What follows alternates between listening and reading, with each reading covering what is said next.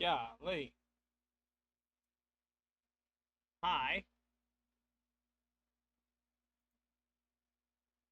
We're starting upstream. I just wanted to see stuff. This is going to be apparently one very laggy stream. I'm not entirely sure what's going on with the internet. I just know that it's incredibly laggy right now. Hang on. Let me see what the heck is potentially causing this issue because, wow. That is the worst I've seen it in a minute. Hello, welcome to stream, everybody. I have to look at something because, golly.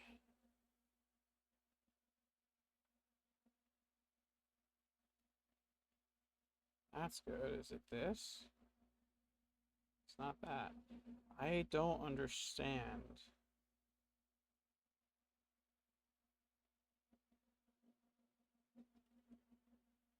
Something is like beating the crap out of my Wi-Fi right now. I don't know what, and it could be me. That's the scary part.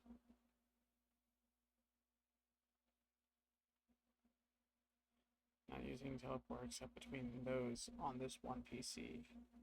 All of that is coming from HDMI. That's the only thing really using teleport from a separate device, and that's over the internet. So let's see if this maybe fixes it. I'm gonna disable this completely. I'm just gonna close out of OBS on this.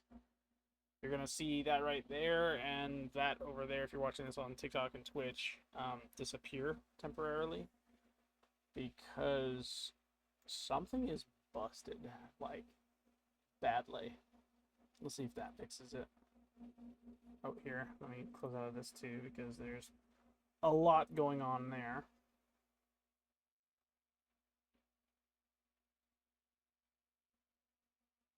That's really eating up that much bandwidth, huh?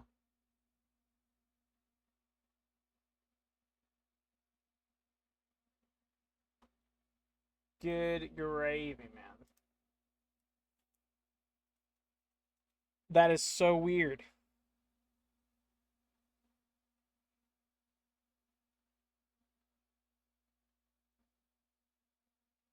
It's continuously going down. So you guys can see me fine right now, right? Kind of, sort of, maybe. I thought that was a good idea, but apparently it was that was causing it. Like that was an instant fix. I've never seen it move that fast in the opposite direction, with the exception of when I actually got the settings to work the way they were supposed to. That even, holy crap, dude! What on earth? That should not be taking that much. Whoever developed OBS, the teleport plugin for OBS, dude, so on this one machine right here, right? I'm using it three ways, because I'm sending the face cam and I'm sending the, what was the other one? Oh, this right here. No, because that's HDMI. That goes to, no, yeah. This right here, the picture you see there, right? That is getting teleported, and stream and recording are separate. So those two are separate. It's legit two to one and then two, one and then two, right? It's being broadcasted to both. The only thing that I did to change the Wi-Fi and it working, and it's still going down, like the drop frame percentage on my screen right now is going down consecutively. The only thing I did was I closed out of OBS on my laptop and I stopped Opera. Opera has 4 tabs open, and every one of the tabs have like a list of stuff. That's essentially what I wanted to do today, was have Opera off to the side and to be able to do that. Let's see if it's just Opera, because I noticed it started going down after I closed Opera. I'm curious to see if I can like open Opera briefly. I'm gonna take a snapshot of it and stuff, and I'll just portray the image. I won't even use Opera. I'll close out of Opera completely, and then I'll just use the images as the list and stuff, because I was not expecting it to tank that much bandwidth. Like it destroyed the frames on stream. So let's see if it's Opera. 67.8. See 7.6, 5, 4, 3, 2, 1. Okay, so it's still going down. I'm looking at, yep, see 6.5, 0.4, 0.3, 0.2. So it's not Opera. Opera is doing fine. 65. It's still going down. Frames are good. Give it a second. It took a second, like when I disconnected it. I'm sorry for the. This is supposed to be a D&D stream. It's supposed to be a continuance of yesterday. I'm gonna get into that in a moment. I just want to make sure like everything is good because, wow, that was a lot. Like even on the app, when I go to view the statistics for what I'm receiving device-wise for my ISP, dude, it was like everything was streamlined, and then as soon as I close OBS and Opera, it does this, and then it plateaus up there. I'm like, okay, so it's either Opera or OBS, and I don't know which because I closed both like at the same time. It's still going down. Frames are still going down. Okay. I'm going to assume it's not Opera. I think it's going to be OBS that's causing this. Let's see if it breaks it again. This is me opening up OBS on my laptop just to see what would happen because I'm curious. Yeah, because I don't want it on right now. 60.8, 0.7, 0.6, 0.5. Because that source is active, it's active. So when I turn this on, OBS is going to start teleporting something from this to this. I'm about to figure out the hard way if it's really going to break it or not. It's still going down. Stream's holding strong. I think it's okay. I'm going to click this. Are we allergic? Doesn't look like it. Hang on. Let me...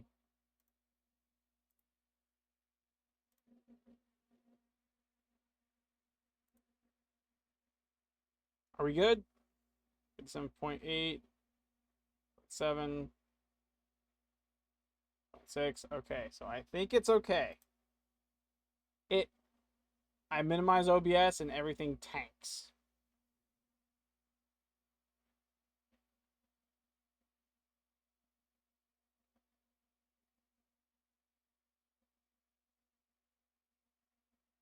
Is it really that busted right now? There it goes. It's improving. Frames are still going down. Oh, it went up briefly right there. Going up, down.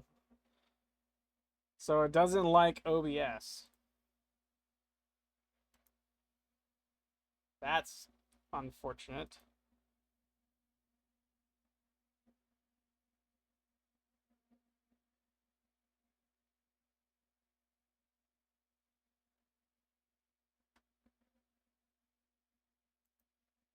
Why does that take so much bandwidth?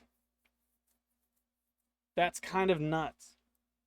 I didn't think one plugin could cause that much of a disturbance across internet. Like I play some heavy games. I play Warframe. I get that doesn't sound like heavy, but when you see the visual effects in there and like just the sheer amount of stuff you can do in that game, the internet should be fine from one plugin. For it to eat that much is kind of nuts. I know what not to use across different devices now, so golly. That thing eats. Anyway, now that problem solved, problem solved ish kinda. I want to try this. I'm gonna try something. Okay, this is gonna be me disabling this because I don't want that source active anymore. I don't want to touch it. I don't want to deal with it. What I want to do is this. I want to try and teleport to just one OBS because it's from 1 to 1 instead of 1 to 2. So let's see if that fixes it. Kind of scared. I'm kind of scared about this. Not gonna lie. Kind of scared. I see 52.98. Give it a sec. 7, 6. This is so on stream. Oh, sorry. Hang on.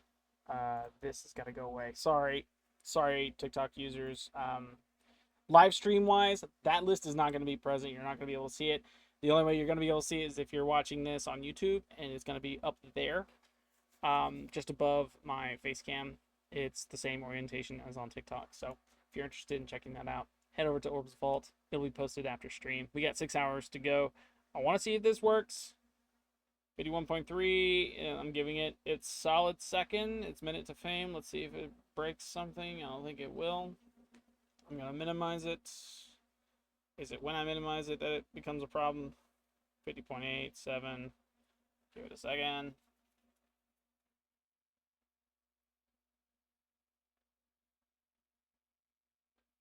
Fifty point three, 50.4, 50.2. Okay. So it's kind of stabilized.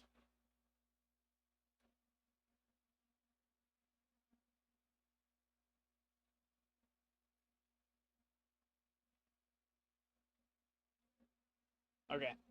I think we're good. I think we're good to start. Recap, quick recap. First off, sorry. Hi. Welcome to stream, everybody. How you doing? My name's Orb. We're playing D&D. This is a direct continuance from yesterday. I wanted to get Chaos in today. It was gonna be epic. We were gonna have turns taken and all that fun jazz, and we would have had her caught up. But something came up, plans were made, and the ability to stream together kind of fell apart. So I'm on my own again today. If you're interested in checking out her stuff, the link can be found down below.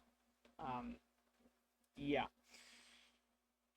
Past talks, future talks, present talks. Past talks first. Recap of last stream. We essentially did 2 quests as a solo player. I'm the only player. I'm essentially using ChatGPT, that right there, as a lookup search engine type gist, combined with random chance encounter through a D100. So literally it just generates, all I'm doing is generating a list of encounters that I could find here. I roll a die and then I connect, mesh together everything, and it kind of works. Like I'm getting good at learning D&D with this method, and I'm learning a little bit about storytelling at the same time. Presently, my character just left a open area that was kind of tore apart. I'm in search of a missing caravan lead, driver, person, right? They were caught in attack. I found a well along my path that gave me a vision of what to expect later on. I eventually find this area and I go, hey, nobody's here. What the heck? I then turn around to leave said area because I don't know what happened to these guys, but clearly I need to report back. There's nothing more I can do here. There's no loot to obtain. There's nothing. Everything is in total wreckage. That's 5 carts to a caravan that are just everywhere. The ground looks old, looks like it's been charred, and I'm just leaving, walking back the way I came, back to the footpath. On my way back, because I didn't notice it the first time, I see a floating crystal of sorts, and it's emanating with some form of energy. I reach up, grab it, and that was successful. I placed it in my pouch, and I need to bring up my character sheet because I believe that's where we left off. We ran out of time as I was literally doing this, and apparently is it this that does it? Yeah, it is. Okay. Okay, so let's do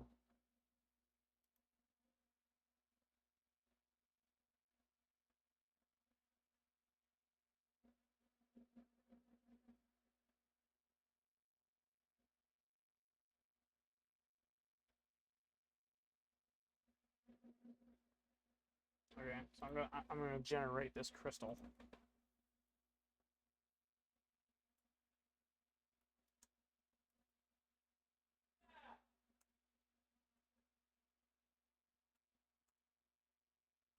I don't know why, but we've got a lot of people yelling for some reason. Also, please note that that right there is going to be very delayed, so bear with me. I can float. Yeah, I like it. You're blue. Are you in my stream right now? Is that what's happening? What is going on?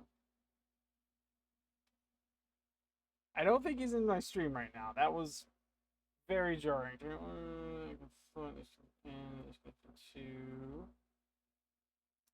What was that called? Uh,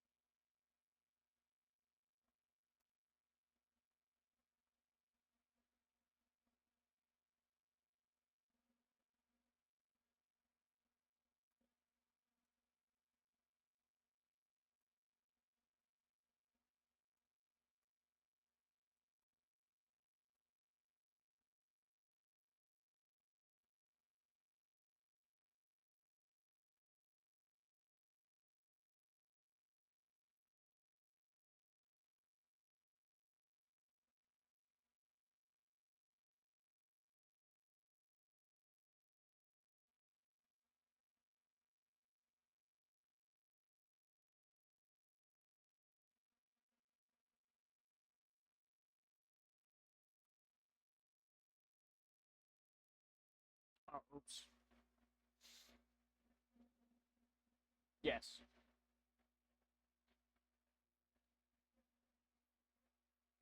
Nocturne Levitation Crystal is the name of this. I'm gonna keep it Nocturne Ascended Crystal just because it looks good. I go and grab it. That's successful. Before we continue with this, because it's got a lot it's got to get through before it's really done.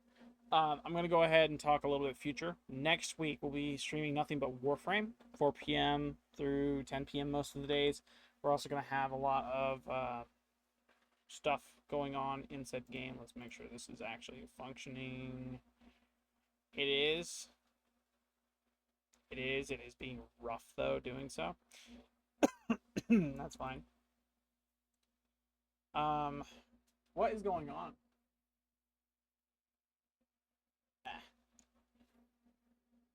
I don't care. It's okay.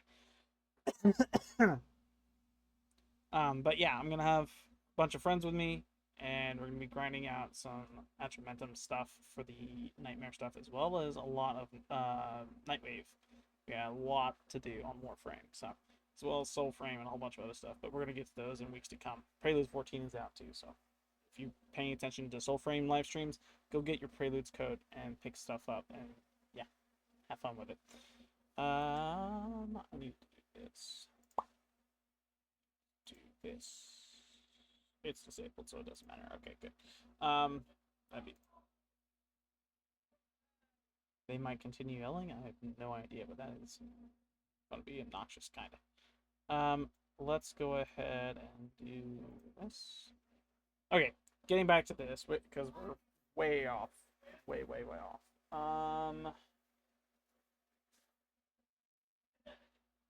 Oh, the crystal floats too. Ah.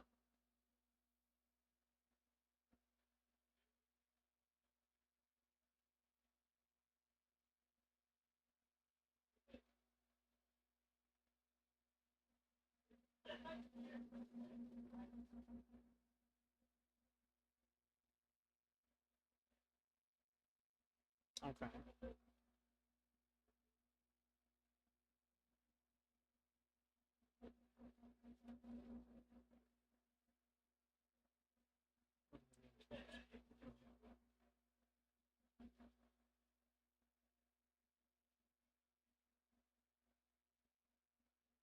Okay.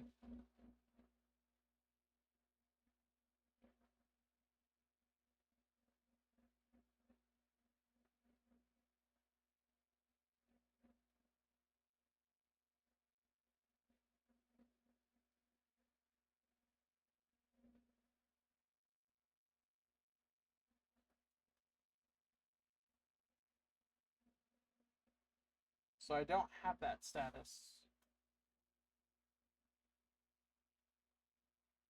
Wow. Okay, so I don't have that status on that. So something new.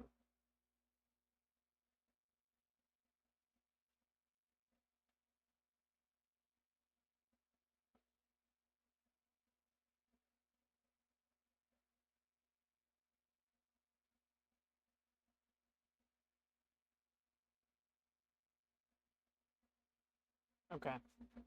So right now it has this effect to it.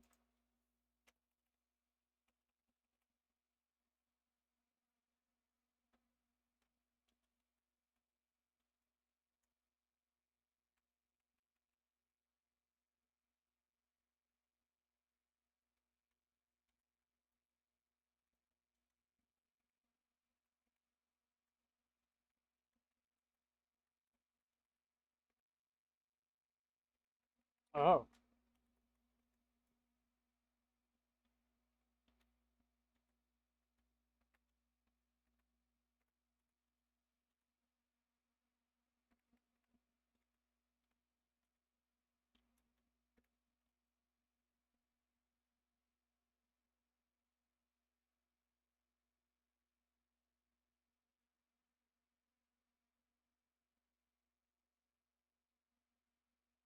Okay.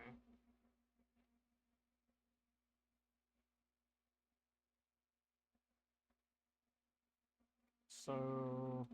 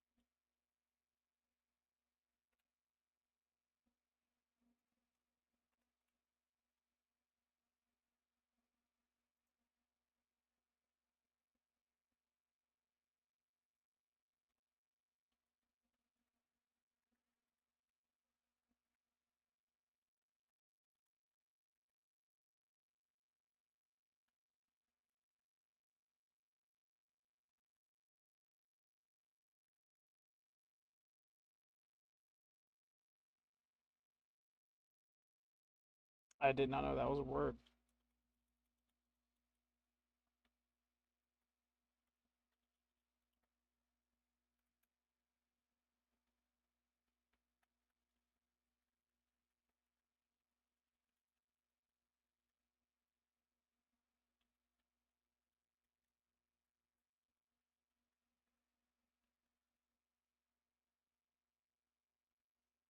Okay.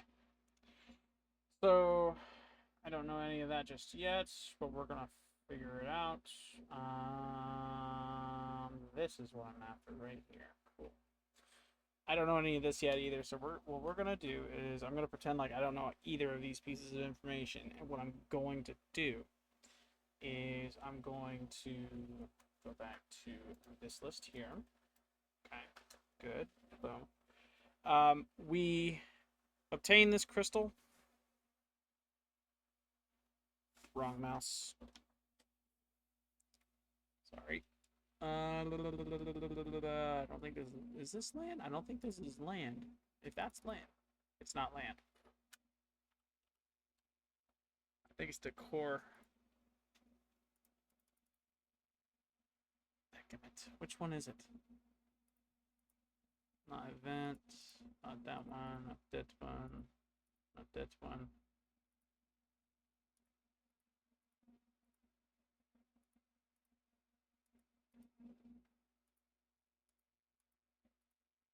Oh, it looks like it is that one. That's crazy.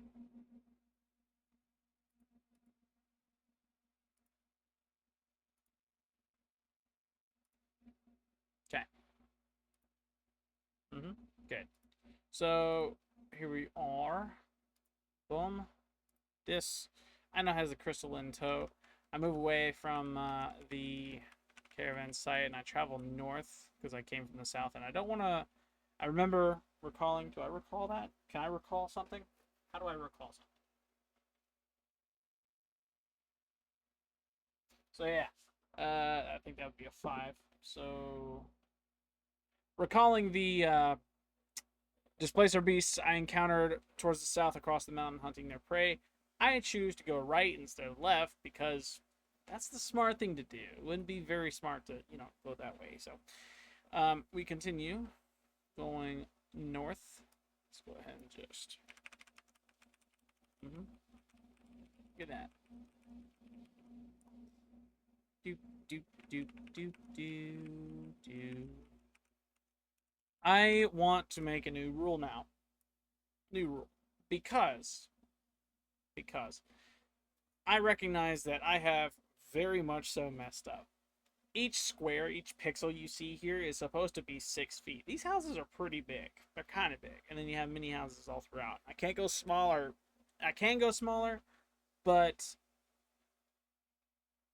for representation's sake, it makes sense to have big houses, the way they are, and the small house is just not there because clutter, right? For visual representation betterment in that sense, the squares are 6 feet. So what I want to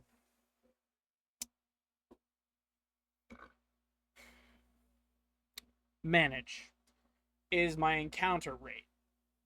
How often do I find myself in a fight? How often do I see myself, I don't know, coming across a random person? It is supposed to be a eventful campaign, and I don't want to have to hold a button the entire time because that's just boring. So I want to spice things up, and I think it'd be best if I did this. So I'm gonna boom, generate new chat.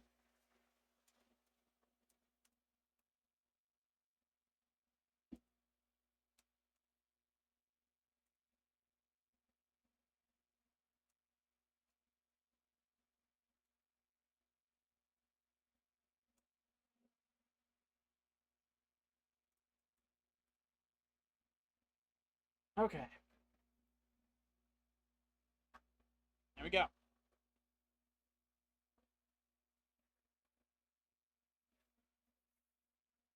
Thank you.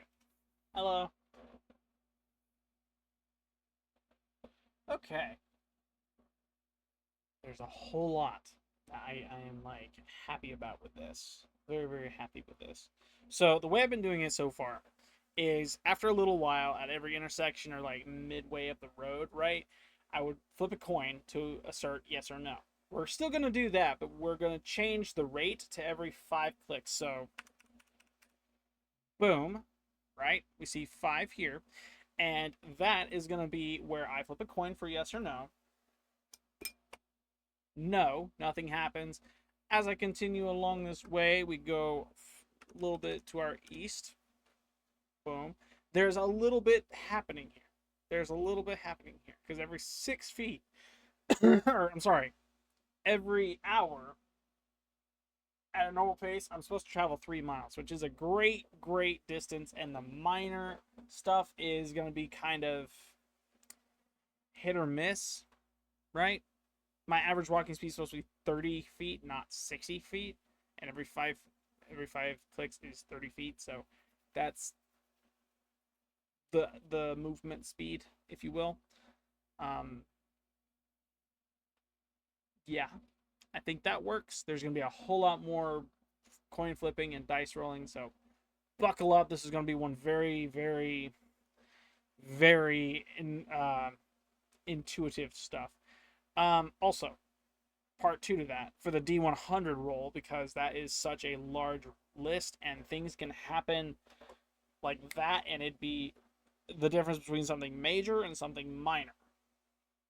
We gotta have something to mitigate that one. So what I want to do is every 5 clicks we do the minor D20. Every D100 is gonna be after at least 10 of those. So we'll click 50 times. We'll flip a coin for yes or no. On that encounter, I don't roll a D20, I roll a D100, and then from that D100, I get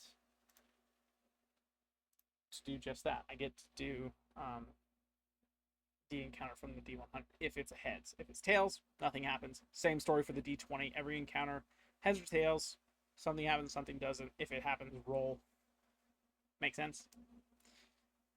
Helps the storytelling a bit, because I'm just walking mindlessly here and there's nothing happening. I go north 5 clicks and things can happen.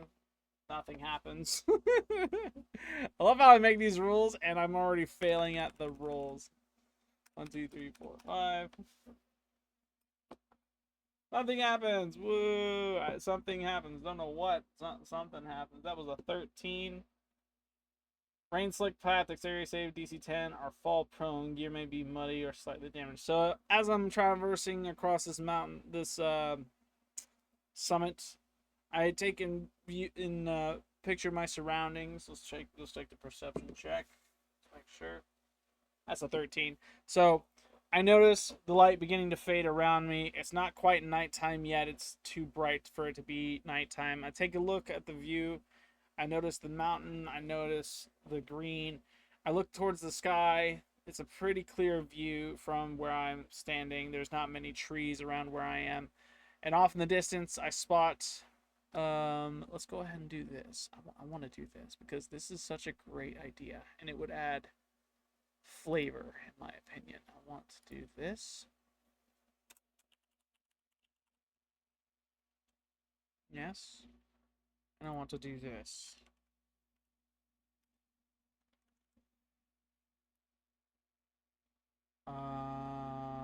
Let's do over this because that's good. We're going to do this because I don't want to change it. I want to do that. This is where I want to do this. Boom, and then boom, and then boom, and then... What just happened? Where did my player go?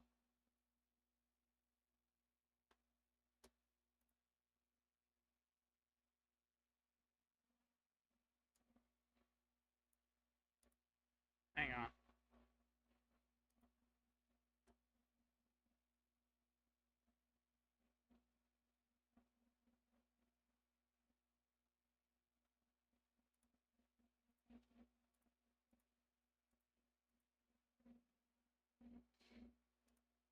There's the character. He's safe and good. I don't know what I clicked to mess up, but I did not mean to do it. I'm gonna do this again. Boom. And then this is gonna be light gray. This is to symbolize storm because it is stormy here. Kinda. We're gonna do this right here. I noticed off in the distance we have a storm brewing. Let's go ahead and make this a little bit darker because we want to have like a reason to be concerned. We have a storm here brewing, and as I'm traveling along this path, or I guess path, as I'm moving along, I notice the terrain beginning to get slick. It's a problem. As a result of the slickness, I gotta make a dex save, DC 10. That's a nat 20. I notice the muddy terrain and it gets harder and harder for me to move, but luckily I stick my feet firmly into the ground. They're not stuck, but they're okay. I traverse this watery terrain with relative ease. As I'm going, I note the weather is slightly worsening.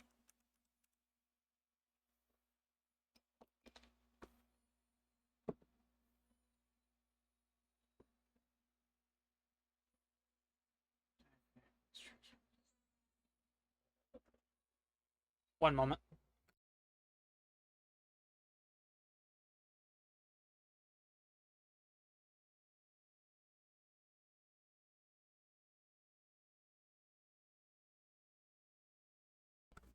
Okay. So as I'm traveling across this soggy road, I see in my sight the end of the storm. Let's actually go ahead and see if I actually see that. I can't quite make out the end of the storm. The rainfall is just too heavy. It's murky mud all throughout this terrain. But as I'm traversing through this terrain, through this path, through this storm, I notice off in the distance do I notice? I notice off in the distance what appears to be a small creature that I'm definitely going to avoid. I suddenly feel an urge to avoid said creature. I'm not entirely sure why. I just know that it would be safe of me to, not do that. Let's go ahead.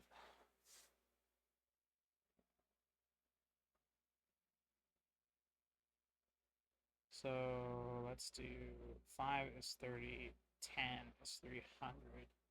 That's in a minute. And then hour is 3 miles. So let's go 1,000. That's a major one. That's good. Okay, so sorry, time relativity, trying to keep up with it.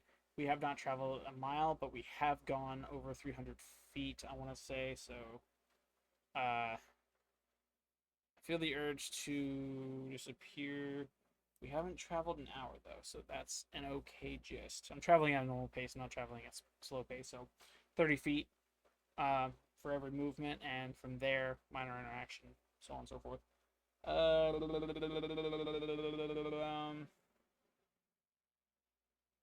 Yeah, feel urge to stay in solitude. I notice the creature slowly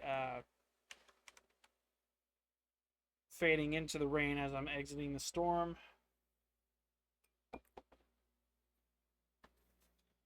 Luckily, I exit the storm without much difficulty, and I'm back to normal terrain. Let's do a perception check.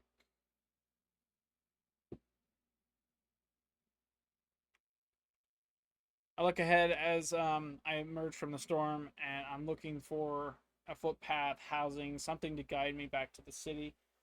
And on my way to it, I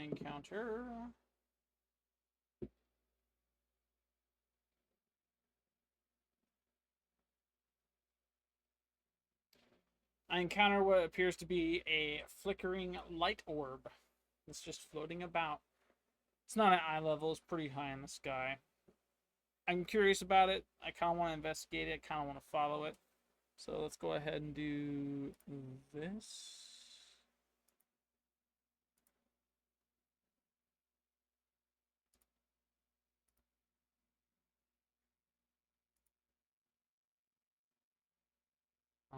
Let's.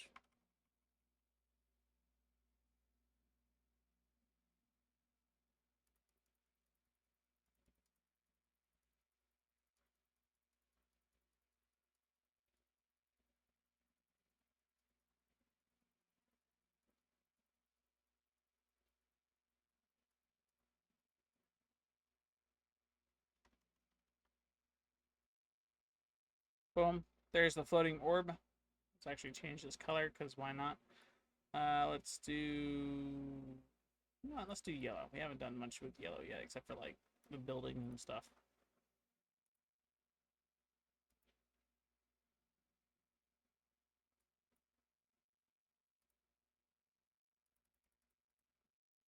Okay. So we got a floating orb here that's just doing its thing. I want to follow it. It's floating from south to north. I notice it's floating, floating, floating. I follow said orb.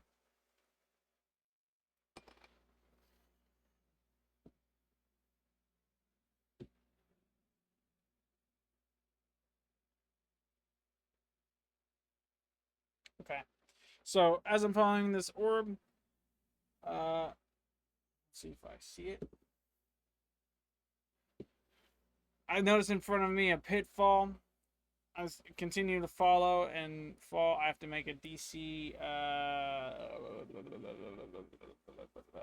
Where is it?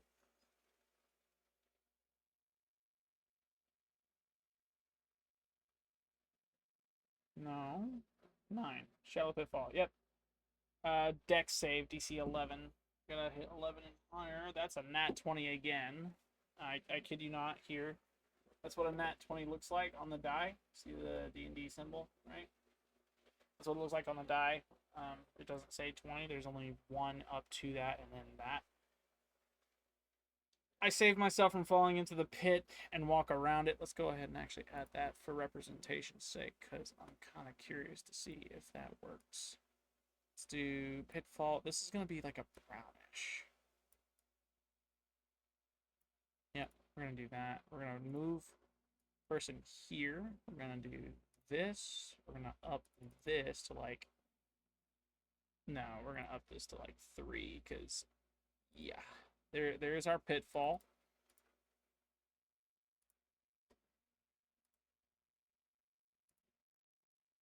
That one's attached to the land. Duh. I noticed the pitfall and evade it by walking around. It's easy terrain, so it's not like it's up on a hill or hidden below a hill. I'm not perceived by it. I do see the pitfall.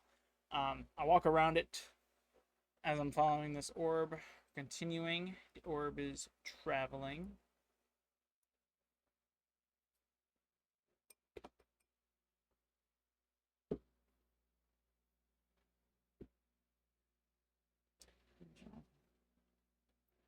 Okay, so hang on. Let me...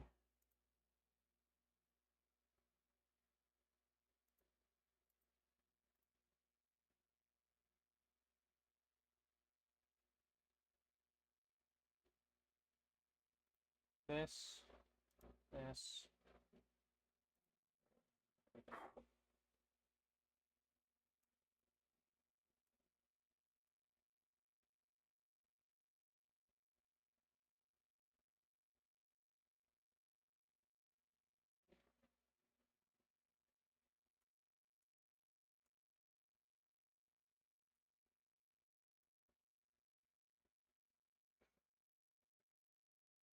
This is what I've done the entire time. Like, I will go onto this and I will generate 3 items to pick from this man's ever so collective shop. And yes or no, I decide to buy or sell. That's the player decision. From there, it's just a matter of... He pops up. Hello there, laddie. I notice you were uh, trodden boundward north. You ought to be careful. There are some beasts up ahead. I would strongly recommend purchasing some of my wares. What say ye? In lieu of the orb that's currently in front of me, I understandably essentially say to him, thank you, sir, but I'm not interested in buying any goods. I'm more curious as to what this orb is doing, why it's floating the way it's floating. I want to know exactly where it's taking me, what it's doing, type of gist. He goes, okay, that's understandable, but be warned, there are enemies ahead. Like, okay. Orb then proceeds to take off at Mach speed. I then chase after it. Let's make sure. DC 20, I think that's... It's not DC 20. I still failed to check. I proceed to attempt to run after it, but in an attempt to do just that, I fail. Nothing really occurs from this other than the orb's disappearance. I'm no longer able to... Hang on. Yeah, I'm no longer able to see the orb. It's traveling much, much too fast. Can't keep up with it. I then abandon that decision. Proceed to continue back to the city.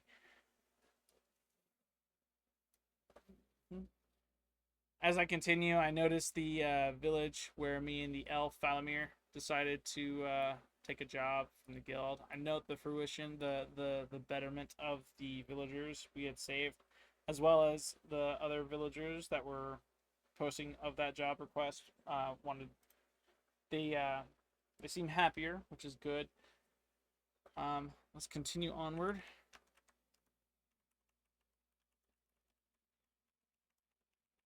I know I've kind of broke my own rule right here, right quick.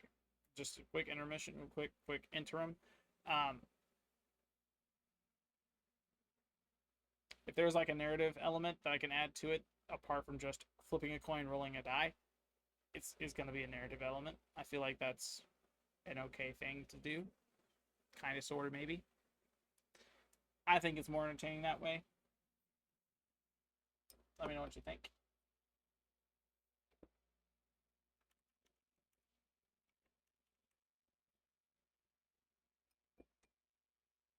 So it's a normal pace.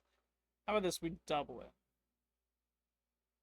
That way we cover ground and we're not like every 5 seconds or every 5 clicks.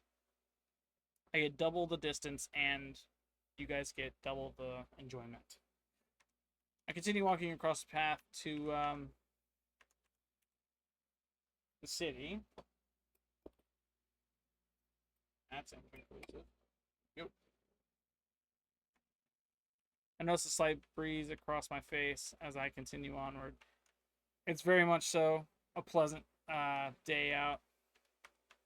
I don't know what the storm was about earlier, but it seems to have subsided completely after we had passed that one entity elsewhere. I proceed to the gate as scheduled, and the 2 guards greet me.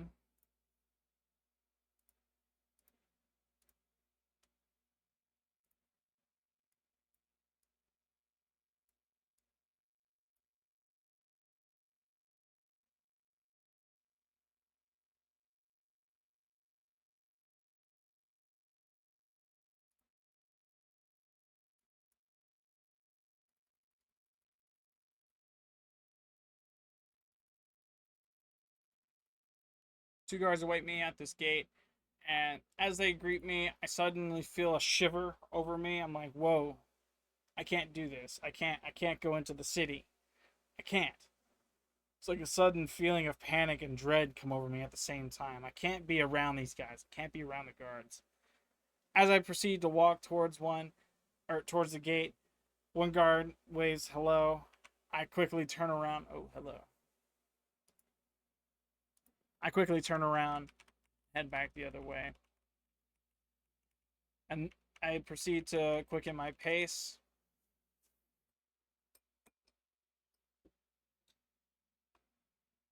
As I'm going, I'm beginning to think to myself, I wonder, actually, hang on, let's do perception.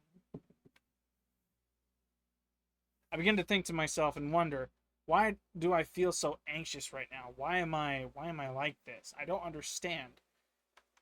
I can't, it's like every time someone speaks to me, it doesn't work out. Hang on, let's do, I believe that's is that intelligence that does that? Intelligence, yeah, but is it recall as well? It is recall. Okay, so 2 and 1. 11 to 13. I'm thinking investigation. This is an investigation roll. So, I am recalling and investigating myself, trying to figure out what could be the cause of it. I know in my backpack, there is a glowing, emanating rock just floating in my bag. And I don't understand why, but I seem to recall picking it up and being completely normal, but it seems afterwards I managed to somehow gain an anxiety from picking up the stone. I note it. I keep continuing at my pace, thinking I need to be alone. I can't be in contact with anybody. I then begin to wonder about the slime. Like, what would people think? I begin to worry about that kind of thing. Oh, wait, no, sorry. That wasn't supposed to be a 3. This is the big encounter, because we've gone a distance.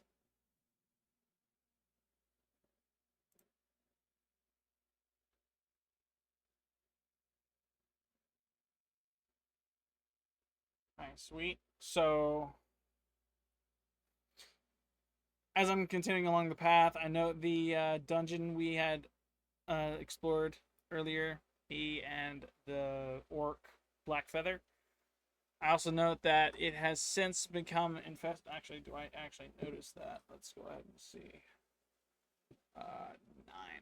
I noticed some rustling in the trees near the fortress, but I don't really go towards it.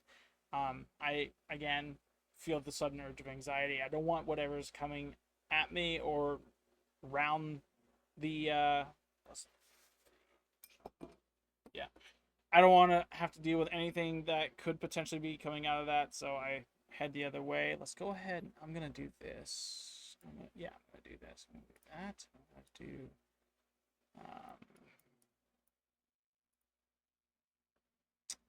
Let's do this. Sorry.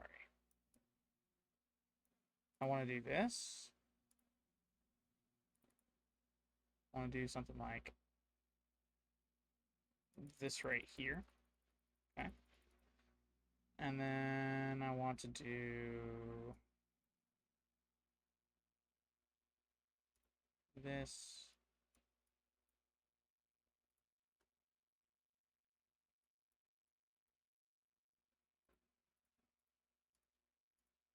Oh, wait, no. Let's do this. Yep. Okay. This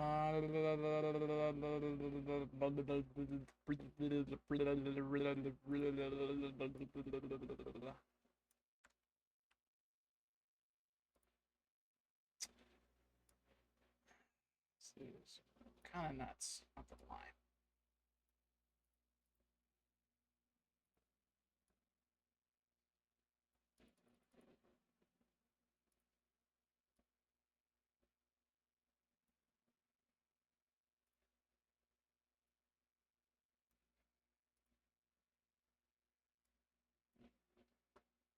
And we're gonna do this, and we're gonna do this, this, this. Uh-huh. And we're gonna do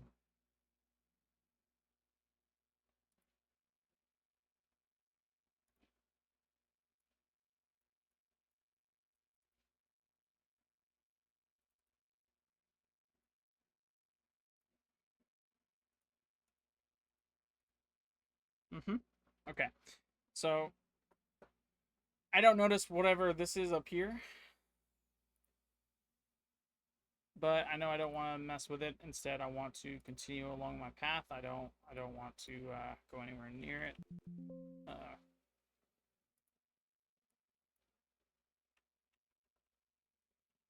We continue along our way. Nothing really happens. I note the breeze across my face, trees, leaves glistening in the wind. I notice I'm surrounded by housing, and I want to get away from the housing as much as possible, but I don't want to leave the footpath because I know it's my way home. So we continue along the footpath, but we blast past literally everybody that we can.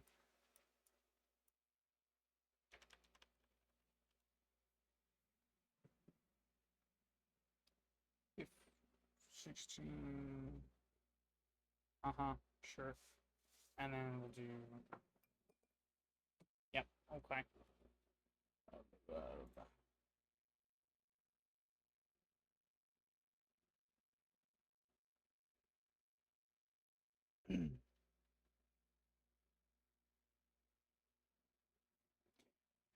This is amazing. Great, great, great, great generation. Very, very good. So as I'm walking, I notice a faint knocking. I'm gonna want to investigate it. So I roll DC is 12 plus.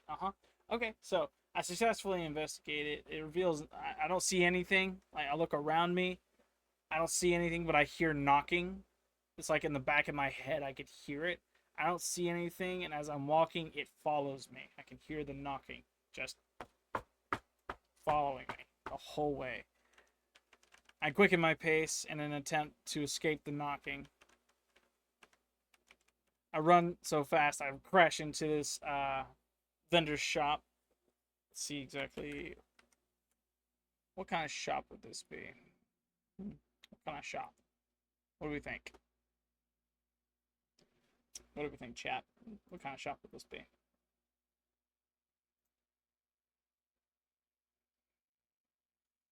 I'm thinking it could be a jeweler. I think jeweler is the way to go here. I think it is. Could be. Sort of, kind of, maybe. Something like that. One moment. Let me go ahead and do this. Little bit. Hang on. Let's see if let's do this, and then we'll just do this real quick.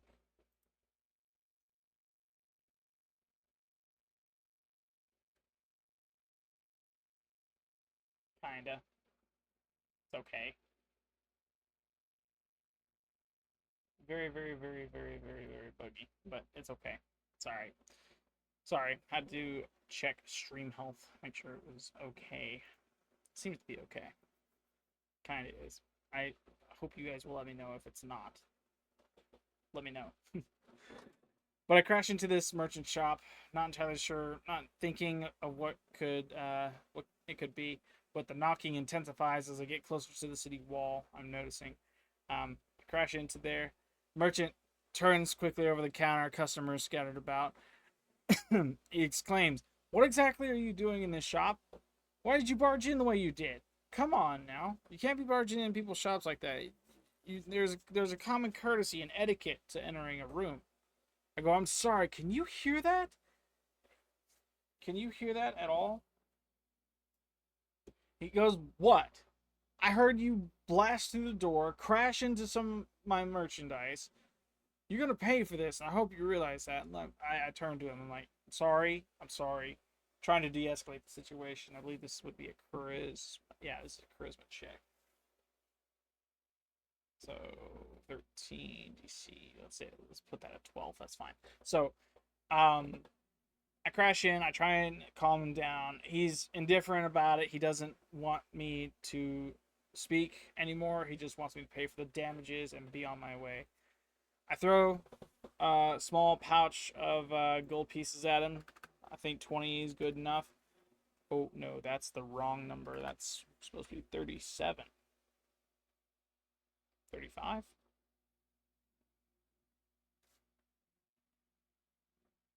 Oh, it won't even let me do that. Dang. Okay. I'm going to assume I just threw 20 gold pieces at him. I hope I didn't just add any to myself. I hope I didn't. I toss a bag of coins at him. They go all over the place. Actually, yeah.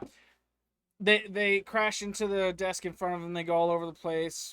I say, "Here's your gold. I'm sorry for disturbing you," and I bolt out the door as fast as I can because that knocking is just getting louder and louder and louder.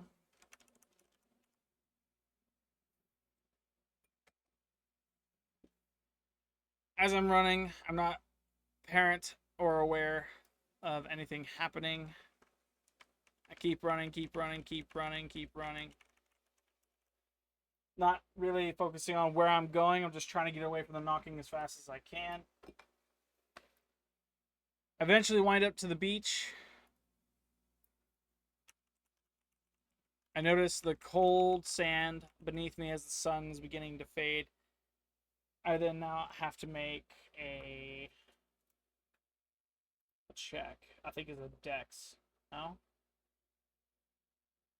No, not this one. I need the other one.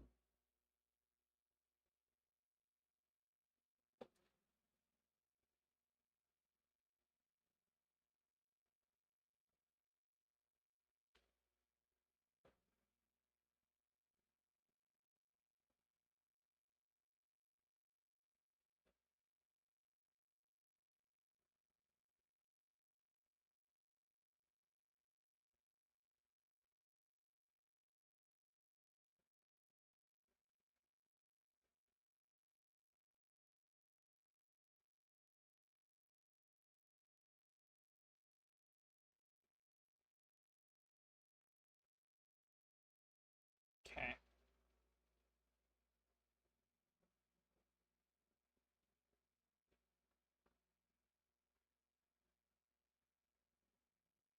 Okay.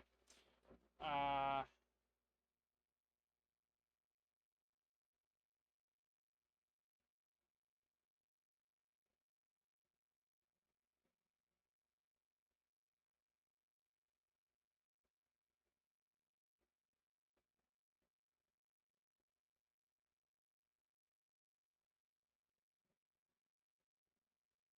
okay.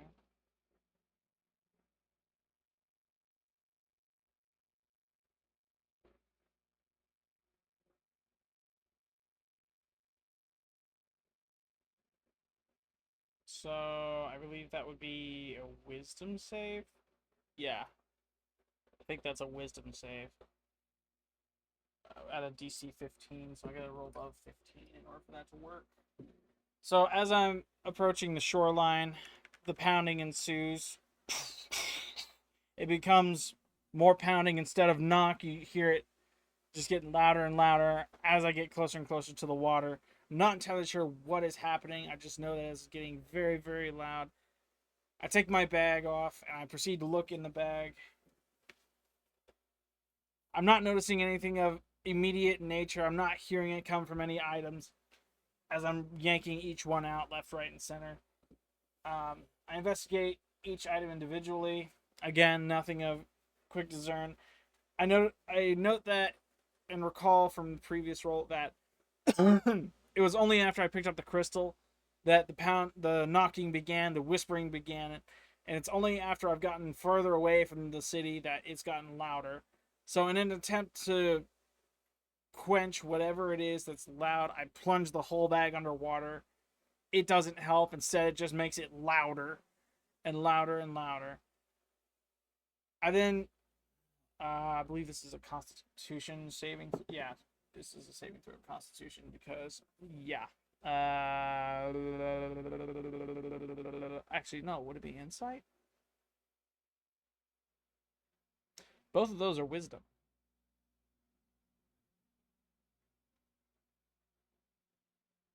Because I'm trying to evade madness, right? And the DC is set to 15, but I'm looking at, I'm trying to evade it, right? I'm not evading it. I think I get +1 madness, kind of. So I have to figure that out. One moment. Break out the book because it apparently calls for the book. The book.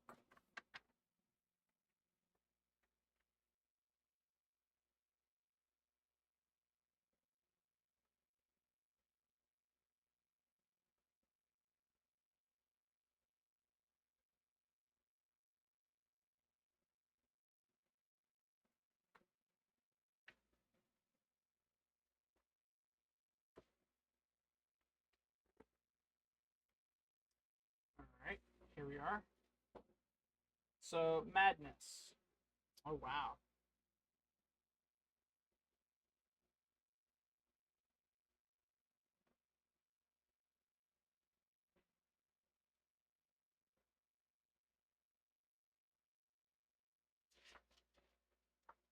Okay.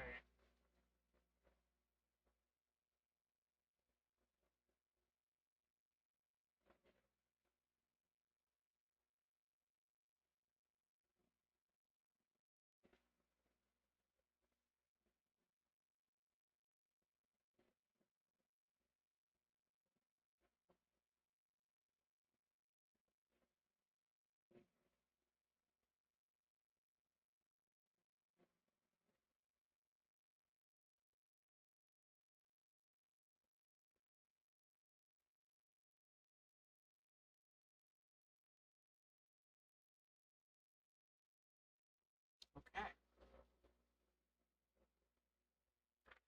This says gain 1 madness, so I imagine it's a permanent thing.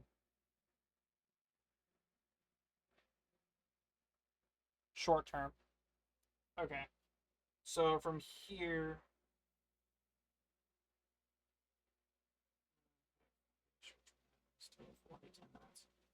Okay. I'm going to place this book here because the lighting is just perfect for that. That stays there.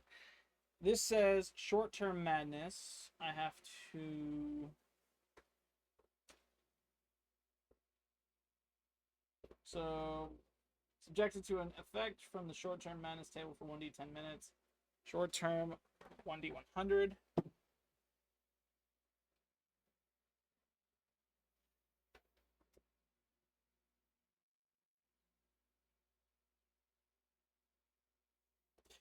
So I all of a sudden am caught overwhelmed with my first level of madness for no,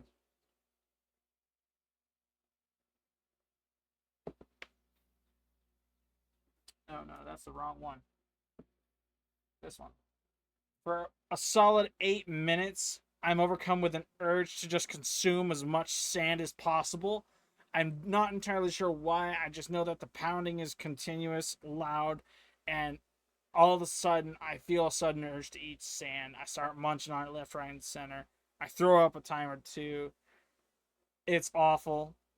Um, I collect myself after those 10 minutes pass, and the pounding's still there, but I am no longer in need of real urgency to get anywhere with this. Finally, I actually managed to get a decent save on it. I commit to a DC save to investigate again what it could be, and I notice it's the crystal. This crystal is emanating an energy, and it keeps getting brighter the further away from the village I go. So automatically, I'm already assuming I'm gonna go ahead and infer based on its appearance that the sound is somehow related, and it's only after I picked it up that, of course, it started. I'm gonna go ahead. Let's go ahead and actually make that intelligence roll for that. I can't make that inference. I just know that I picked it up and the sound started, but I don't know if it's correlated or not based on its appearance. I want to. Would it be that?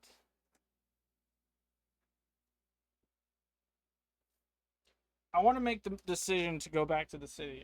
I want to try and collect myself, pick myself up by my bootstraps. I want to head back to the city, but I don't know if that's like a charisma roll or if that's.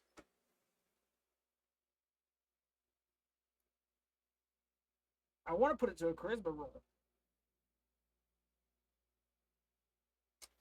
Um, because to convince is persuasion, and that's charisma.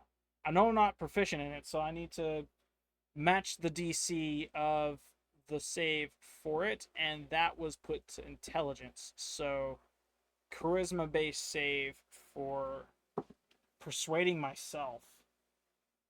I fail epically. I try and pick myself up by my bootstraps, but it's just too hard. The pounding just keeps getting louder and louder the further I get.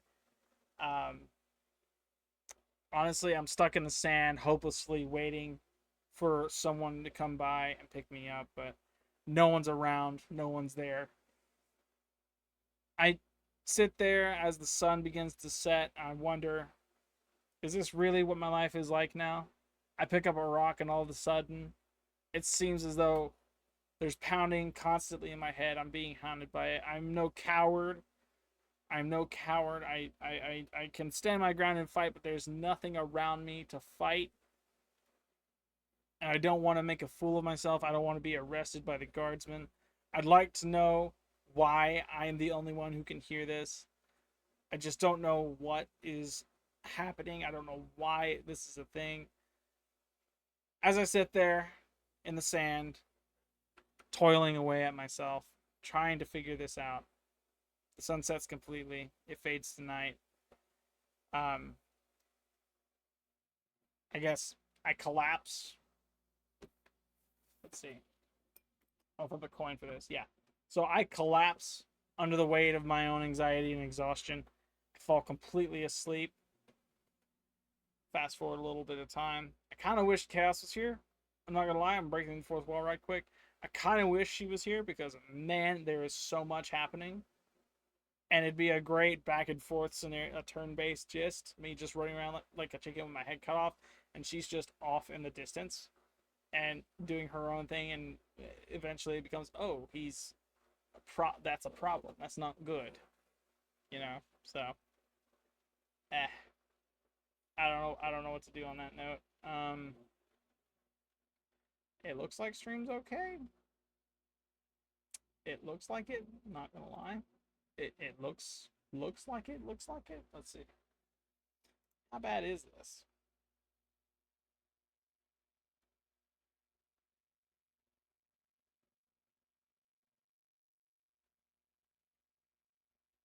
Stream is extremely delayed. Like I'm looking at it on my screen. There's easily like a 30-second to like a full minute delay on stream. So I apologize for those of you watching. At least it's kind of good over on Twitch. TikTok looks okay. It's not terrible. is definitely lagging like crazy. I'm not entirely sure what in tarnation's going on, but it's getting there. It's doing its thing. If the audio's cutting out, let me know. I will fix it. I just, yeah, that's terrible. That's honestly terrible. Let's get back to this though. Um, Night passes. I fall asleep. Fast forward to daybreak. I wake up and all I hear is the. Oh, let's see. Yeah, okay. So the knocking is still there. That's the first thing I take note of. Though it's faint now, it's not as loud. I can hear the sound of the waves over my ear, over the pounding in my head. There is no one really walking on the beach. It's fairly early in the morning. There's no one else around. I go ahead, collect myself, compose myself. I collect all my items, place them back in the bag, and I make my way towards the city. When it goes over the DM screen and beyond,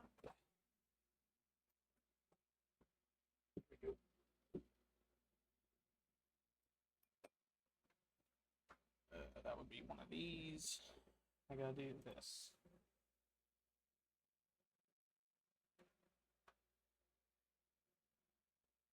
Okay. Uh,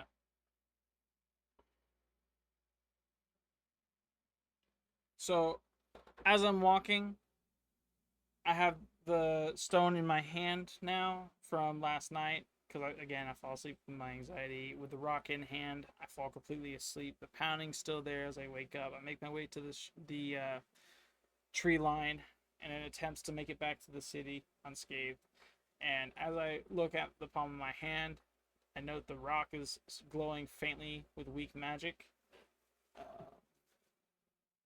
Yeah, I note it glowing faintly with weak magic as though being further away from the city is weakening it. I don't know why, but I think it could be that the further away from the city I am, the weaker it gets. So, in an attempt to weaken it further and deactivate whatever magic is on it, I make the decision to walk away from the city.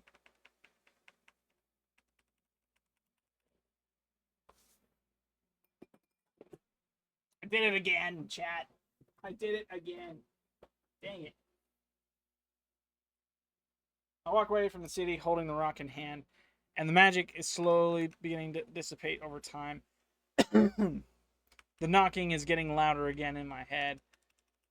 I compose myself through it though, because I know if the magic is getting weaker, eventually, it will also get weaker. I then proceed to go on a full-on sprint, covering double the distance I normally would. Let's go ahead and, yep. As I'm running full sprint,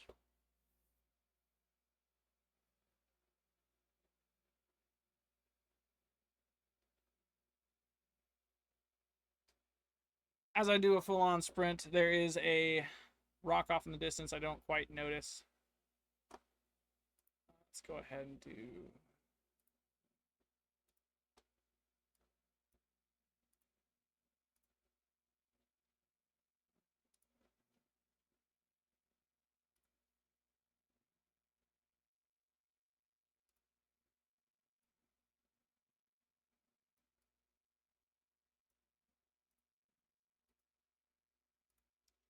So this is essentially how it is. I'm running and running and running. I'm not able to see anything. Actually, let's see if I can see anything.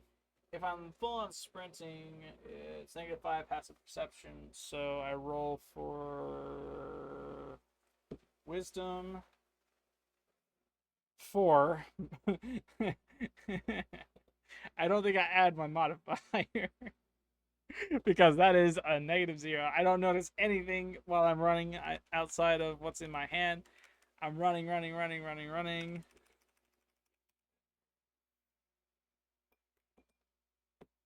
right.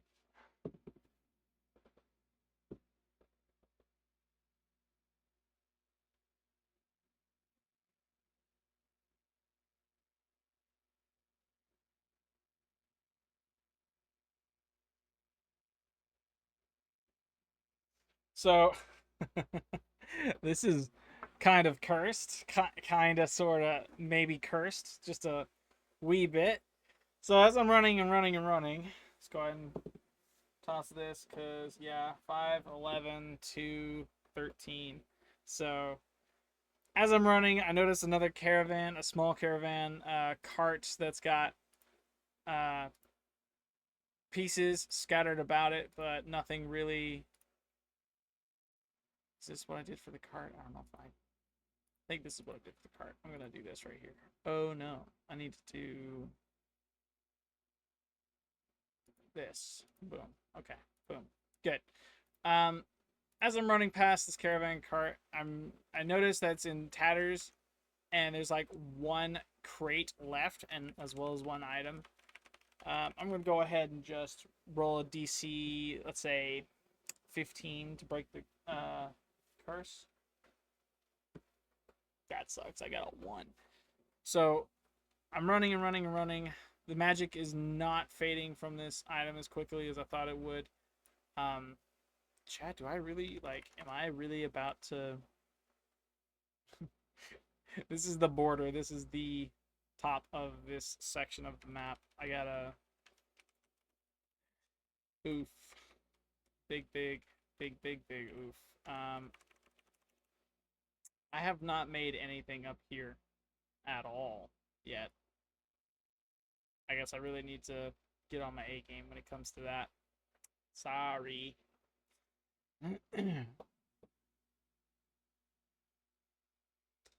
Apart from that, though, I'm running and running and running away from the city in the opposite direction of the water.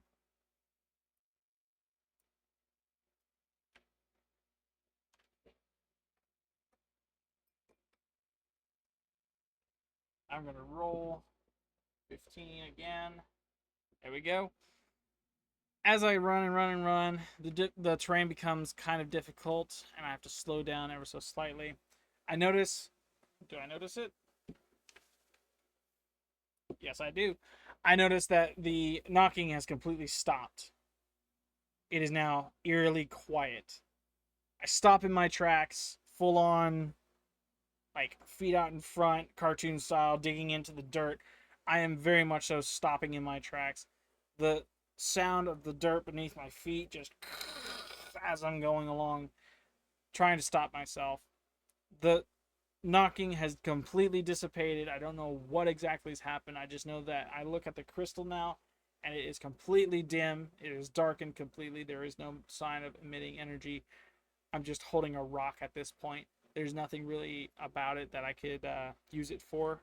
I just know that now that I'm far enough away, it has stopped completely. I note that it stopped. Let's go and take a look at this real quick.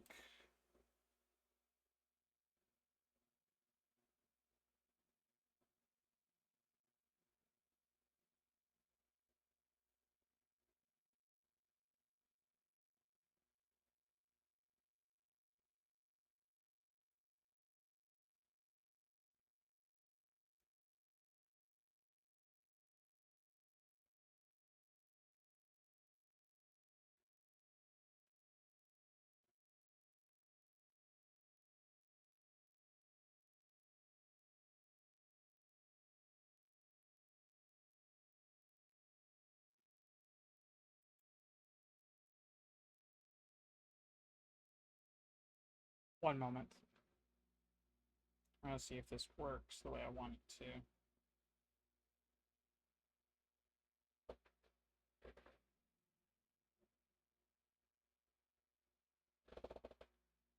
to. Yep.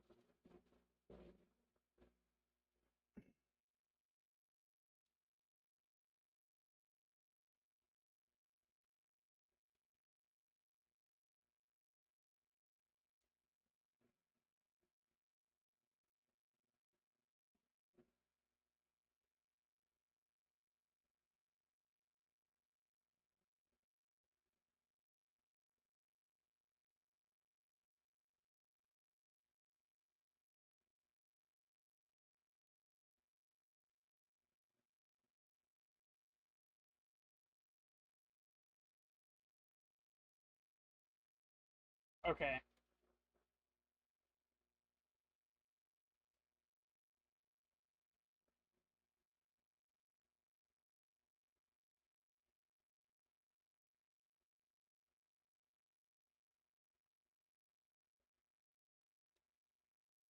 This would be a little bit more interesting of a story. But I like the running aspect. It's my own flavor of it. Going based off what it says right here, essentially. I'm not releasing those souls, but I'm like, I run far enough away that separate the anchor. Crystal must be taken at least 1 mile away from the crate. This causes the crate to become violently active. Knocking turns into pounding. Final desperate whispers. I'm using that and leaning into it. As I'm far enough away, the magic completely dissipates, and with the fading of the magic, so does the crate's noises and stuff. I note that it's completely powerless in my hand. With it silent, I collect myself calmly. I'm going to go ahead and do something with the character sheet right quick because I kind of messed up. I have been on the road for a day now, and my rations are kind of not there at the moment. I've got this right here. 10 days rations? No, that's more like 5 days rations now because I have slept multiple times out on camp and stuff, and I haven't quite been keeping up with that. I need to keep up with that. So that's a thing. Yeah. Yeah, that's a thing. Um, Pardon me, it's been a while. It's been a long day. Um, I know that the magic has faded. I collect myself with the silence. I now am reprieved of the knocking. I then proceed to head south back towards the city because I want to do that. I want to head back towards the city. I come across a footpath along the way. Let's go ahead and see if I have a counter or not. I do not. I know that this is the same footpath the camp with Chaos and the Slime, or Chaos, the Orc, Blackfeather, and the Slime are sitting at. I don't want to disturb them. They might be busy doing something, and besides, I'm kind of busy helping the guild out. I continue on my way, um, understanding that there is no knocking now, and I honestly am beginning to understand that it may have just very well been the crystal. Crystal may have been cursed, but this is an assumption. This isn't a bona fide. I know this. This is me guessing that the crystal may have been cursed, and I may have been the victim of picking it up and suffering the whispers. As I continue this way again, the guards notice me. They start waving at me. I wave back, this time with my composure intact. Uh, they look at me strangely as a weirdo because I literally just walked up. They waved. I turned around and was like, psych, see ya. I left the other direction earlier, but I've returned and composed. I'm all right. I continue on my way to the guild hall, or at least to the crate that I had left near the guild hall. I continue down this footpath here. Let's go ahead and, yep, D20. There's another flickering orb of light.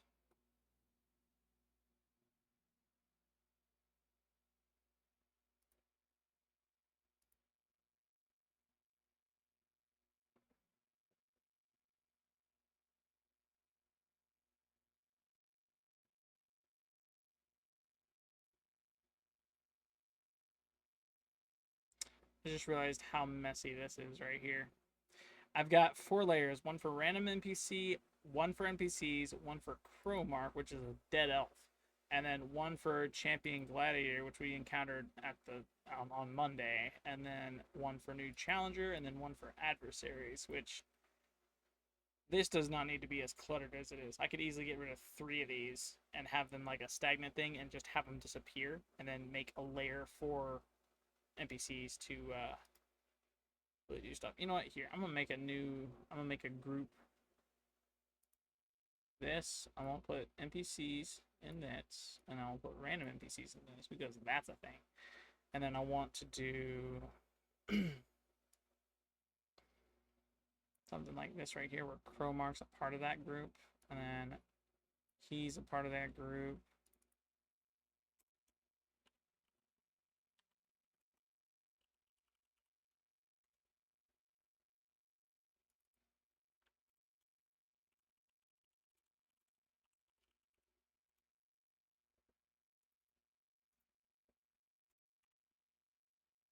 Sorry, I know this is very, very technical stuff. I'm just very picky.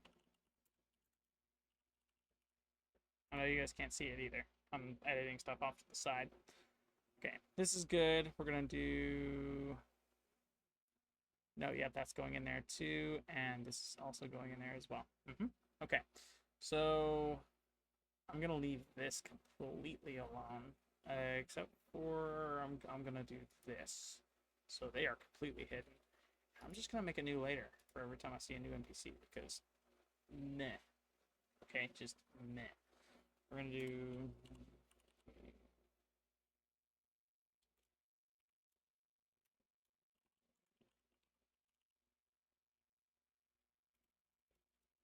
inanimate.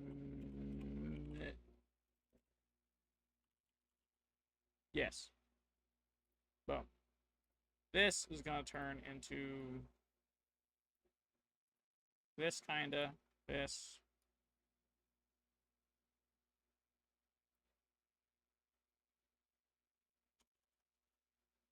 Oh gosh.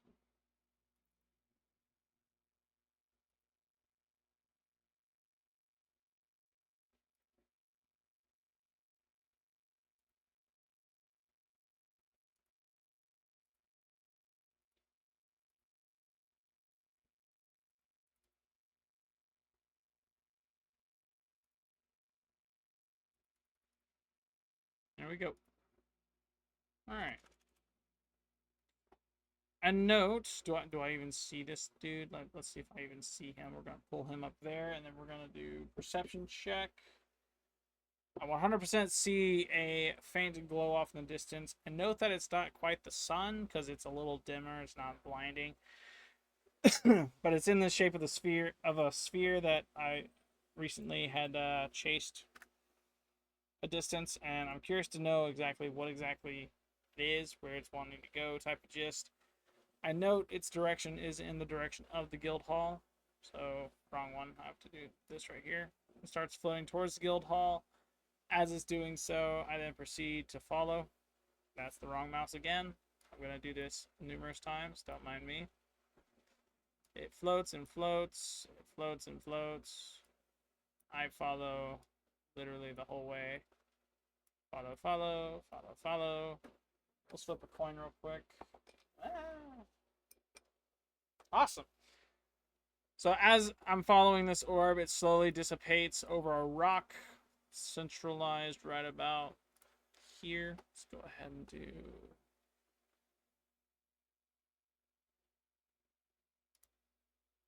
I'm gonna make another group because this is starting to get old.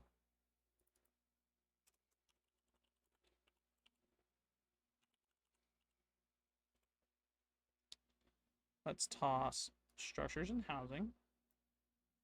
Let's do strongholds and temple. Oh, hello. Nope, not this. This one. Let's do land.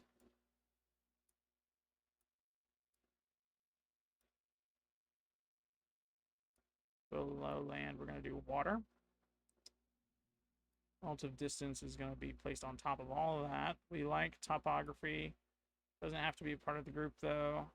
Other areas, definitely going above everything else. We also want point of interest stuff taken care of underneath all of that. Topography is going to be above it. Altitude is going to be above it. And those two are going to be nice and below. This is good, which means guess what? I can now minimize this. It's now got space. Look at that, chat. There's so much space to be had. Okay, now that's a thing. We're gonna do foot pads as well because foot pads are needed on top. Structure strongholds, that's a thing.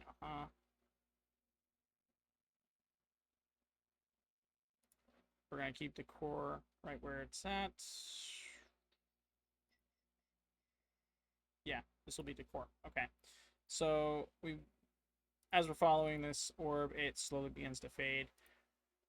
I question why exactly it's I'm curious as to why exactly it just decided to fade out the blue. Let's go ahead and this here.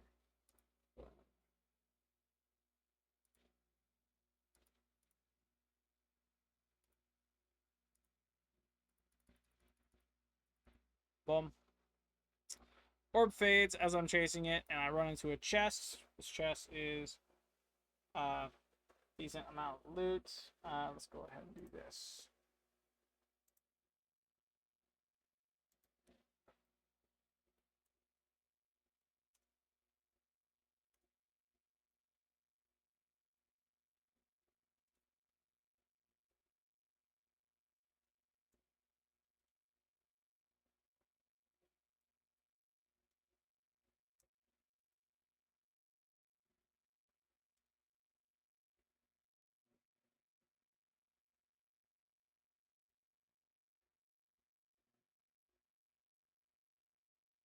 Sweet. Wow. Okay. So I'm gonna roll 1d4 for the loot. Wow. Okay. So in this chest, I find a curious magical uh, set of clothing. It's got a bunch of stuff in there. I discover in this chest 22 gold pieces. Let's go ahead and do this. So that's 59. Okay. I also find a potion of healing because that's good. We're gonna put all this down here because we want that to be a thing. We're actually gonna I'm gonna summarize that. I'm gonna help that out just a little bit.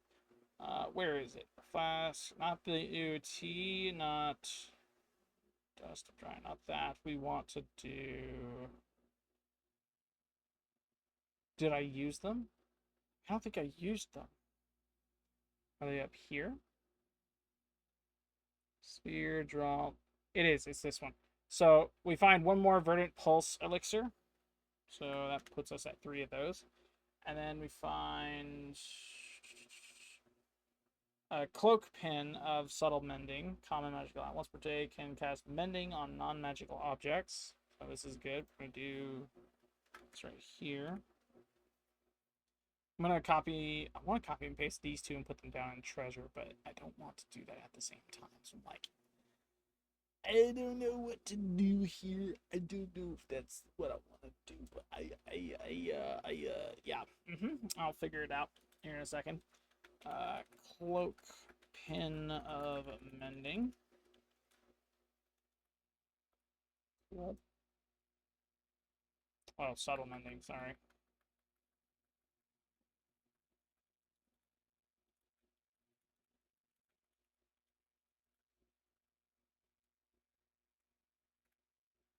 Essentially what this does is 1 per day.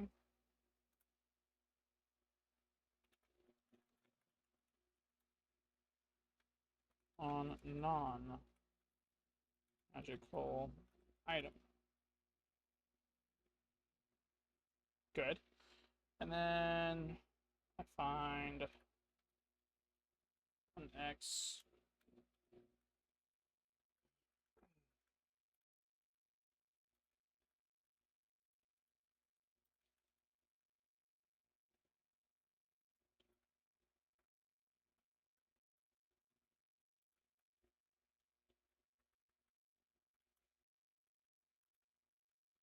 Okay. So I find 22 gold pieces, cloak pin of subtle mending, and then 1 faintly glowing cloth scrap. Can't believe I typed crap right there, but okay. Still learning a keyboard, don't mind me. We also find one more Verdant Pulse elixir, which is kind of nice because, you know, having a failsafe for that elixir is kind of good, not gonna lie. Let me do this right here.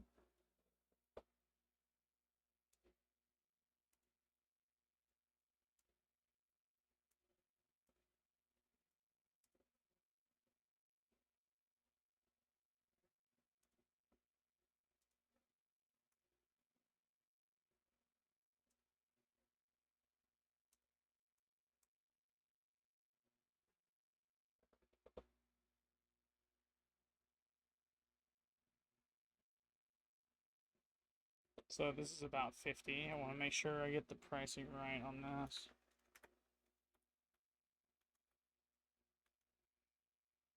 Okay. That's gold pieces. And this one right here can be 10. That's fine. Because I might sell this later because I'm looking at a lot of stuff in this inventory. And I don't know if I can carry it all. I'm just whimming it at this point. It's when I get to the armor and the weapons and the other oh shoot, wrong picture. This. When I get to the treasure bits that I'm like, okay, now I need to be like kind of aware of how much I can carry because golly, is there a lot to each one of these items. There's a lot here. So I'm going to go ahead and get rid of this pouch that holds 10 gold pieces. I'm just going to pocket that because, man, that is a lot of gold pieces. I'm going to do 69 here. Nice. Nice. I told her about that. Neither one of these are a problem. Gosh. Silver rings. Okay. Good. I don't know where I picked up the silver rings from. I thought I had sold those earlier, but I guess I didn't.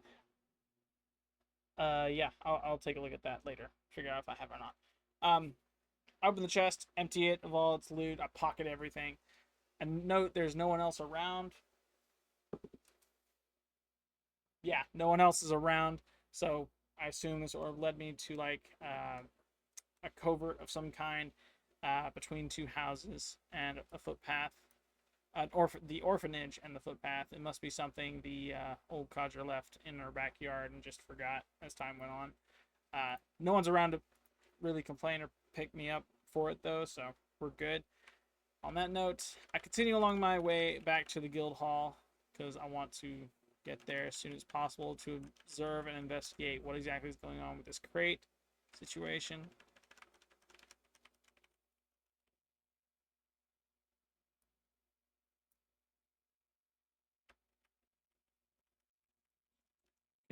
Continue on south.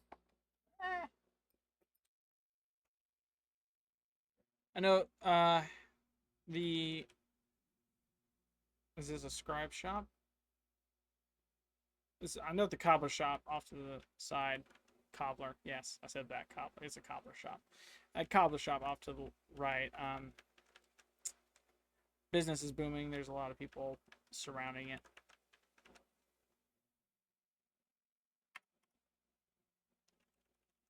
Continue towards the guild hall with not much in our way.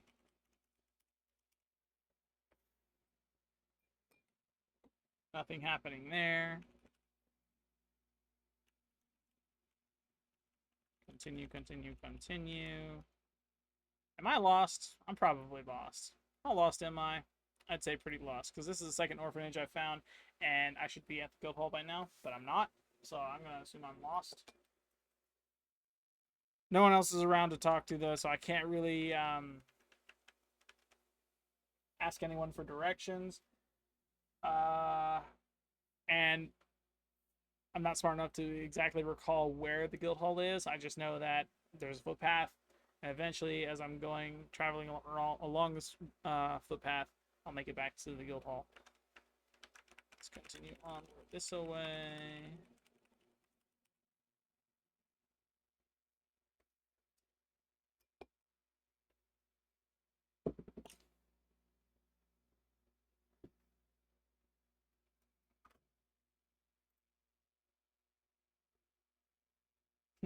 As I pass the orphanage off to the right, I spot a Frey, a sprite, a mischievous sprite. He's a tiny little fellow that plays tricks. He's harmless. He produces illusions and stuff, and he might steal an item if I'm not careful. So I'm going to patiently, or I'm gonna be very cautious when going near him. I'm gonna make him blue, because why not?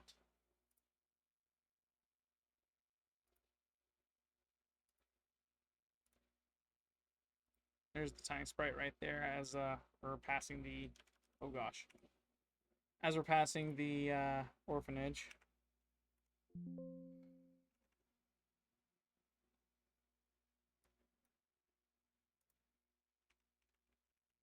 We continue upward north towards the guild hall. I think this is the correct direction. I'm not entirely sure. Can I recall this is the right direction? Kinda. The path seems familiar. As I approach another intersection, I note the inn as well as the blacksmith shop here and here. I know I'm in the right direction because towards the center is City Hall. And we don't want to go that way. Instead, we want to continue to our west and a little south, and eventually we are going to see the guild hall. I continue along the way and intersect with another two set of roads. Luckily, nothing's standing in my way of returning to the guild hall from where I am now, so I enter.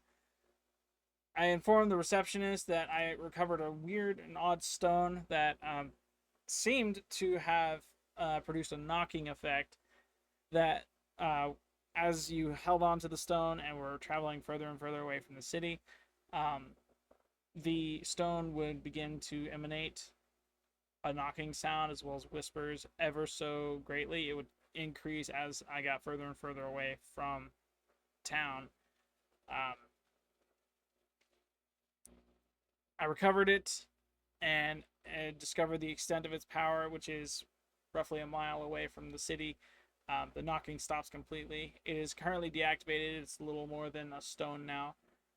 I came back explicitly to investigate the crates, and I want to see exactly if the situation here has subsided. She informs me that a little while ago last night, the crate was making all kinds of racket, and two of the caravan people went mad, and we had to restrain them in the lower floors of the guild hall. I go, oh, so it really went nuts here, huh? She goes, yeah, you missed out. There was a lot of commotion happening between the guildmates too, because they could not work, or they couldn't lounge the way they typically would with that knocking and the whispering going on around that crate. I'm glad you returned though. Let's get to the bottom of this, shall we? I agree and affirm with her. We run outside and dig up the crate. There's not a sound coming from it, or at least not that I can perceivably hear. We attempt to open up the crate again.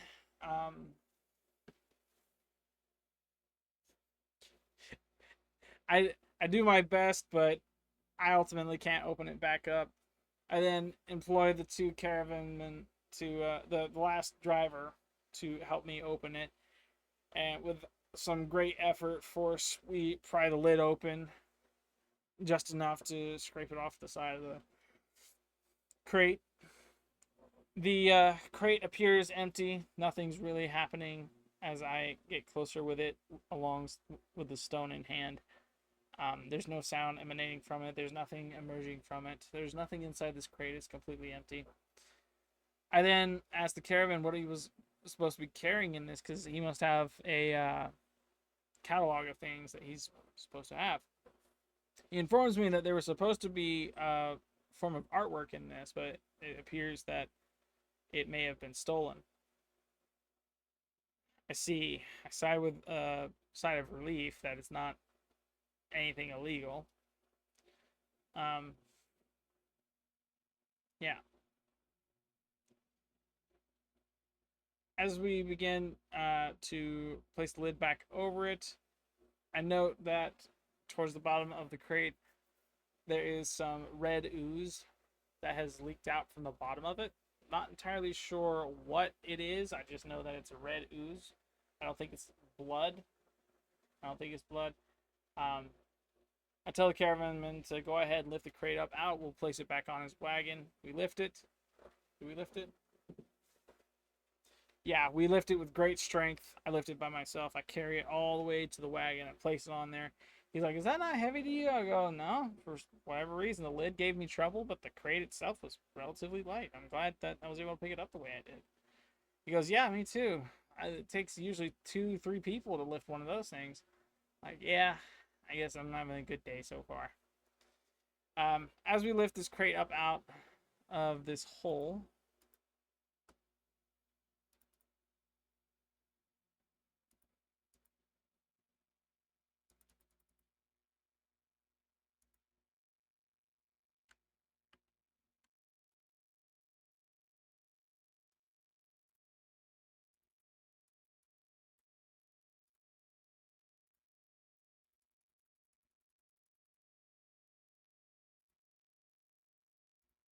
sorry, boop, boop, boop.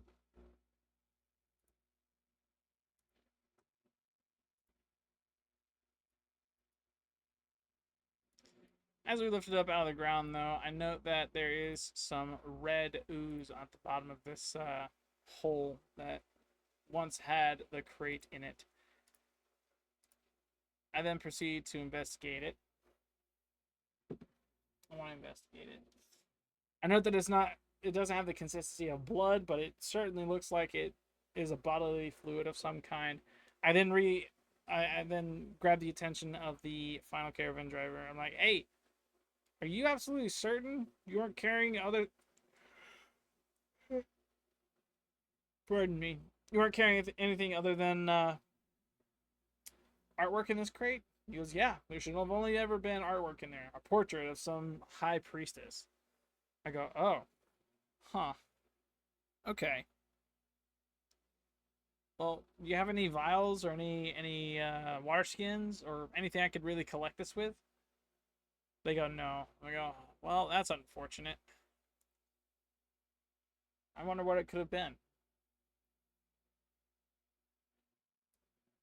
I then proceed to bury whatever's left of this. I honestly just not gonna lie, I'm running out of ideas. I'm running out. Like, my brain is slowly just. Let's do this. Is that? I think this is the land. It would be the land, so I gotta do this.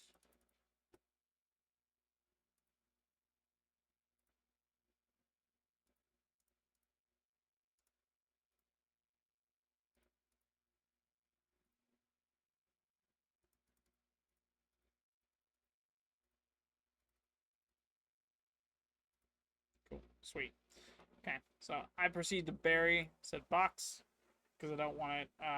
Or not box. I proceed to fill the void because I don't want there to be a hole in the lawn of the guild. Um,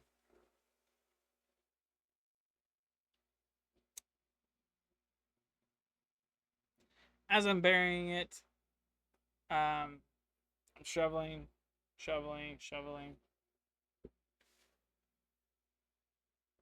I don't immediately notice it, other than a few people screaming off in the distance. I think nothing of it. And I continue to bury, continue to bury.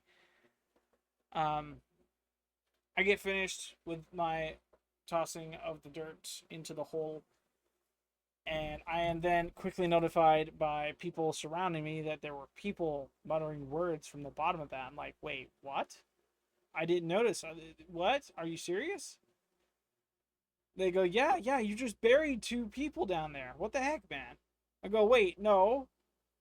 I promise you, there is not people in that hole. I just checked. We literally just got out of the hole. We took the box and put it on the thing, and now there's no person down there." And they're like, "Yeah, yeah, there is. You need to unbury them." At their notification, I then proceed to go nuts trying to bury it. Though in my haste, I break the shovel and I can no longer dig them out. I don't know if there's anyone under there. The shovel's broke. I can't do anything about this. I need your assistance. Please dig the hole, save them. As a result of this, I've got a crowd of people now around me digging people up out of a hole, apparently, that I had not noticed beforehand. They go, "Hey, thanks for saving us. Why'd you bury us?" I'm like, "I didn't see you there. You were a pile of red ooze a second ago. I assumed you were some foreign substance. How was I supposed to know you were people?" And they informed me that, yeah, uh, we were part of the caravan before it was attacked. I'm like, "Wait, it was attacked?" They go, "Yeah, it was attacked. We got attacked by something. We couldn't see it though. It was foggy. We had a storm over us about halfway up the mountain, and as we rounded the corner, sure enough, it started to rain, and we couldn't see anything. We got separated from the lead of the pack, and we were diverted to a back road. We continued along the back road, and eventually we were attacked. We don't know by what. We just know that eventually, sometime after the attack, we essentially woke up here in the dirt. You were burying us." I'm like, "Oh, that's not good at all." So you're telling me you were not in the box a second ago? No, we weren't in the box at all. We were driving the caravan when we were attacked. And again, we woke up here to you burying us. I'm like, "Oh, that's not good. At least you're safe now. We have you. We're good. Are you okay?" They reply in high hopes. "Yeah, we're okay. We're just happy to be in civilization again. We don't know what happens to the others though." Um, I we yeah, we were all attacked roughly at the same time. They got a caravan before us, but we were right after, and again, we can't remember anything. We go, "Okay, that's all right." Um, yeah. As we raise them up out of the ground, there are more questions than answers having been just made, and the receptionist pretty much congratulates me on a job well done. Me.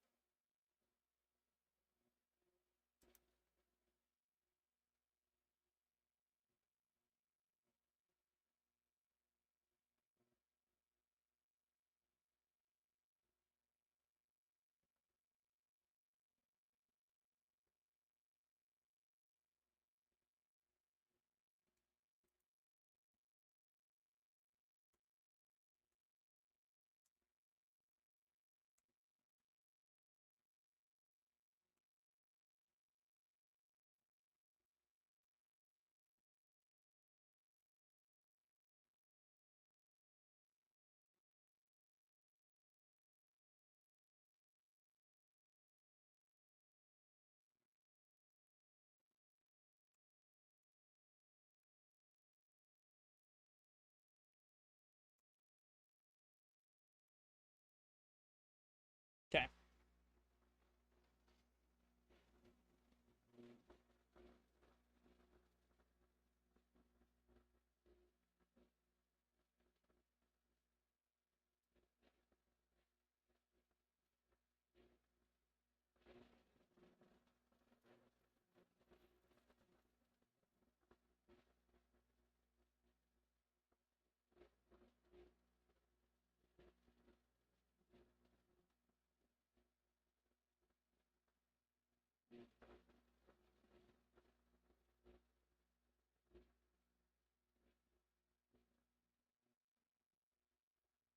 Sweet. Okay. So, um, at the side of the caravan, or what remains of the caravan, I take on the notion that I intend to continue to investigate this, and if the receptionist happens to hear or see anything regarding other members of this caravan coming up, please inform me as soon as possible. Send a messenger my way. I will 100% gladly take on that job. She nods in affirmation of that and tells me I can keep the crystal so long as it doesn't drive me mad. And as a result of the quest being completed, I get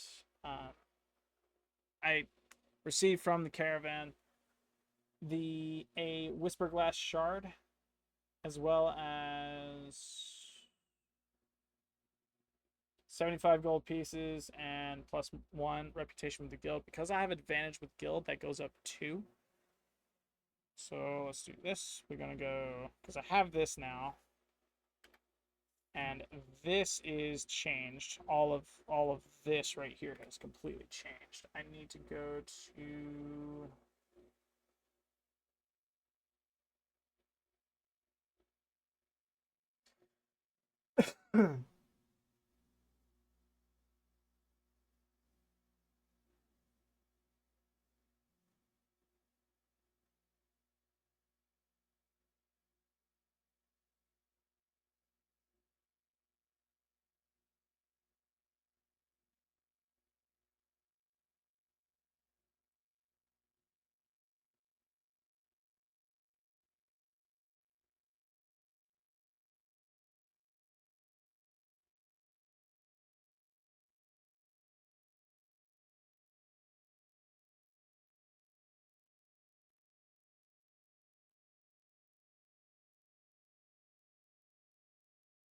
Okay, so I'm just gonna quickly do this first because I have to generate it if it's gonna do anything. Let's go ahead and do this first. We got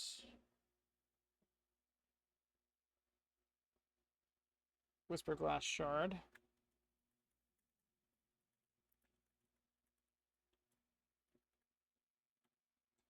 It has 3 charges.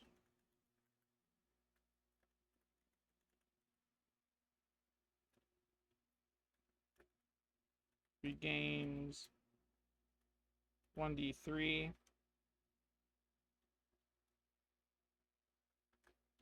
At dawn. Plus, I'm just gonna actually do this, separate it with a wall. I might change everything about that here in a second. Bonus action. Let's go ahead and move this mouse out the way.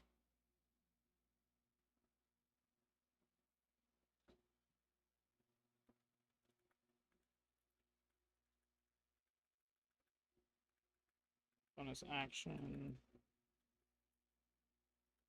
Spend 1 charge.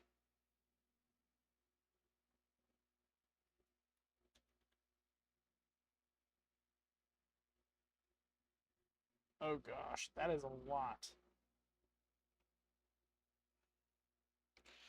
I have this as equipment, so what I'm going to do is this. I'm going to take this, boom, and I'm going to snapshot it.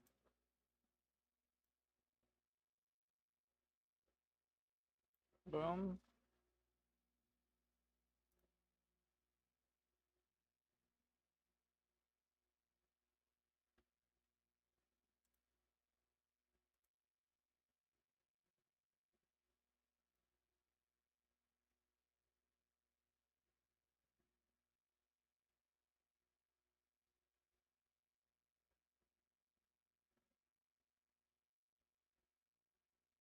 Okay.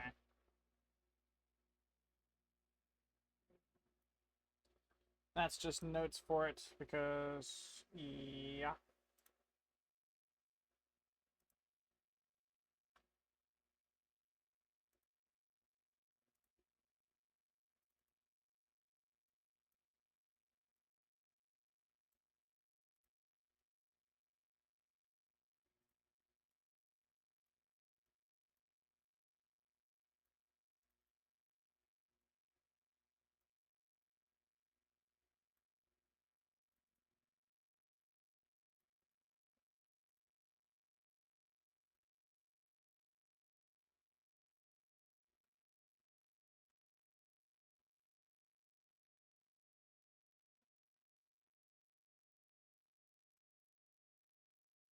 Boom. Okay.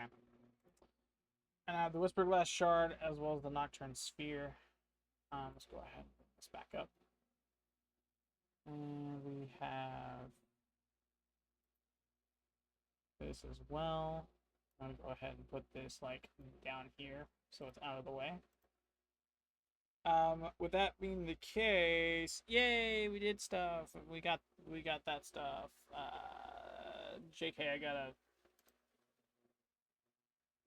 go back to this. No. This, and then let's just, yeah, it is. So I gotta do. I got that. This is what I'm after. For this right here, we got 70 gold pieces. 6 plus 7, guys. 13.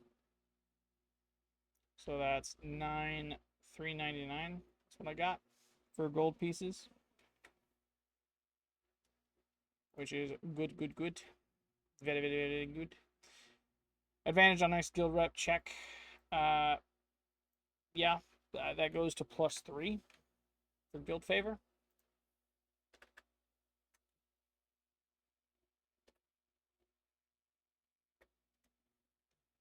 Yay! Let's go ahead and take a look at this real quick.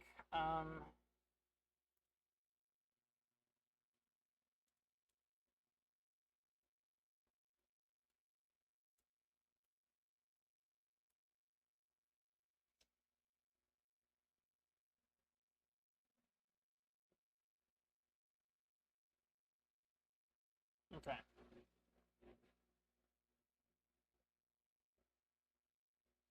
Okay.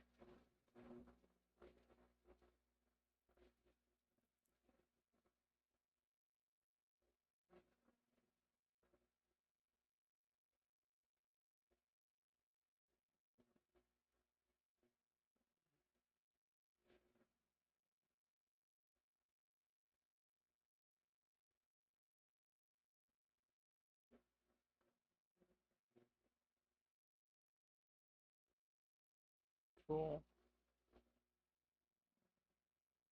Yes. Okay. So for the sake of knowing, every time I complete a job, I get a point. If I have an advantage on the next guild favorite check, that is, I can apply that one advantage like a inspiration point. I believe that's what it's called on the character sheet. Yeah, inspiration. I can essentially apply that advantage to one level of not to one level, to the point I earn from a job I create and succeed at. Um, when I apply it, it goes up one extra point or double, right? And at a certain pointage of guild favor, I then level up between the set stuff here: initiate, member, trusted, elite, and inner circle type of gist, right? I like these 5 very much so. These are pretty good to have.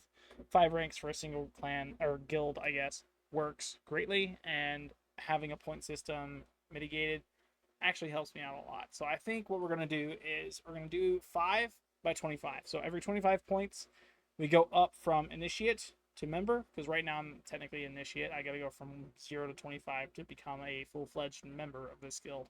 And then from member to trusted is from 25 to 50. 50 to 75 is elite. 75 to 100 should be inner circle. Is that math correct? 25, 50,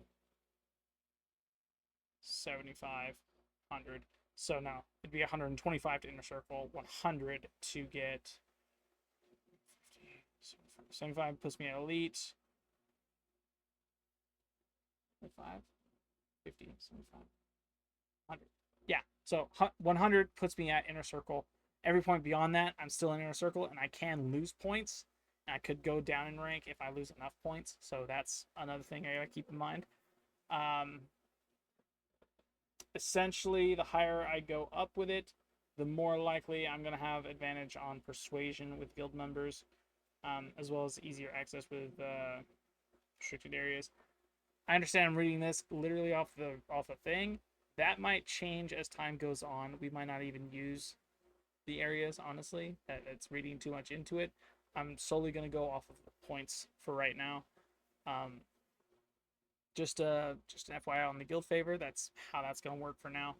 Until we get to, I want to say, rank 3, we don't really know of any of the benefits. And even then, it's like we got to discuss with other people as to what exactly is going on and how it happens. From here, what is this? This is event markers. Caravan is satisfied with the job well done.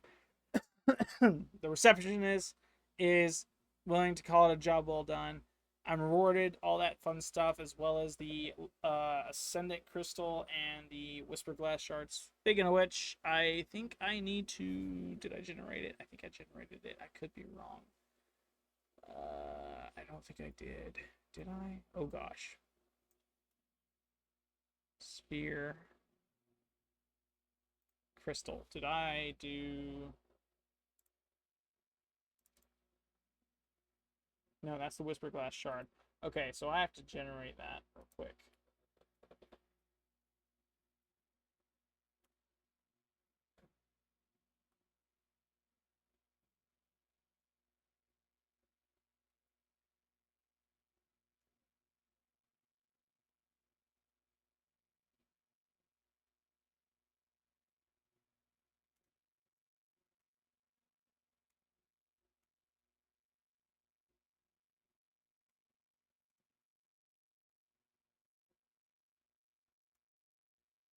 Okay.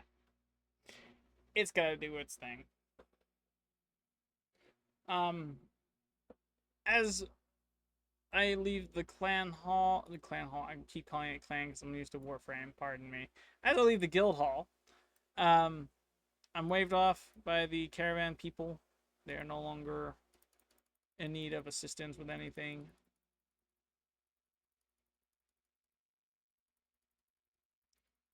That event is a success. Yay. There was a lot that could have happened. Luckily, all's well that ends well. Whole 9 yards. There's our Nocturne Ascendant Crystal.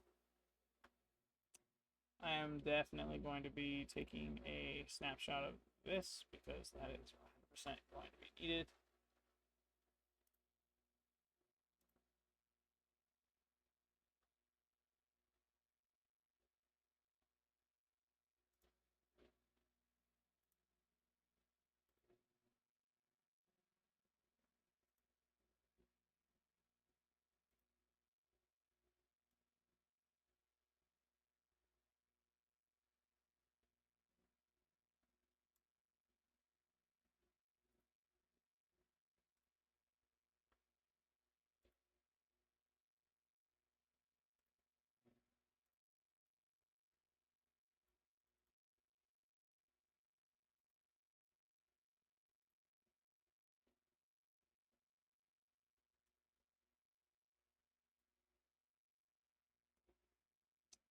That's our second, like, real, I guess, major item, kind of, sort of.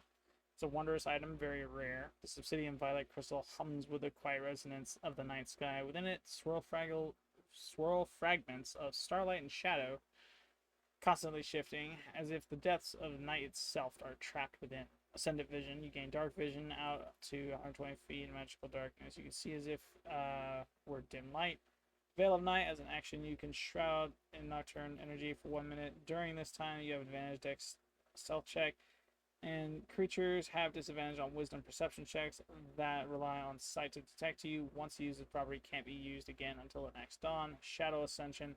When you reduce a creature to 0 hit points, I can use my reaction to gain 1d8 temporary hit points and teleport up to 30 feet to space in dim light or darkness that I can see. That is a lot. We're going to go ahead and do this real quick, though. I want to take this and delete all of this because, well.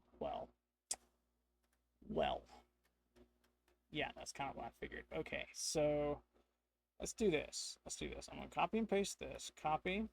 Boom. Paste. I'm going to delete all this because it's literally in line with it. We're going to do T. No. Treasure. And the equipment. file.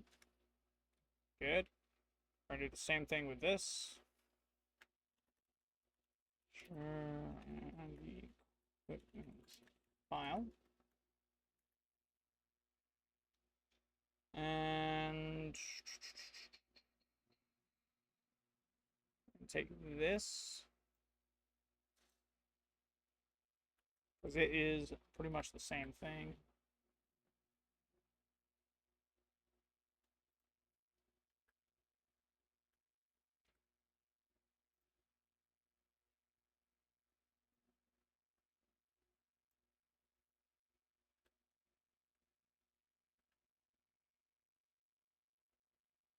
Oops.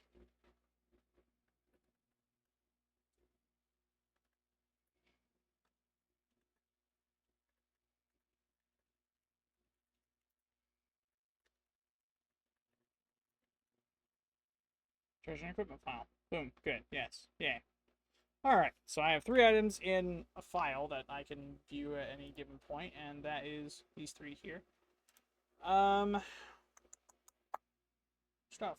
Let's go this way. Let's go back to technical. Good. We are done with this quest. Good. I'll keep that up because I'll generate many different stuff. Let's go ahead and do this right here. I want to rename this to shop item generator. Good. Okay. Keep that in line. Ow.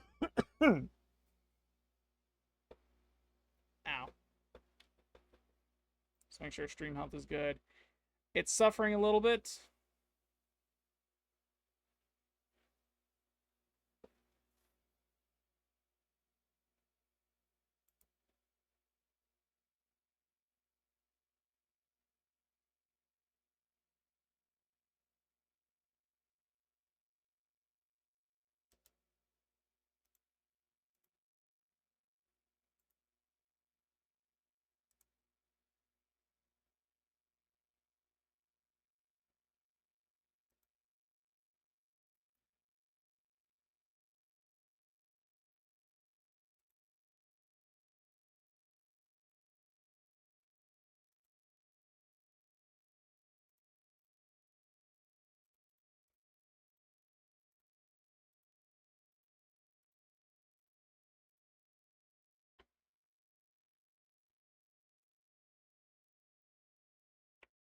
Good. Yeah, that works. Okay. Sorry. Had to make sure that was like taken care of, out of the way, whole 9 yards. Let's go and take a look at this. Oh wow, you guys can't see that at all, can you? That's unfortunate. I didn't realize it was broken. One moment. Let me do this.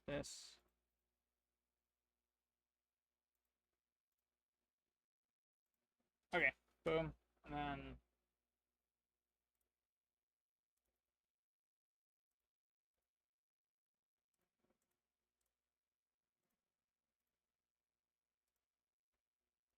there we go.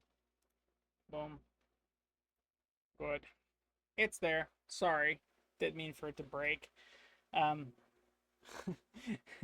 Yeah, the stream was suffering, so I'm like, okay, I want to try and fix it, kinda. I want to help it out just a little bit. There's a lot going on.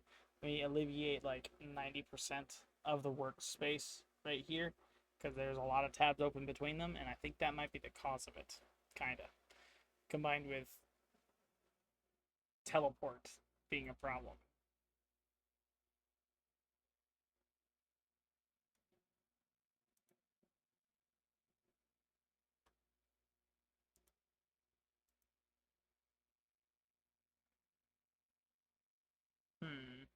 Maybe I could do this. Maybe I could bring it up on my phone. I can't show you because it won't let me do that, unfortunately. But I can have Opera open on my laptop without it bugging out and everything. That much I'm definite on. It's just teleport that's a pain to deal with. So we're not gonna mess with teleport. We're just gonna mess with Opera. Unless it doesn't care and still breaks everything. Golly. Wow.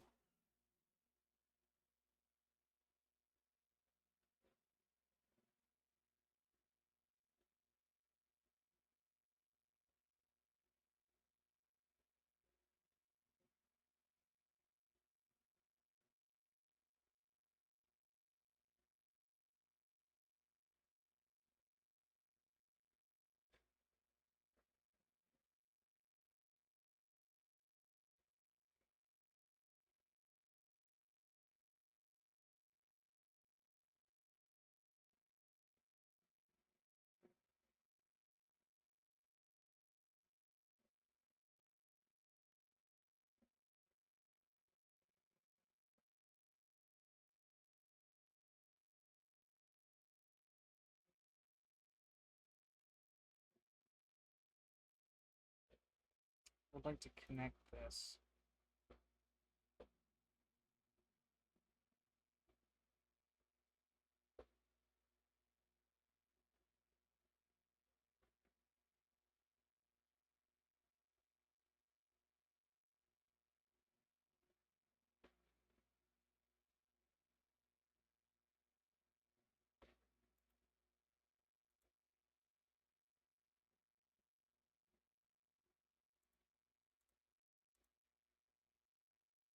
Pardon me, I have to set this up.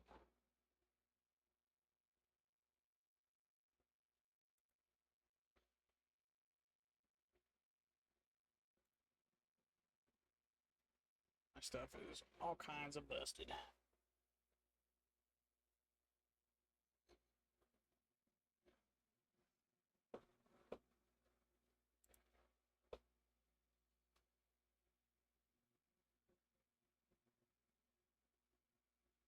Yay.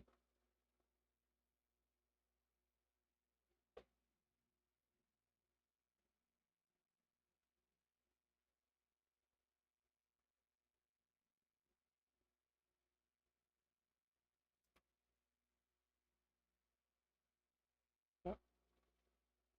Yep. Can I close out of this and it work?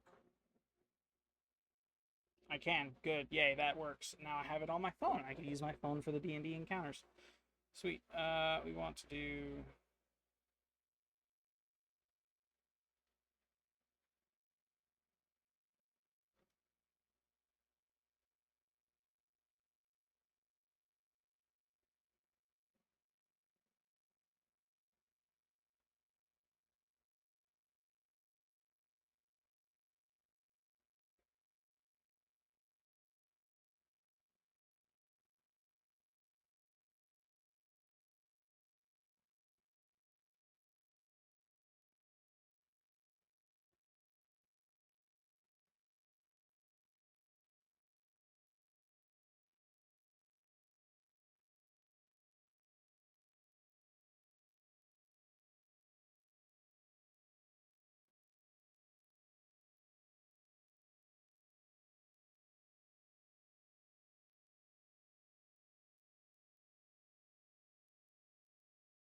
Golly, that's a lot.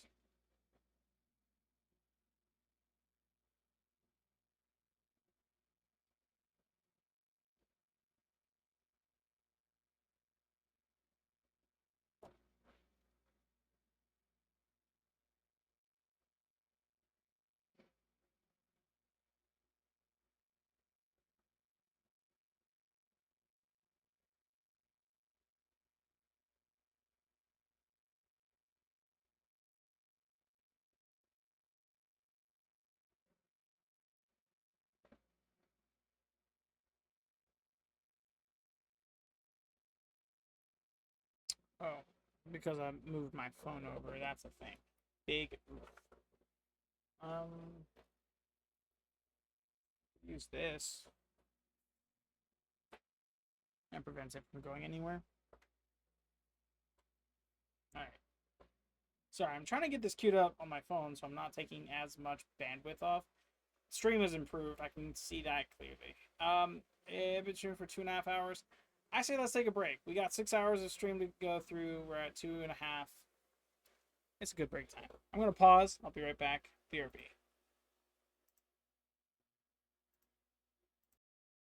Okay, chat. Hi, welcome back. Not gonna lie, can't get the Opera to work on the phone. It keeps not wanting to load up stuff, so kind of at a miss. I'm kind of impasse, kind of at an impasse. I'm kind of stuck. Stuck, not really stuck. I can go anyway. Improv, creativity, whole nine yards, but it's just not. In my opinion, it's not as entertaining as it is if there were, another person here to bounce ideas off of. And I'm currently like I'm looking, but I don't think I'm gonna have much luck with getting another person to play. So yeah, hang on, let me.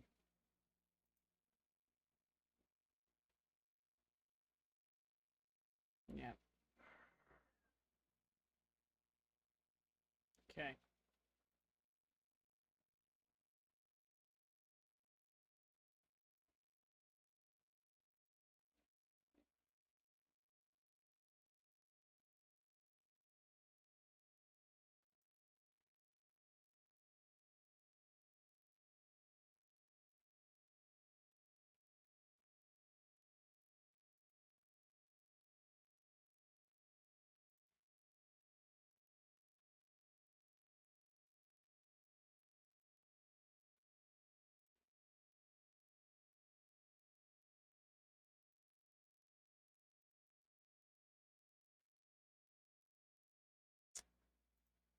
I guess how have y'all been?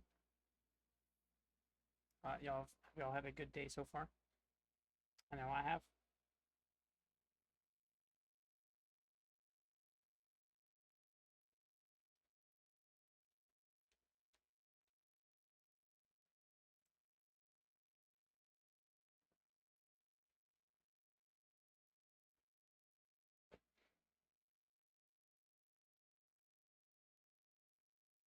Should I continue with what I was doing with Opera on the one PC, or should I change it to?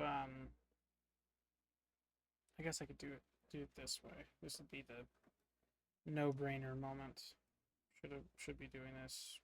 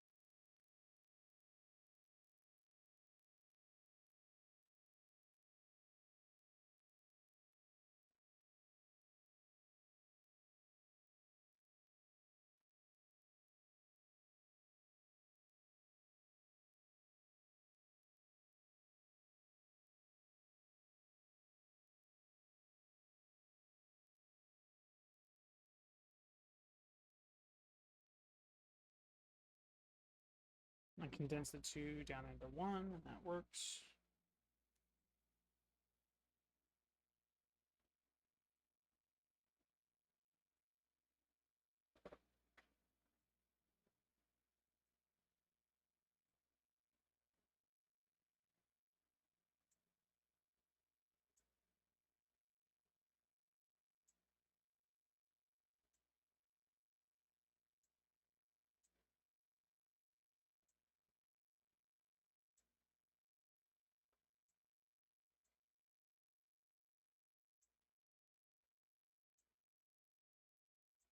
And then get it to generate all of it. So that way, it's a simple scroll and go. Okay. Plug up my charger. That way, it's there. Good. All right. Now that I have my encounters back, I can kind of continue. After leaving the dojo, or Dojo. Can you tell the Warframe in me is coming out now? Like, I'm already... Do not have an active stream on TikTok. What do you mean? What do you mean? I have a stream on TikTok.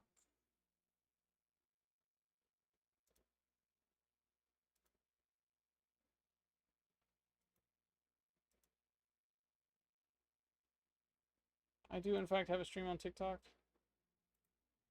I don't know what it's talking about. That's weird. I should be good to go. Should be. It's entirely weird. Thanks for the likes, by the way, guys. Much appreciated. Sorry I wasn't able to see them beforehand. So I left the... That's the listen house. Okay, so that's... Okay. That's good. I left the dojo after confirming with the receptionist that I do want to be kept up to date with the caravan's whereabouts and the investigation part of it. Making sure the rest of their members are either found, or if anything else happens to a caravan, I'm letting known immediately.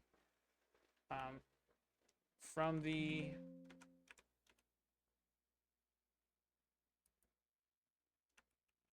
There we go. From the guild hall, I'll travel east.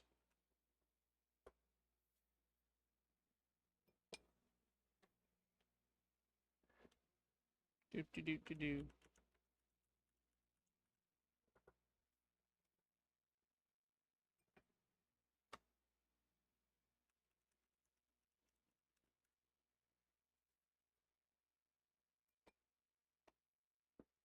Nothing's happening.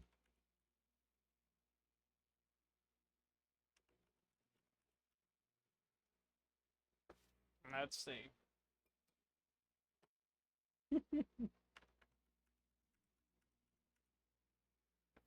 Past the guild hall, I passed a bunch of houses. I'm just in the road for the long haul. This is what it keeps landing on. This is what it needs to land on for an encounter to occur, just so we're on the same page.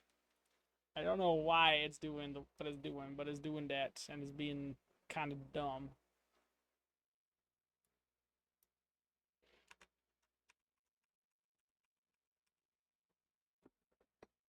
But again, nada, nothing.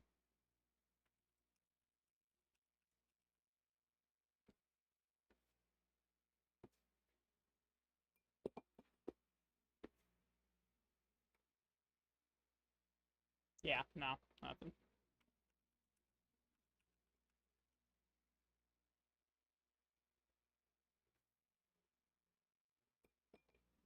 Look at that, an encounter. 20.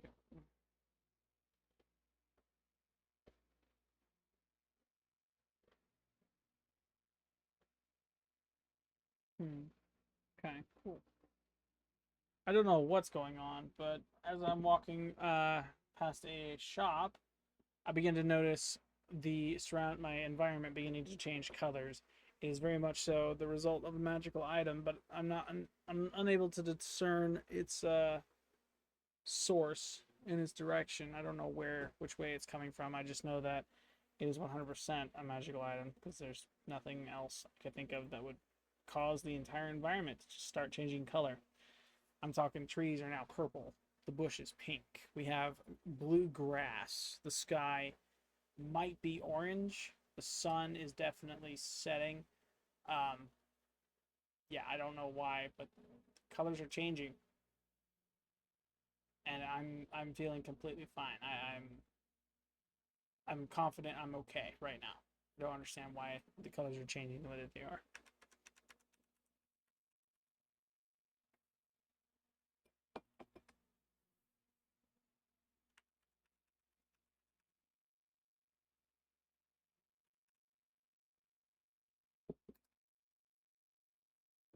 Colors are still changing around me as we continue onward. Like the saturation meter is just slowly going to the left. I don't know what's affecting me, but apparently it is one very strong, potentially potent magical item.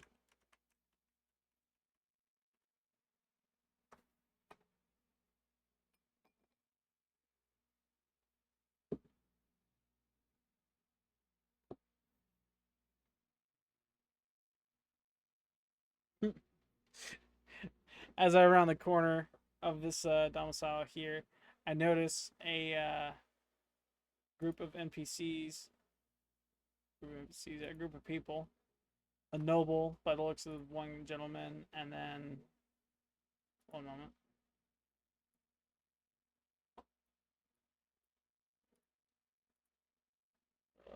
Not this. I want this.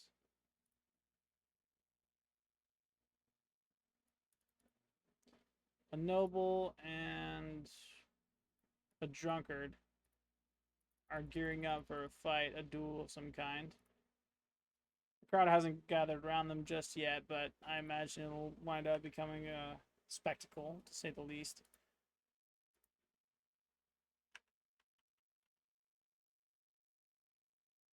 I don't want to intervene with them. I don't want to escalate that situation, and I don't want to talk them out of it, right? Um, Shoot. How about this? I leave the decisions up to the coin, okay? Looks like I'm getting involved in some way, shape, or form. Don't know how, but I'm getting involved. He said, I noticed them fighting. Let's see. Do I hear exactly or know why? No. Well, yeah, because that's okay. So yeah. I overhear the noble mouth off something about sleeping with the drunkard's wife and how oh gosh, things get a little out of hand too quickly. He didn't know that it was his wife. Drunkard retorts, "You should have known by her stature alone," type of gist, right? And from there, they square up. They're beginning to brawl. Um, as this is occurring, there's a crowd of people gathering around.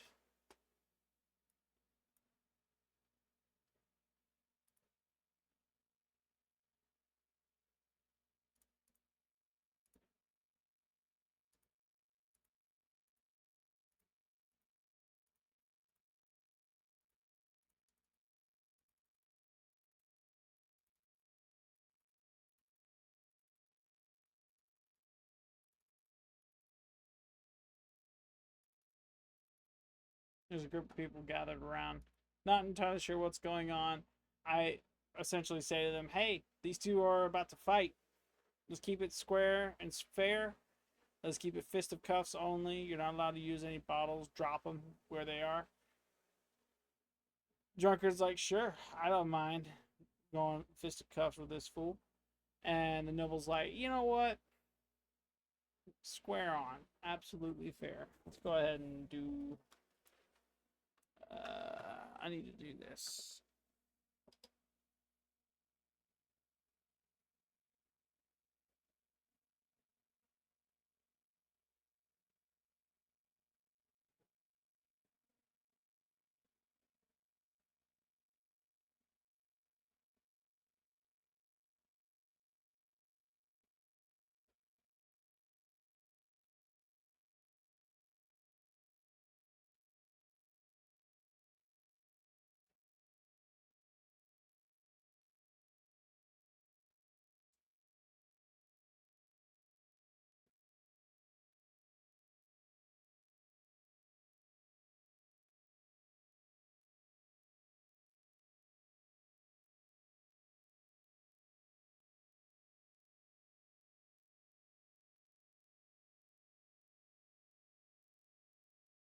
There we go.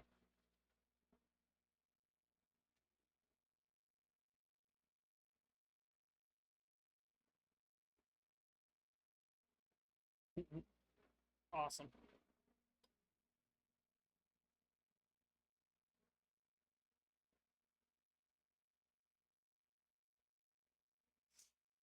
ChatGPT do be going nuts sometimes. Not gonna lie.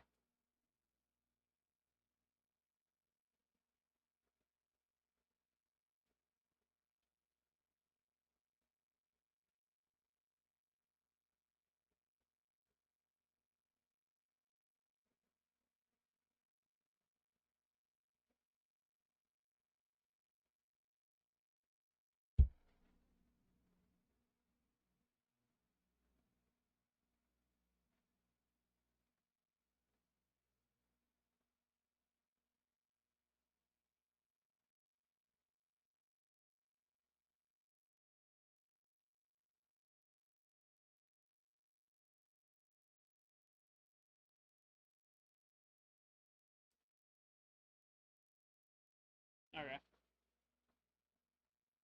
That's more like it. Okay, cool. So let's go ahead and determine these guys' health real quick. One's got 2d8 plus 2. This, yeah, that one. So 4 and 2 plus 2, 6, 8.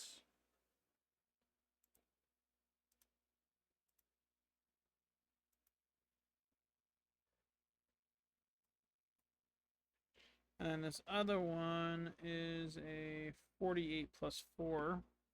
Doesn't seem like an even fight, but okay. 5, 6, 9, 11. 11 plus 4, 15.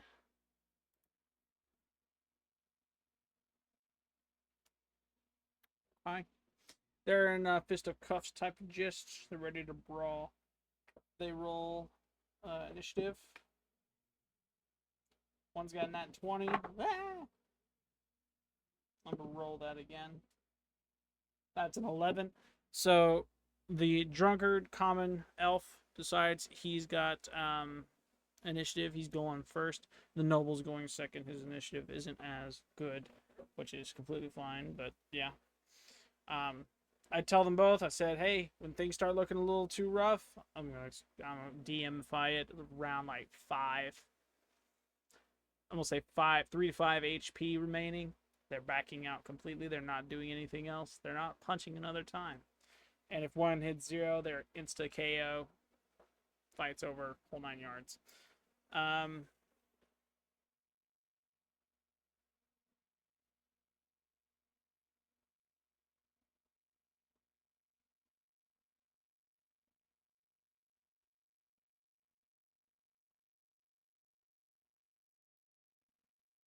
Okay.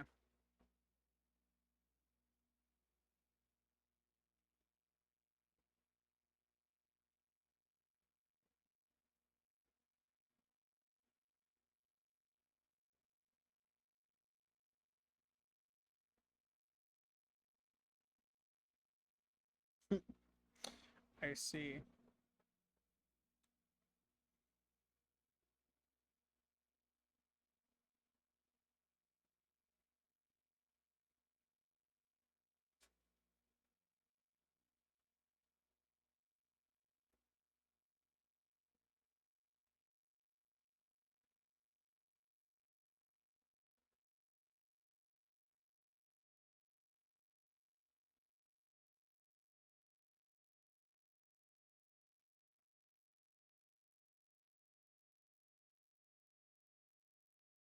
No, I like the other one better. The noble's sleeping with the commoner's wife, and he's mad that she cheated on him with the noble.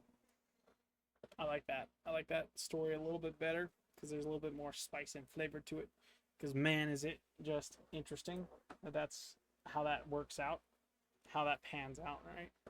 Um, I'm gonna do this.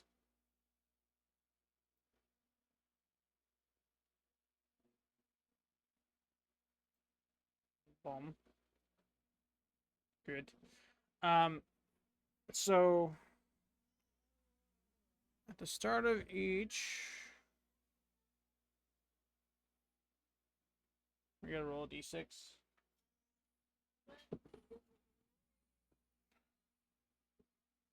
No effect. Nothing happens at the start of the turn.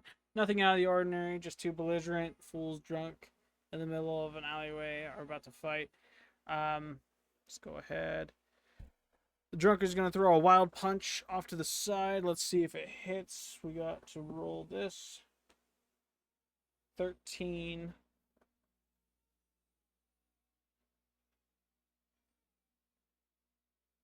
It hits the drunken elf, although very shabbily. He lands him square in the chest. With a wild punch, that is a 24 plus 1. So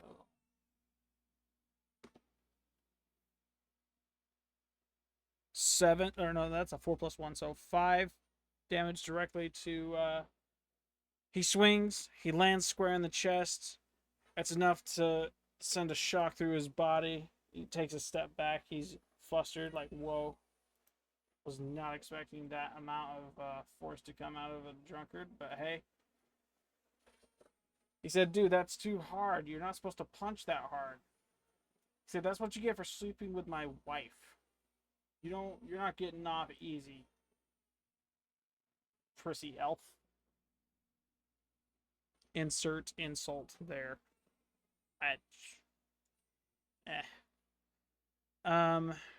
Next up is the Noble. It's a 14 against AC 10. Noble lands him square in the jaw with an improvised uppercut.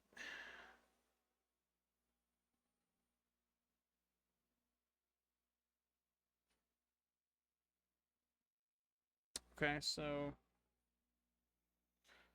let's do 1d8 first because 1d8 is needed. 8 plus 4, 12. And then let's go ahead and roll the con save. 7.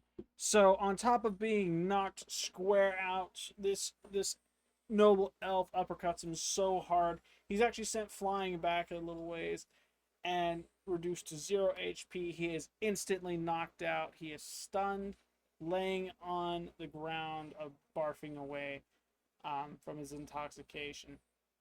He's out of the match. And the winner of this Fist of Cuffs by knockout is the Noble. Ooh, go ahead, Noble. Yay. It sucks that you cheated on the wife. You're a piece of crap. Everyone walks away from him in disgust because, yeah. As we're walking away, we hear the drunkard pretty much tell the Noble, look, we could have been friends, but you caused this. You have burnt a bridge that cannot be rebuilt. Shame on you for the rest of your days. Shame on you. And curtain. They are no longer, there's no longer a fight going on. I walk about my day, we're gonna leave them right there. We're gonna leave them right there. We're not gonna do nothing. Okay, because That's fine. yeah. We're gonna leave them right there, and we're gonna continue on over this way. Take a coin. We're gonna flip. Yeah. 3.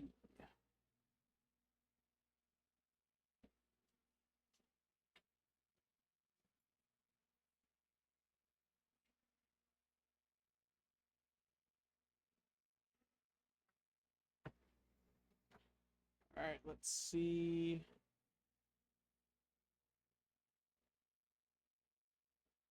This is a 1d4 roll.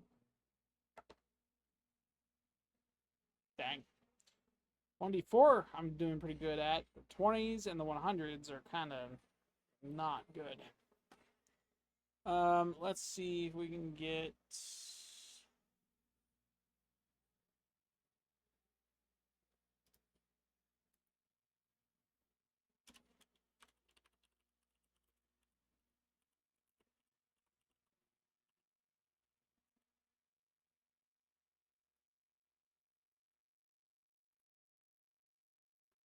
All right, let's do this. We have a pack of wolves.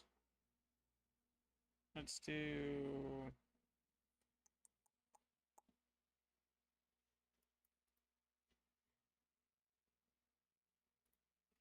These are 4 wolves, so we'll go ahead and do this.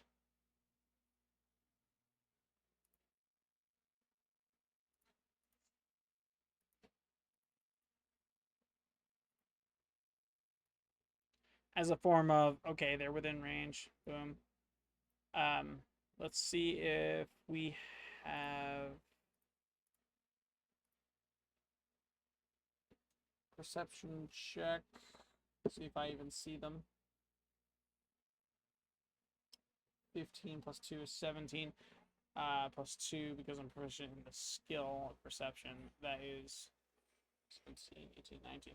So I notice out the corner of my eye as I look back over my shoulder as I'm walking away from the fight. A pack of wolves, slowly encroaching on my position. I turn to them and attempt to intimidate. Let me.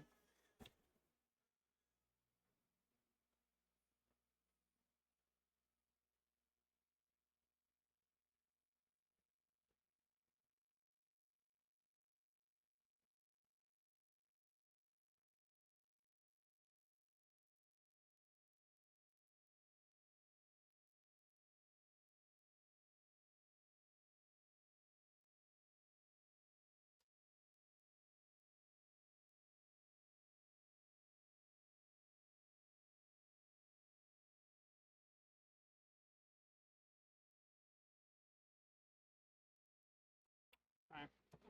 So, also gonna do this.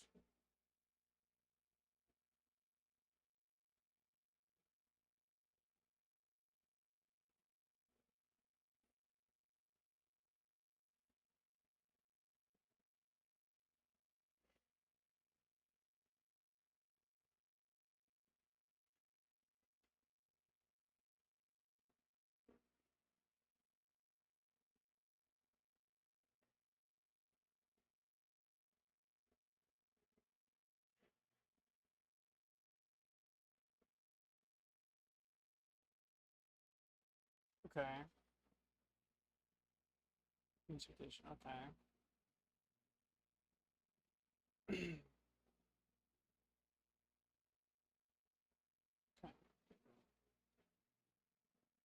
Okay.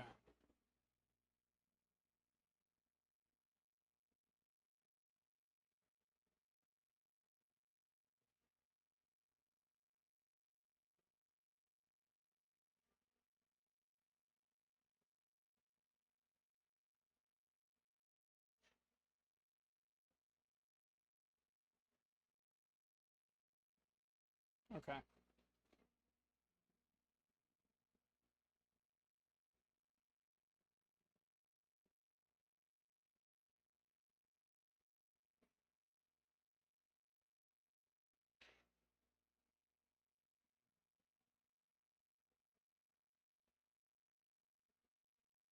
There we go. All right. So I'm gonna roll against.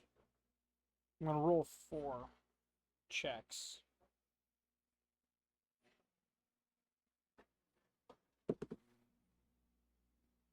19. Big oof. 19. 12. 8.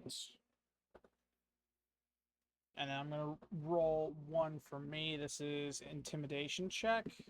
I'm going to turn back towards them and attempt an intimidation. That is 11 plus 4 plus charisma, 2, 6. So that's 18.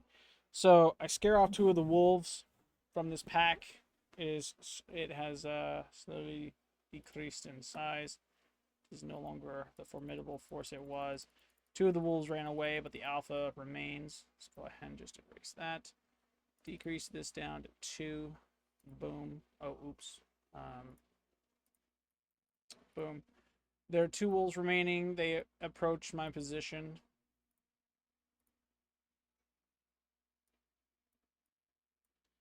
And I essentially am readying my weapon to fight.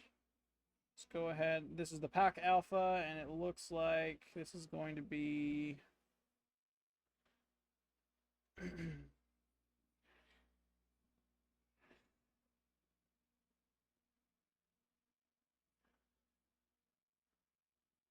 Okay.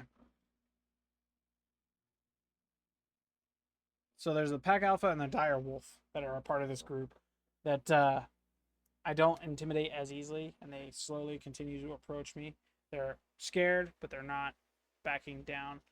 I essentially turn over and look. I say, "Hey, get on out of here!" And 2 of them scurry away, looking back at the other 2 while they continue approaching. They notice me. They notice me. They shrink up. They, like any other animal, they try and right. As that's occurring, I'm readying my weapon, I noticed the two are within range, striking distance, so I'm going to go ahead and roll initiative for the three of us. So first me, 18, 13, 13, 19. Okay, so the direwolf goes first, I go second, the alpha goes third. That's how I did that.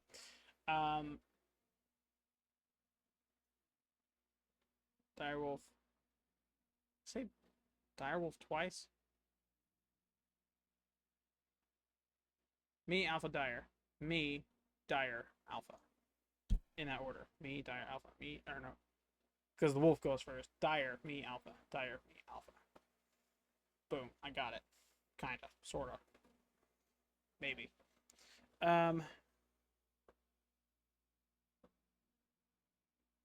Okay, so bite for dire and bite for alpha. Wait, no, that's the standard.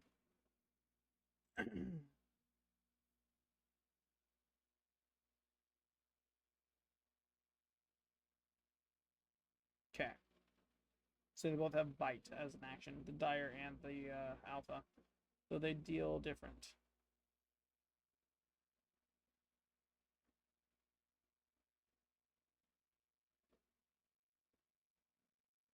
And they have the ability to knock me prone for the bite attack. So that's going to be a problem. What is prone do? Have disadvantage. Attackers have. Attackers have disadvantage. Okay, so if I'm not prone, there's a little bit technicalities on this part for the rolling bit. We gotta figure this mess out. Let's go ahead and determine the health for these wolves because, yeah. 5d10.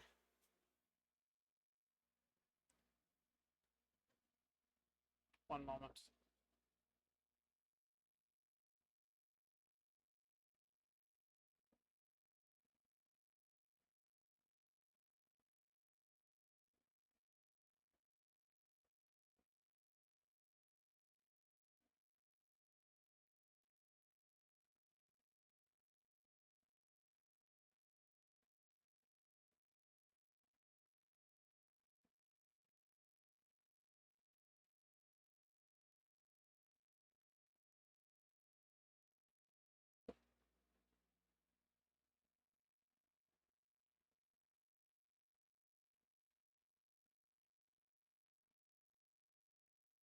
Yeah, that's more accurate. That's more like it. Okay. So hit points 27 total. There are no dire wolves because that's just way over the top.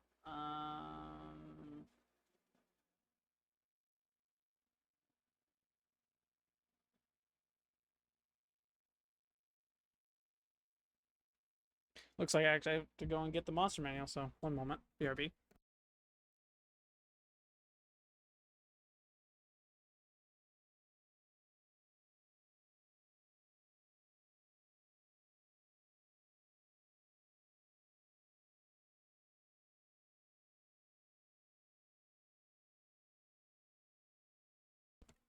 So, we have the monster manual now. Let me crack this open. Find the wolf. It says basic wolf. Standard wolf.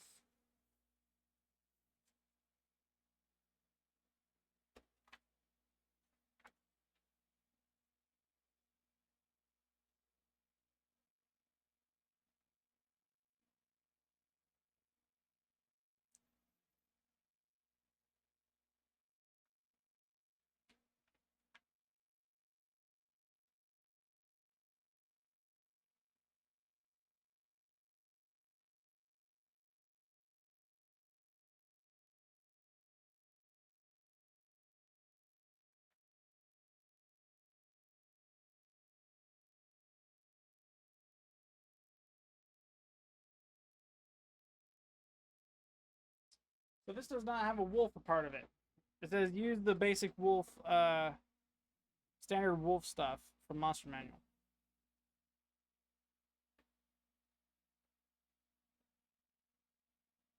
Normal wolf.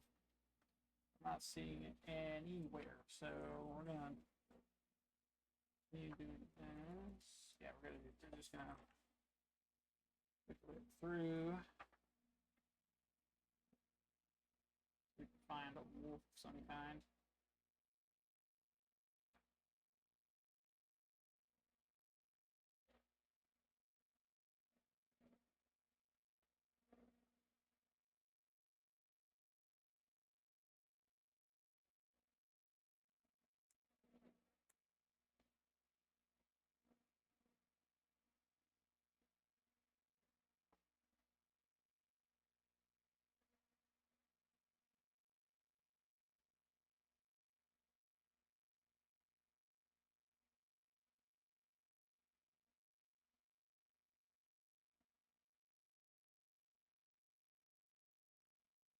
I don't know what monster manual they're talking about, but I'm not seeing. And oh wait, no, appendix. Maybe appendix will work. Maybe. Let's see. Frog, hyena, jackal, lion. Let's do.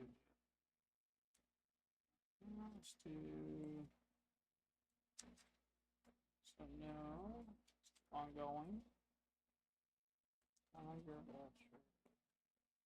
Wolf. There we go. Found it. The basic wolf has an armor class of 13 with 2d8 plus 2. So we're gonna do one normal wolf and one alpha wolf.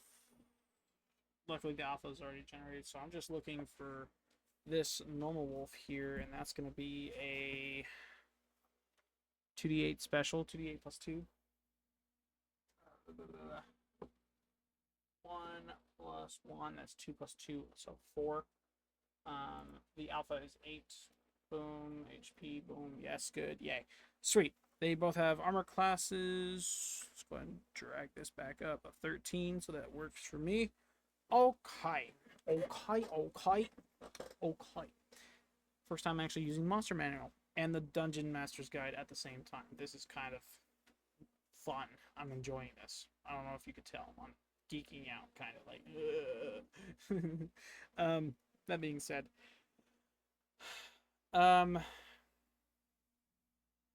words, thoughts, prayers. Say your prayer because these wolves are about to go down. So, they each have HP. Initiative is Wolf, me, Alpha. So from there, it's going to be Wolf for hit. It's got to hit equal to or above my armor rating. That's an 11. Does not hit. He tries to bite me, but I dodge effortlessly. He goes, "Arr!" And then, whee!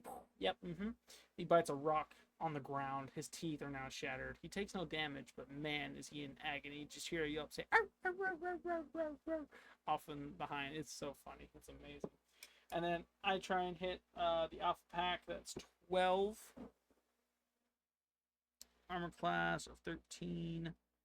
Do I attempt... Do I hit? Do I add my strength? Hang on. Attack bonus is strength plus proficiency. So 4 plus 12 is 16. That definitely hits. I ready my weapon, the Warhammer. Sorry, the action was Warhammer beforehand. It was out as they approached me. I readied my Warhammer and I lift it high up above this wolf's head as he charges me. And then I whack straight on down. This is a 1d8 bludgeoning. But I'm using two hands, so 1d10 versatile. This. That is a 0. I do a 0 hit with that.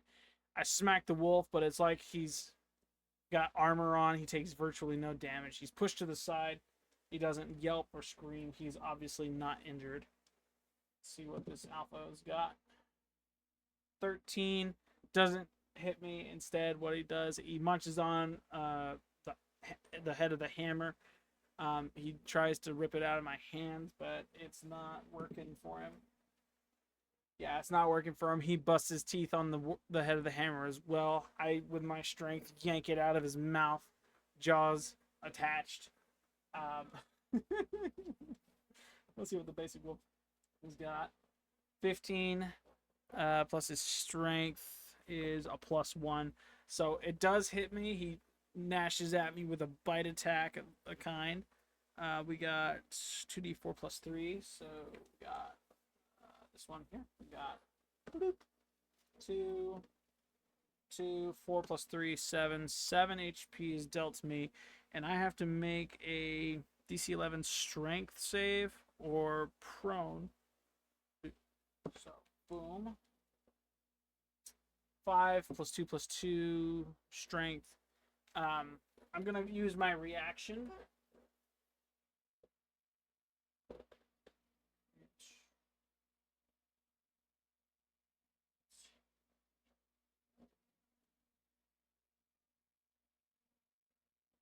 Okay.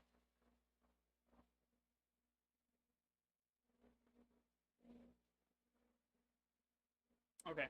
So, in response to this wolf attempting to bite me, my reaction is going to be to dodge out of the way. That is going to be an athletics check. This wolf is pretty dang fast, so it's going to be set at a DC 15. Let's go ahead. He has the advantage on all fours, so it makes sense for there to be a DC there. I think DC 15 works in an attempt to dodge a wolf from biting me, so what I'm going to do is roll for strength. 7 plus 4 is 11. So I do not successfully dodge him. That uses my reaction for the turn. I can't take my turn, so it goes directly back to wolf number 2, then that wolf, and then wolf again, and then me. Yeah. Because this says right here, reaction for the round must be triggered. Oh, no, not that. It's you are only allowed to take one reaction per round, and it resets on your turn. So I might be wrong about that. I can react now.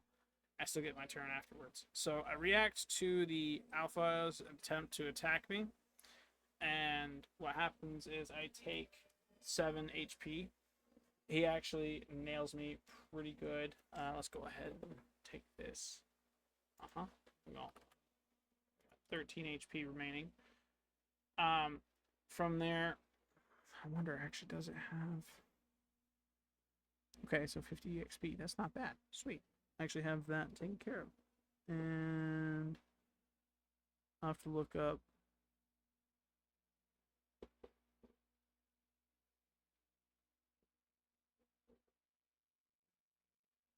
Challenges around a 1, so if a quarter's at 50, 1 is 200 XP, so not bad.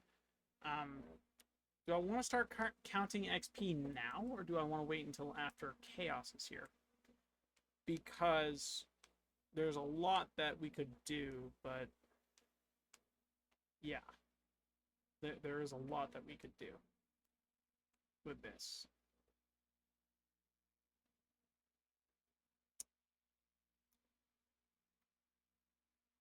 I say let's forgo XP for now. We'll keep up with loot, but forgo XP. We've done a few things so far, and it's kind of gotten crazy, but I think that's okay if we just forgo XP for now. So that way we can level up together type of gist, and it's same. Clearly there's a lot of time that has passed, and so we'll have to take care of Chaos when she gets back. But apart from that, we have that done. It is now Basic Wolf's turn. He tries to gnash at me. That is a D20. Ouch. So basic attack on the wolf is bite. This is 2d4. 2d4 plus 2, so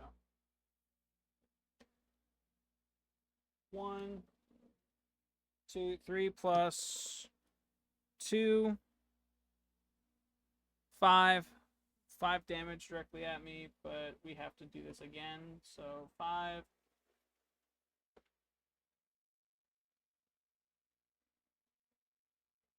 10, 12. 12 is the number of hit points headed at me.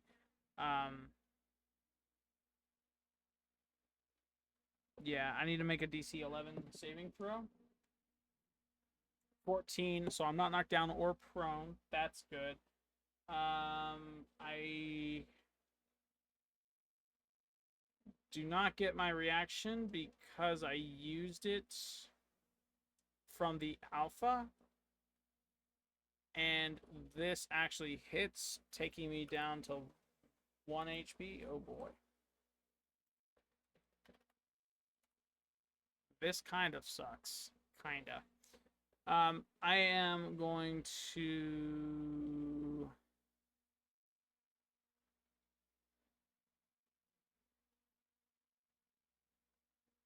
It's not my turn yet.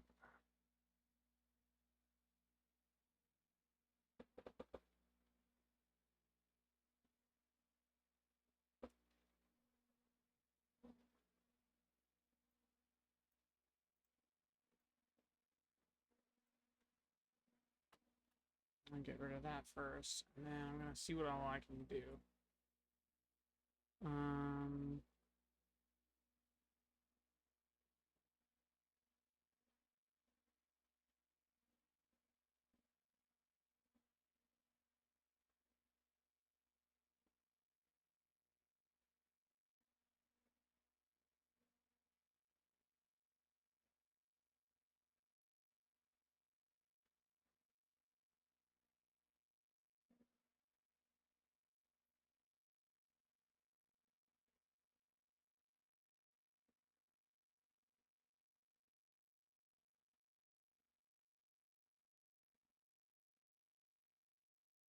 Okay.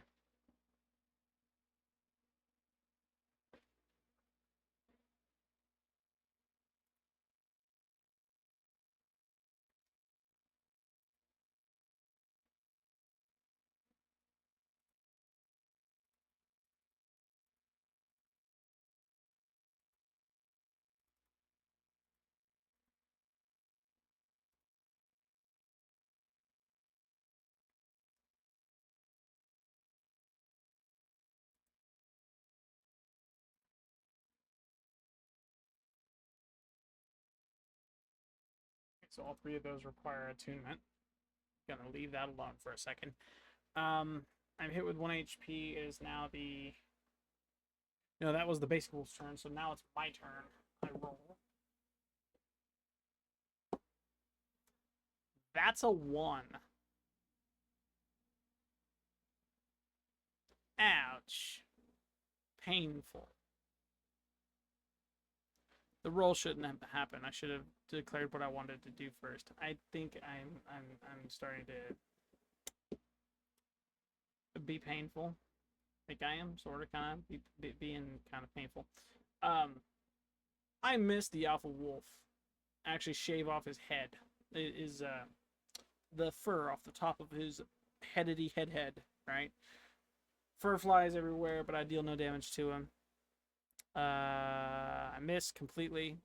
I hit myself in the back with the hilt of the hammer. I thought it was the wolf, but in actuality it was me. Next up is the alpha's turn. He rolls to attack me. Doesn't hit. 14 over 16 AC. He misses completely. He bites, but he bites air. His teeth in pieces hanging out of his mouth. Just right. Not good. Next up, basic wolf. He rolls a 5. Does not hit. He misses it as well.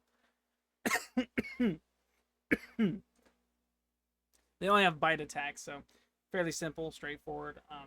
They tried gnashing at me, but it doesn't work. They bite. I expertly dodge. Next up is my turn, and before I roll, I am going to take my action, and what I am going to do is drink... Not that. Where is it? Is it up here? Do I have it up here? Do have it up here. So I'm going to drink one of the Verdant Pulse elixirs. That brings me down to 2. And essentially, it's the action, and it says gain 2d4 plus 2 HP. So let's go ahead and find the 2d4. There you are. 2 plus 3, 5 plus 2 is 7. 7 on 1 is 8. So I have 8 HP now. Yay. And for 1 minute, if I'm reduced to 0 HP, instead of going to 0, go to 1 HP instead. Yeah, that just happened. From this, that was my action for the turn. That would make it the Alpha's turn. He rolls for hit, and that's not a hit. That's a 7. He misses again. He gnashes at me, fails. Next up is the Basic Wolf's turn. We have 11 versus 16. Misses again. He actually clips a piece of my chainmail. Is that chainmail that I got? I have chainmail. Yep, chainmail. Boom. He clips a piece of my chainmail, munches on it, gets his teeth stuck, loses another tooth. It is now my turn. I'm going to attack the Basic Wolf, get him out the way, because he's been the biggest thorn in my side this fight. We got a 14 versus an AC of 13. I definitely hit. As the wolf charges at me, I wield my warhammer from down under. I swing towards the wolf's jaw, and I nail him with 1d10 bludgeoning. 3 plus nothing bludgeoning. Hang on. Yeah, 1d10. 3 bludgeoning. I send the wolf flying, knocking him all the way back behind the alpha wolf. They both duck, the alpha wolf ducks in anticipation on where his comrade is going. Knock him down 3 HP. He's now left with 1 HP. Completely bewildered. The wolf stands shakily up. He's on his last pinch of life. He doesn't like being hit at all.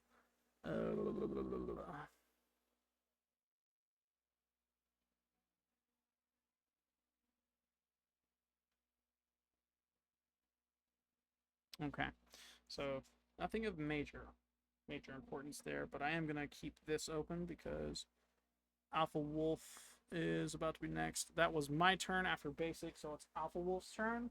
He tries to bite me for, yeah, he munches on my wrist. He says nom nom nom nom. It is very painful, very sharp, crooked teeth. It's not fun. 2d4 plus 3. 3 plus 2, 5 plus 3 is 8. 8. I have to make a DC 11 strength save or prone. Boom. That's an 11. I expertly evade this bite. Or sorry, I don't evade the bite. I take the damage. He munches on me, but I don't go prone, and I'm not. Yeah. The strength save was to prevent me from going prone. My reaction is gonna be to I'm allowed a reaction. It reset on my last turn, so it works.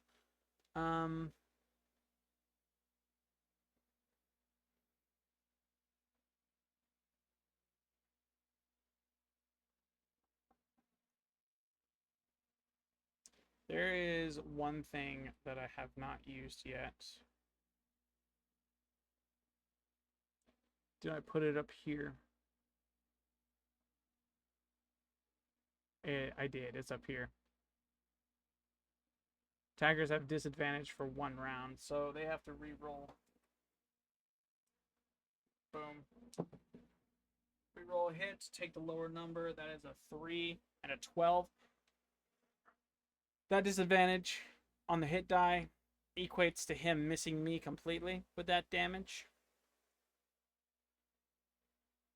My reaction is to don the Cloak of Flicker. For 1 time a day, attackers at disadvantage for 1 round on attack rolls. That being the case, I have that being a thing on the hit die. He misses completely. That instead, he hits the after image of the cloak I just placed on over my head, and he misses entirely, munches on the cloak, tears it up like a wild bull. Very, very, very, very angry wolf. Very, very, very, very, very, very close call. That would have sucked. Next up is the basic wolf.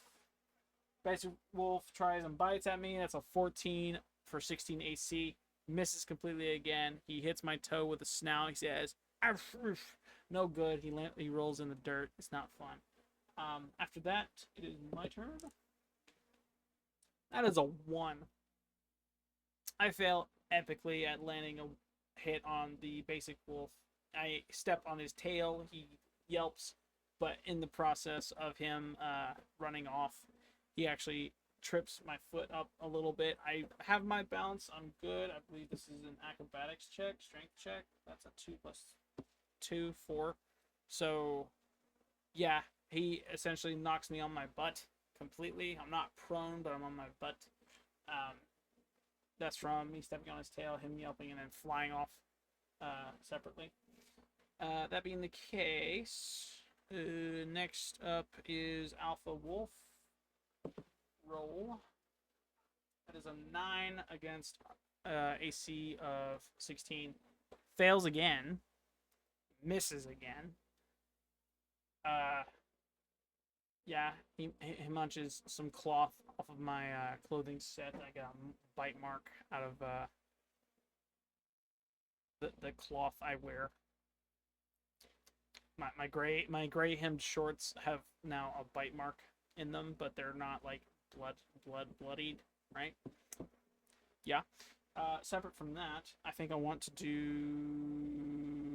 That was the alpha.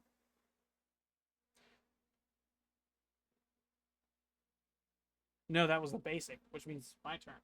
So I go ahead and roll for my hit because I'm going to swing up at him. That's 18. Attack bonus is 4, 8, 9, 10, 11, 12. 12 on the basic wolf. 13 misses.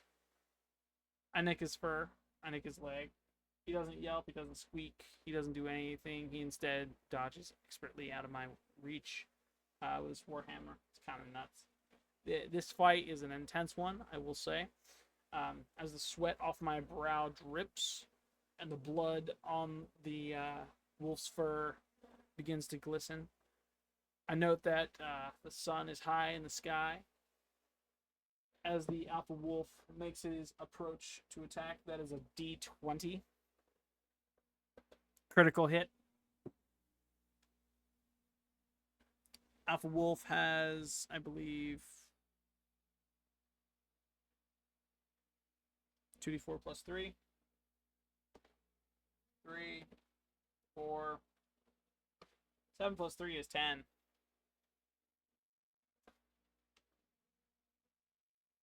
1, 2, 3, 13. Ah.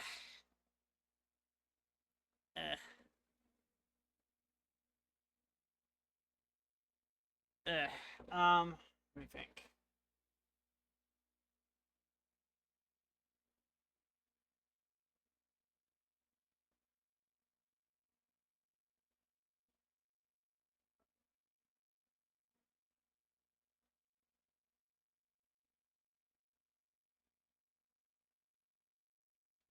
This is the alpha wolf? Yeah, this is the alpha wolf. Okay, so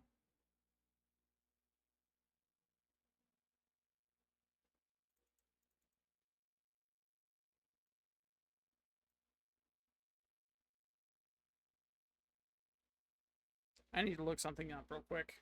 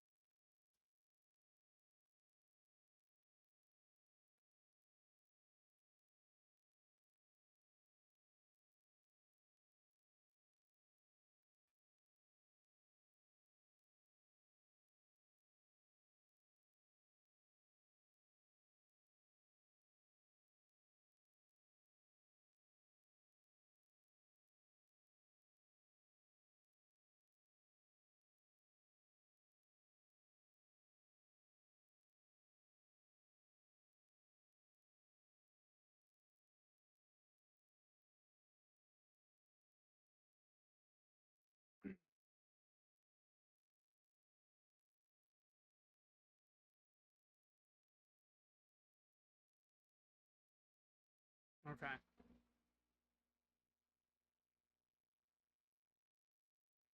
So that's a thing. Let's go ahead and take a look at here.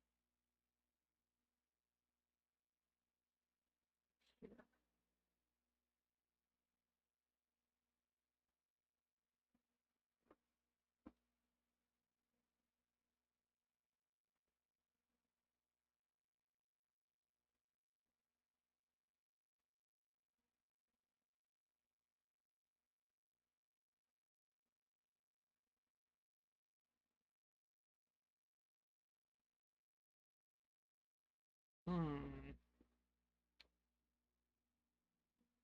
Big sad.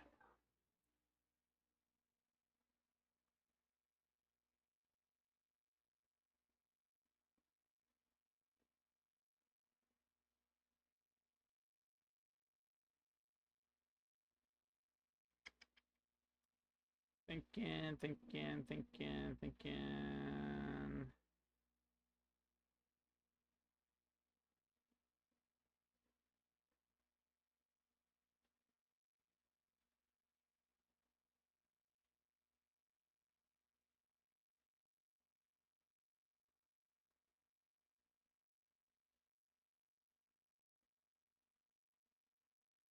I want to use a reaction. And I'm tossed between using a... Because this is the Alpha Wolf, so it's got 8 HP.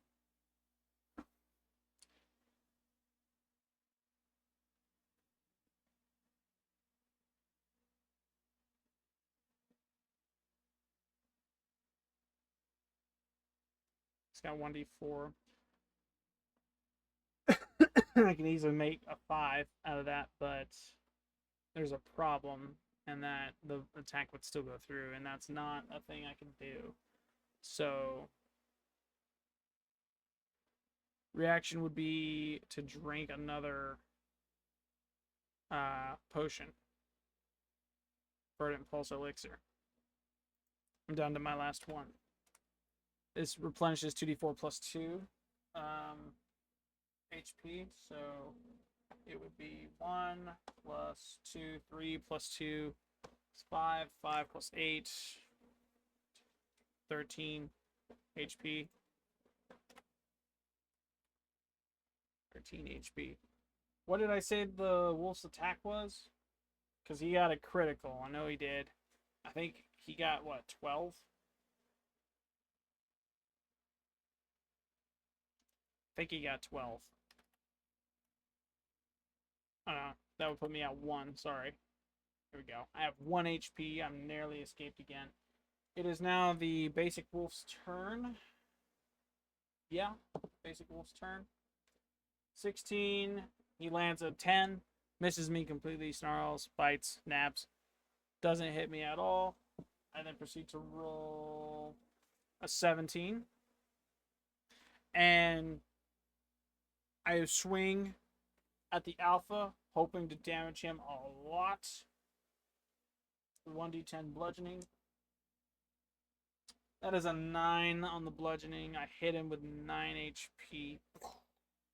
Dead on the spot.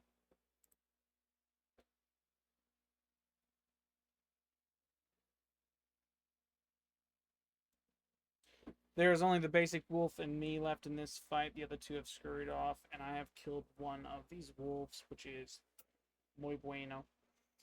From here, we take care of the initiative. I think basic wolf has his turn now, and then it is the alpha's wolf turn. So that is a 12 on 16 AC. Does nothing to me. I take my turn in an attempt to swing at him. That is another 18. 18 over AC of 13. Definite hit. I swing at him with my Warhammer one more time for a 1d10 worth of bludgeoning. That is a 7. Instantly kills that wolf. I have downed 2 of them now.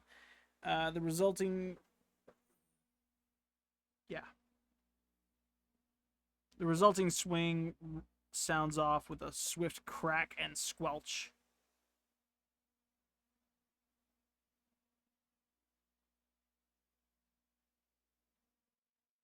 Both wolves now lay dead in front of me.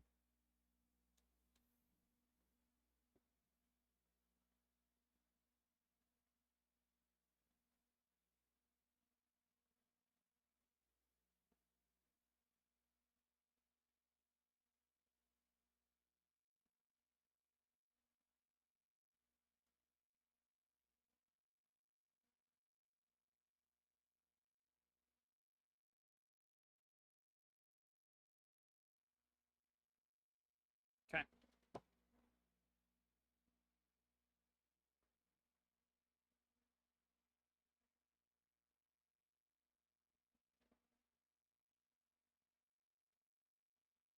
Okay.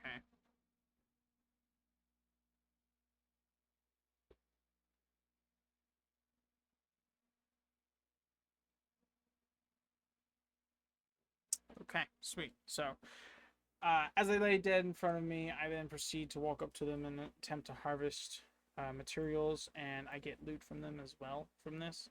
I get 18 silver pieces, 7 gold pieces, so 79. 79. And what was that? 7 gold pieces, so 406. Yay. A bloodstained leather pouch with 1 small polished agate. It's worth 10 pieces, 10 gold pieces. We're gonna do this.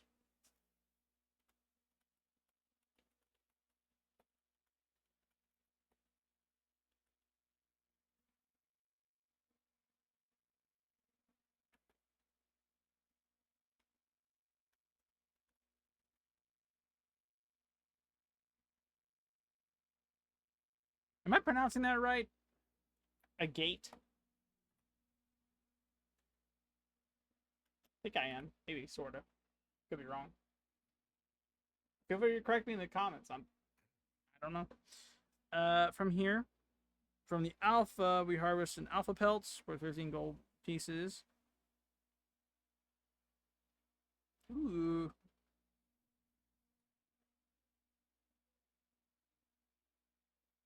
If carefully harvested. So I use the dagger to harvest this pelt. I'm going to go ahead and roll for DC of 12.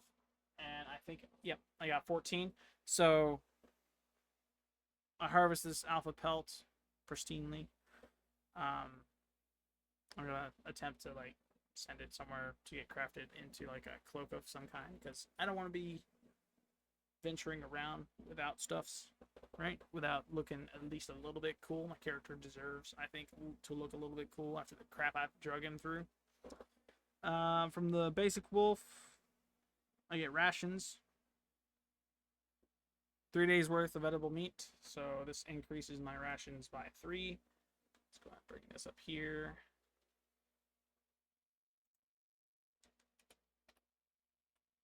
Three days ration. Oh, nope. 3 plus 5 is 8 rations for 8 days.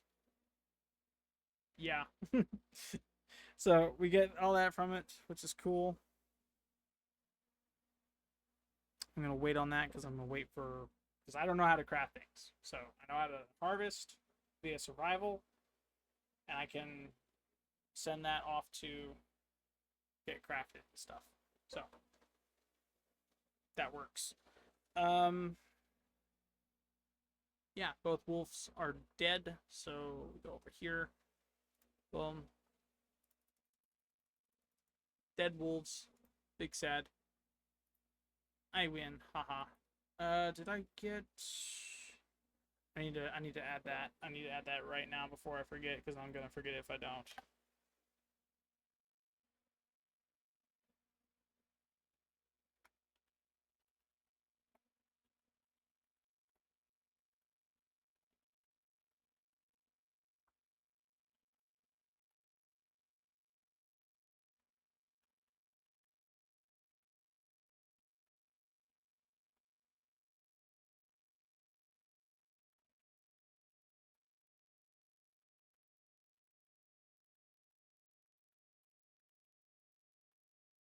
That's my personal note to it. We're good there. That's good. Okay, good. Yep, we're gonna take this. We're gonna go back to this. D20 is first. Yep. Okay, good. That's good. I don't need this, at least for right now I don't, so I'm gonna set it right there. That's good. That's good. Let's reset these dice because golly, I used a lot. Golly, I used a lot. We're gonna keep 1d20 out for safe use because yeah. Let's go ahead and after the bloody escape and the kills, you harvest the alpha wolf, take it with you along your way, as well as some of the gold. You got some silver from it. I killed 2 wolves, so I get XP from it. Not psych. We're gonna wait until chaos is here before we start adding XP. Until then, everything is second level on my level.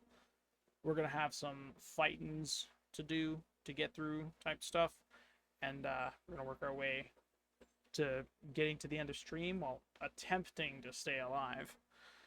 I note my injuries are not so severe as to be incapacitated, but I am verging on collapse with only 1 HP. And I really, really, really, really, really, really want to get to an inn before I go and, pass out completely. So I'm going to go ahead and my decision is to go to an inn. And we're going to use the encounters the same way we've been. So on the same page. Go ahead and just good. So nat 20 on that. I cannot use that. If I do, it breaks stuff. So as I'm walking down this path towards the guild hall, I start to notice on top of colors being changed, rocks beginning to float in the air. It's kind of crazy. I was not expecting there to be rocks floating the way they were. I think it's anti-gravity magic, but there is no telling, honestly. There really, really isn't. I'm gonna take a shortcut through some houses and get to another footpath that looks a little bit more familiar. I'm gonna continue on down this path, and then we're gonna do absolutely nothing because there's no interaction there. So we're gonna keep on trucking all the way down. Boom. Keep on going, keep on going. We passing by town hall. Let's see if we have an encounter here. Nope, nothing. As we pass on, we notice a lot of people all the way around town. They're cool. I make it to the inn. I'm like, hey, I need a complete bed and food and shelter for like an entire day because I am completely toast, exhausted, tired. I am got blood all over my clothes. I need them washed. If you can wash them for me, that'd be great. I need you to take care of me for the day because I've been through the ringer. Could you hook me up with a room? I got 15 gold pieces. I'll throw in another 5 if you can get me this room. Receptionist goes, yeah. We got a room up here. Follow me. And we go all the way up the stairs. She introduces me to the room, says, hey, look, here you go. You got a bath here. You got, what's the word? What do you call them? The things in the buckets of water you use to rinse your clothes out. You got one of those off in the corner you can wash your clothes with for when you're well rested. We'll have room service up in a moment, bringing you food and stuff. So stay tight, stay cool, stay here. We'll be up here momentarily with a feast. I appreciate her. Hand off the 20 gold pieces as promised.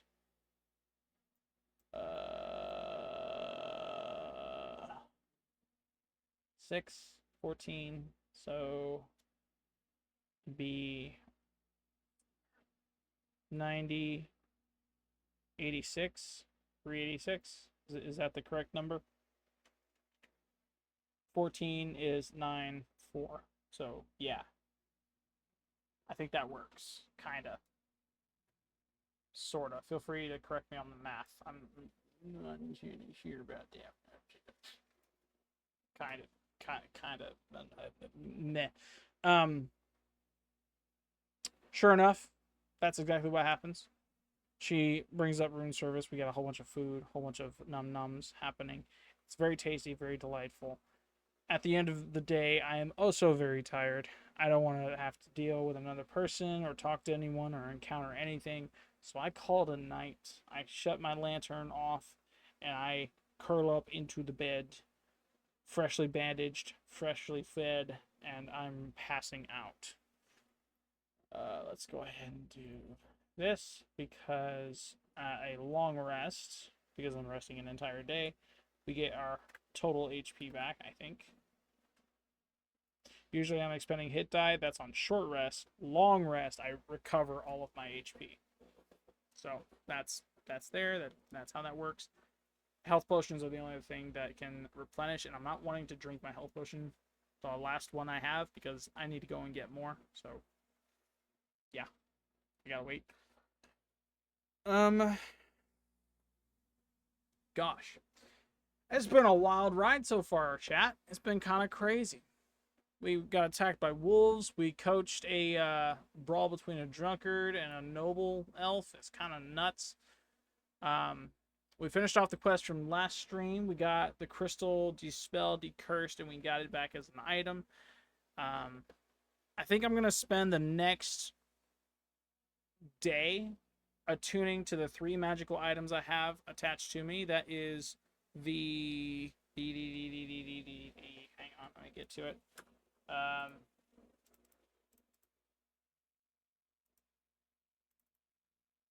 So I'm looking to attune to the Nocturne Ascendant Crystal from the quest earlier. I'm looking to attune to the Noctium Sphere, which we achieved yesterday's quest when we helped the village out with the well. I'm also looking to attune to the Whisper Glass Shard. I kind of want to generate that image. I might actually do that here in a second because, yeah, that needs to become a image with description and stuff, because I got like images that are generated from like a D&D type of perspective. They look fire, and I would very much like to have a Whispered Glass Shard like as a single PNG instead of screenshot paste, right? I'm gonna spend the next day at this place attuning to this. Daily cost for room and food is 15. The 20 was for an expedited pay, put me in a room now type of gist.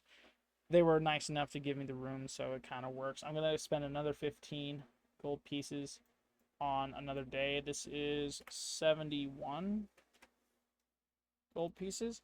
From here, I want to attune...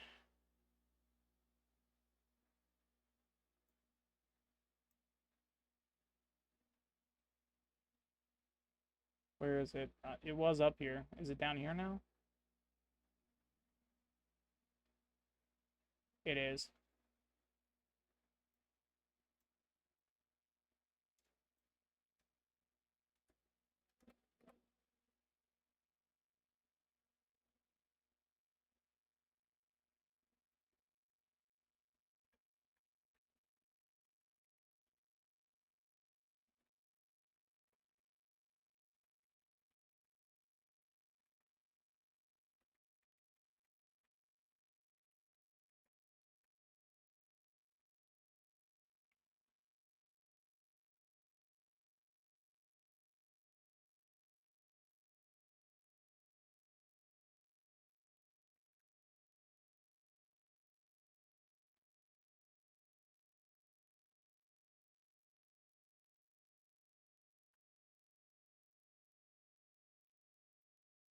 So it physically will not let me put any more items here. This doesn't need attunement. What am I doing? Sorry. I just realized. I read that out loud on chat a second ago. The book, the DM guide, essentially said for attunement, you can only be attuned to up to 3 magical items at a single time. The Cloak of Flicker is a wearable piece of garment that is a 1-a-day use without need for attunement. So it's just there to use whenever. The ring is a wearable object too, which is a constant effect. It's not like it's a usable thing. The Nocturne Sphere, the Ascendant Crystal, and the Shard all have charges that require attunement. One of them's a legendary item, that's the Sphere. And then the other one's a extremely rare, very rare item, that's the Crystal, and the Shard is like rare-ish, common, uncommon-ish type of gist, right? And all three of them need attunement in order to actually cast their full potential for magic ability. I'm attuned to all three. They each have their charges and uses, so that's a thing. We're going to leave that category alone. I kind of want, for this PDF, I want to take everything under the Explorers Pack and put it down here. But the problem with doing that is I'll run into the same problem I did above, where the text will shrink and then I'll be limited to X amount of space, and then I won't have anywhere else to go. Kinda. And what I think I want to do is I kind of want to get cards. Like index cards. I want to write down every little thing about them. And I want to like have them not in a deck, but in a pile for what I need to check. So I'm just picking them up. Oh, this. Hang on, this. Yeah, I could use this, you know. I could tear it, or I guess put a big old 0 goose egg in like parentheses for when they're completely used up. I have none type of gist. And that's a thing, but I gotta figure out how I'm gonna do that. So, I'll figure it out later. Let's see. We've been streaming for 4 hours, and there's a little bit I've got to figure out before I can continue with my decision making for where I want to go after I've rested and attuned here. So what I'm going to do is I'm going to press the BRB button. This is your time to go get a drink, go get food, go use the restroom, have a chill moment, think to yourself, meditate. The game's only just begun, and we have gotten so far into it so far, and I kind of want to continue. I really want to continue. I've got 2 hours remaining to stream. That's happening. We're going to continue. Yeah. I hope you guys enjoyed it so far. I'm not ending stream. I'm pressing the BRB button, the pause button, for like 5-ish minutes. Take your time. See you guys in a second, okay? I will be right back. Thank you for watching. Give me a moment. I need a break. BRB.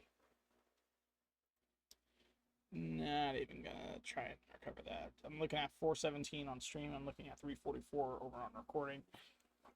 We got roughly another 2 hours. I'm gonna end stream in 2 hours. Recording's gonna be a little short, maybe 10-15 minutes, so I might run over that 6-hour mark, but hey, that works. I have no problem with that.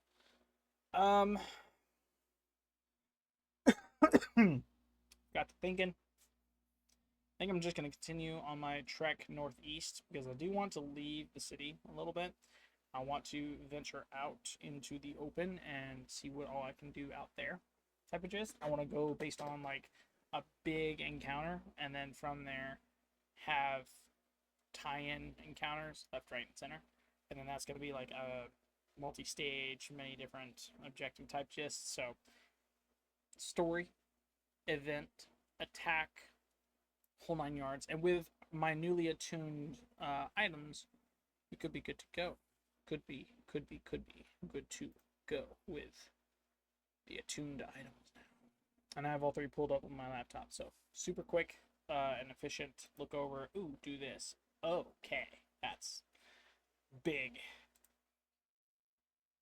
And go ahead and put this here for ease of use. Boom. We're gonna do this. I'm gonna take that one, put it there for ease of use. We're gonna leave this one right here. And no. We'll do that for ease of go back and forth. And then I gotta open up these 2. This is the bottom half of this one right here. Good. Boom. Yay. Now I can switch between this and this. we're pretty much good to go. Okay. Okay. Good. We are here. I bid the end keep farewell and thank you. I appreciate all of what she did for me. Appreciate all what they did for me. The food was delicious. I am at 100% again. I'm at max HP. All my stuff is good to go. I don't think I've changed much outside of the health potions, the rations, and there was one thing I used. I don't think I expended any spell slots. There was something I used. I can't remember what though. Did I use something and change it to 0? I don't think I did.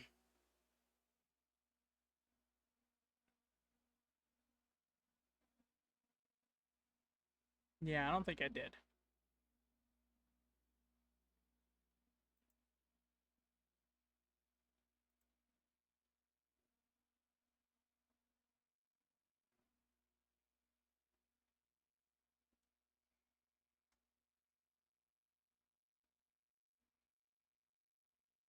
Okay.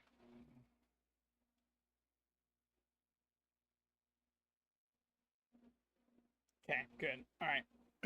From here, I'm going to make the decision to continue northeast. I'm going to keep going up here. Stop. We got to see if we got an encounter. We do not. We pass by Town Hall without as much as any conflict, which is very good. We don't want to cause a scene in the city. That would kind of suck. Continue onward as we approach an archway. See if we get an encounter. We do get an encounter. This is a 1d20 encounter. Let me go ahead and just...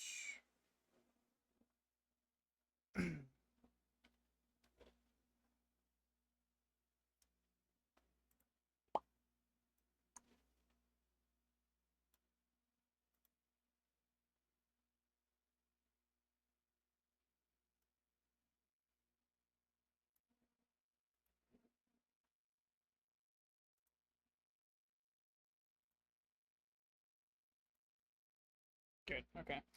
I have the 1d20 here. Roll for 20. We have 15.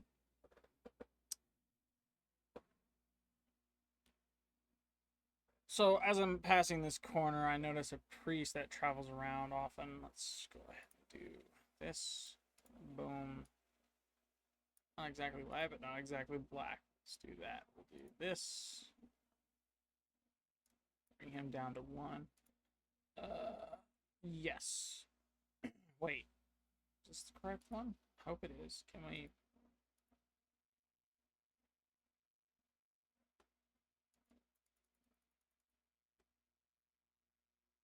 I'm going to save this file because I think it's kind of buggy.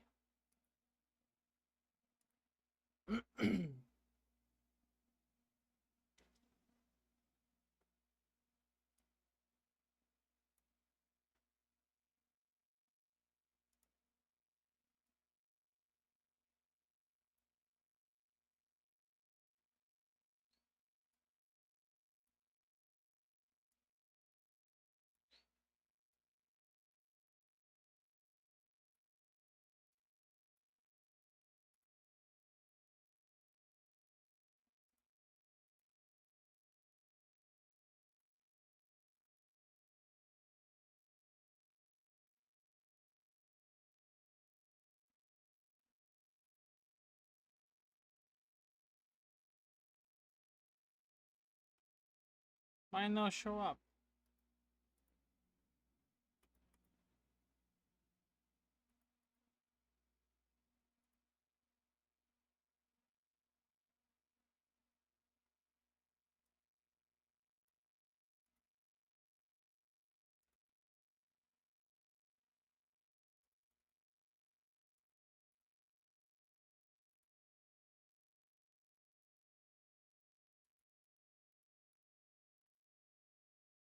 This is the right PC. What is going on?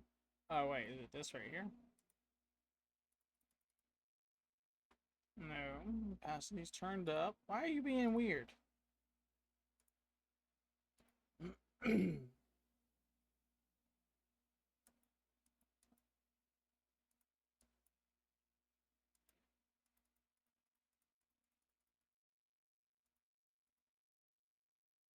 There's a priest on this corner. I don't know why it's being dumb.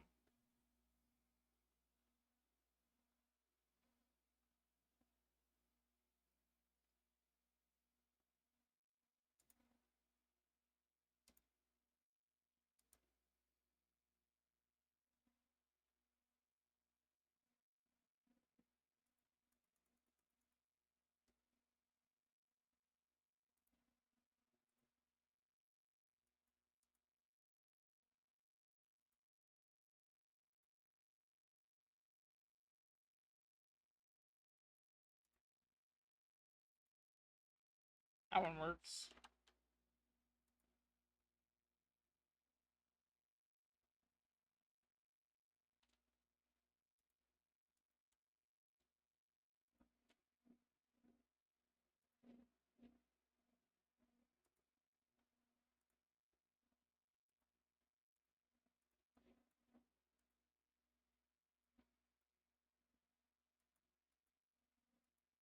Is not visible. This one's not visible. That's why I selected this one. This one is visible.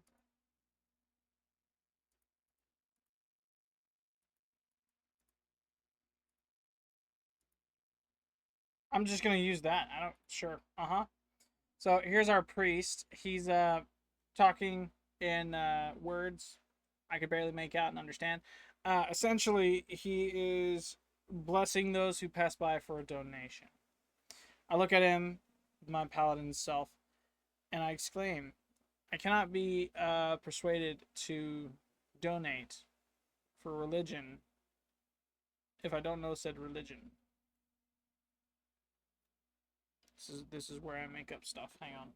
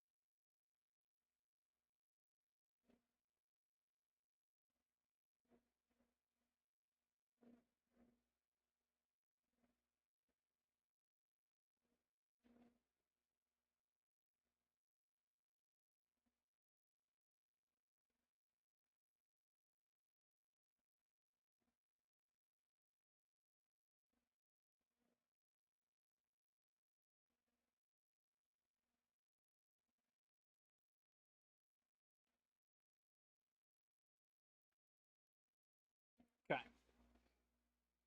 Kind of nuts, kind of cool, kind of awesome, kind of sure. So I ask him, what faith are you with, brother? He says the Concord of the Two Flame. I go, oh, really? He goes, yes.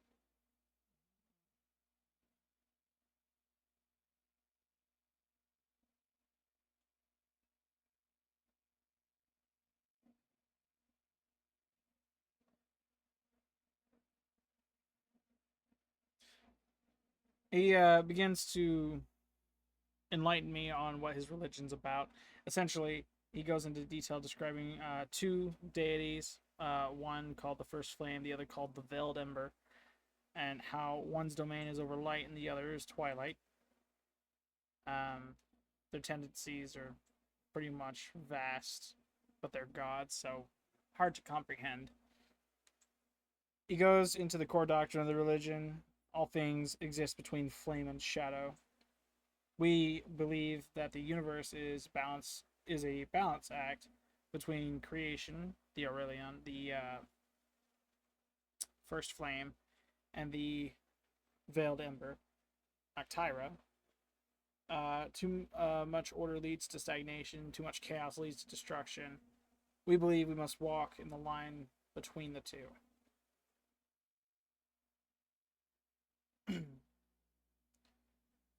I ask him, which order is he with if there are two gods potentially to worship? He says, I'm with the Radiant Path, or the Orthodox Church in this case. He says, I'm a priest of Aurelion. I worship him as a supreme being. Um, I'm just a lower priest. Below me are Templars. We of the hierarchy are very select in our peoples to serve the greater wills. Um, you'll see us scattered about, fairly common among different kingdoms and whatnot.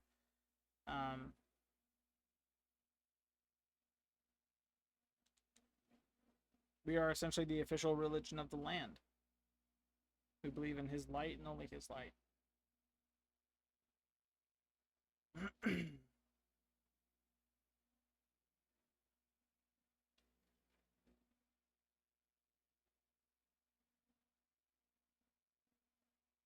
He said, would you be willing to receive a blessing from his greatness for a small donation of 1 gold coin? I go, sure, why not? I'm a paladin looking for an oath anyway. I'll eventually come across a need for an oath. I proceed to give him 1 gold coin.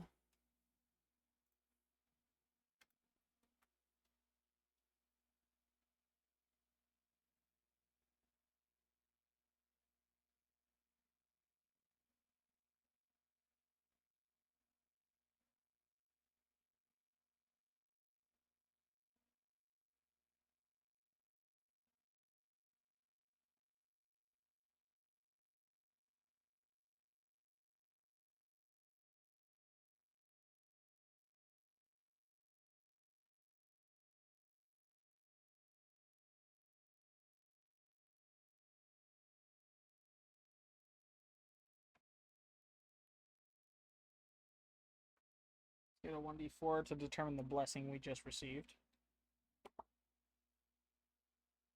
That is a 1.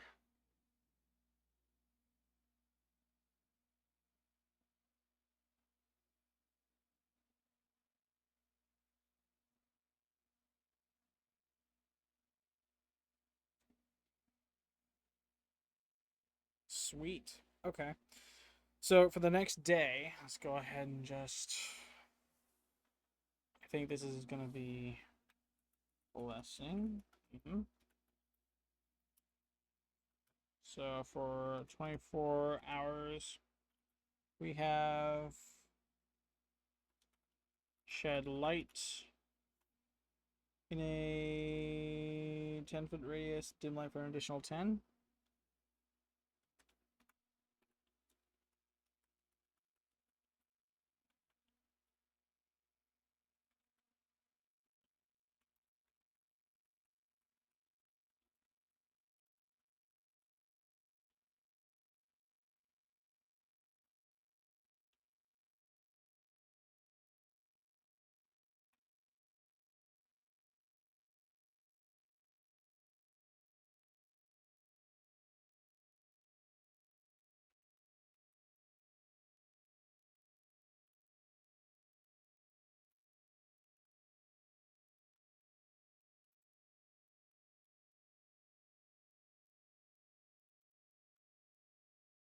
Boom.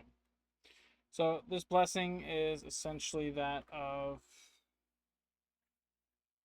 What was the name of it? Kindled Radiance.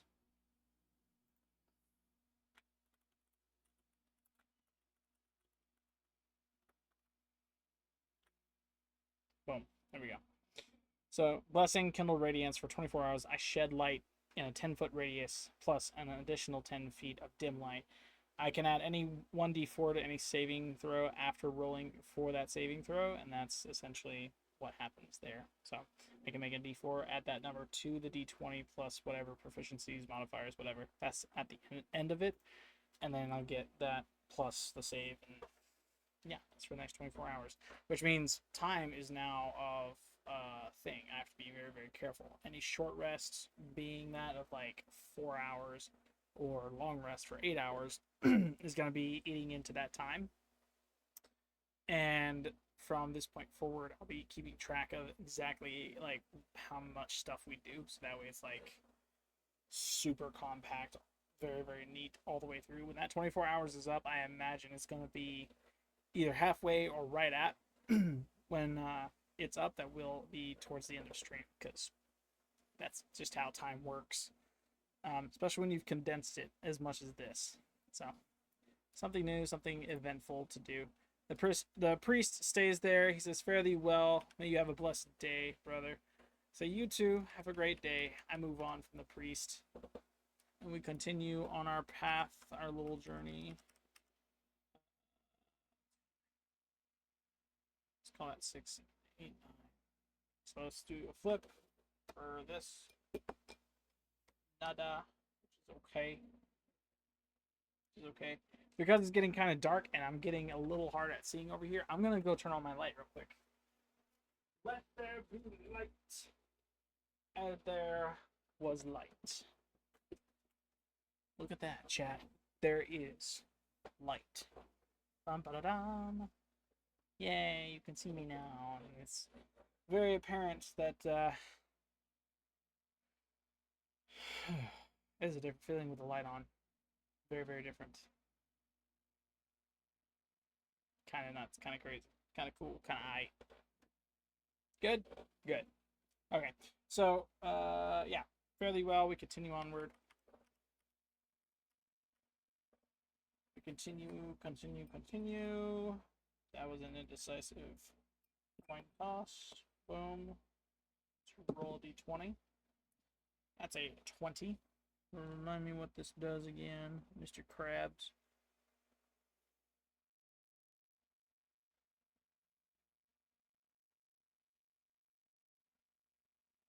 So as we continue beyond this orphanage, I noticed that a few of the rocks around this statue here begin to float high up above the statue. I don't know what's causing these magical disturbances, but man, is it something fierce to have changed the color and elevate rocks left, right, and center. I hope no one gets smushed or hit by these rocks. It'd be kind of painful.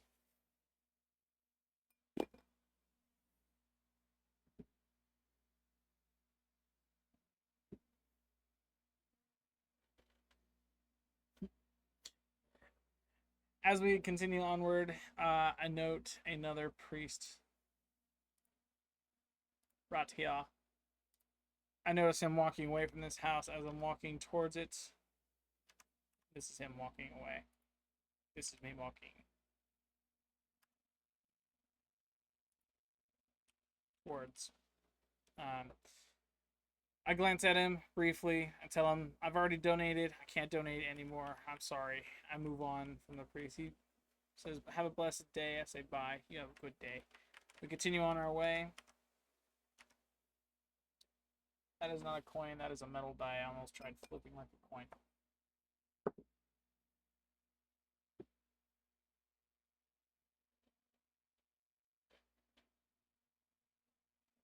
Sweet.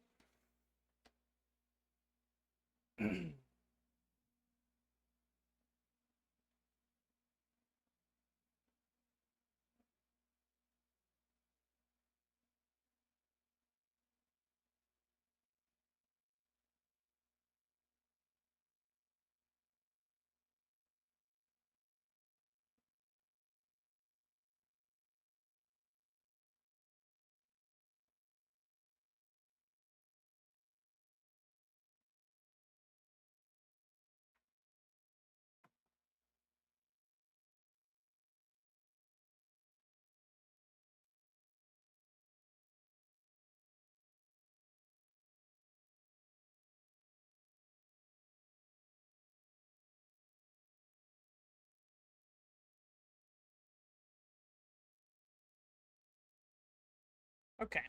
So, on the way to the northeast gate to figure out what I want to do next, I encounter a small child next to the gate.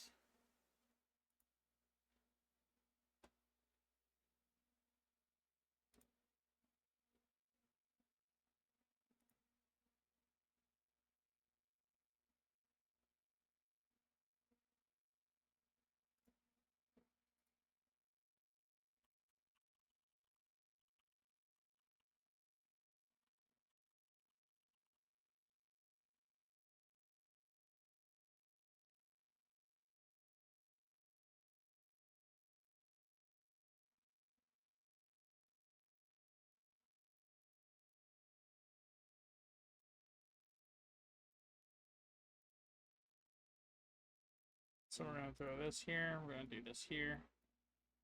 Throw this right here. Boom. I noticed him. I'm like, oh no. I take concern. I'm like, hey, are you lost, little guy? He goes, yeah. I lost my mom. I lost my dad. Could you help me find them? I go, sure. Sure, I have no problem helping you find them. With the kid in tow. Let me go ahead.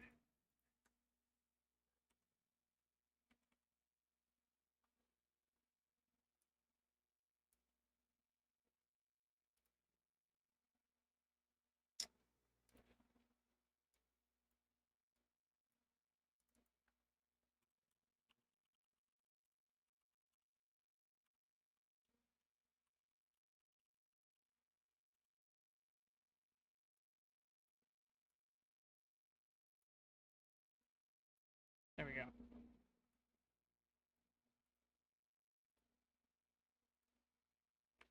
There we go. With the kid in tow, we go and find his mom and his dad. We're looking around town away from the gate because clearly he didn't come from outside the gate. Otherwise, the guards would have pretty much stopped him. Because I know for a fact it goes right there. We continue onward towards our south, trying to figure out where mom and dad are. I ask him, I say, hey, what do you remember? He said, we follow the lights. Mom said, stay close, and there were music people nearby. I could hear music. I said, okay, okay.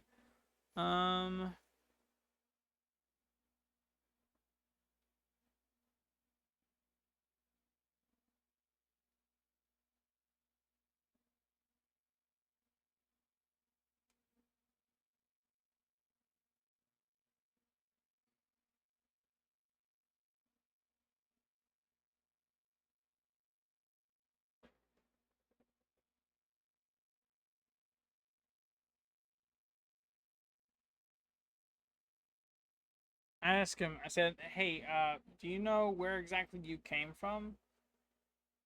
Which direction you were walking in before you had stopped? He said, yeah, I came from over there, pointing to the east. I then proceed to ask him his parents' names, his name, get his information, so that way it's a fair trade of information. I asked him, I said, hey, what's your name? He said, my name is Aaron. I'm like, okay, okay, so Aaron, that's her name? He goes, yeah. My mom's name is Lisa. My dad's name is Bob. I'm like, okay, so Lisa and Bob, that's good. You know their names. That's awesome. Uh, how do we? So, sorry, trying to think. While also organizing is a thing.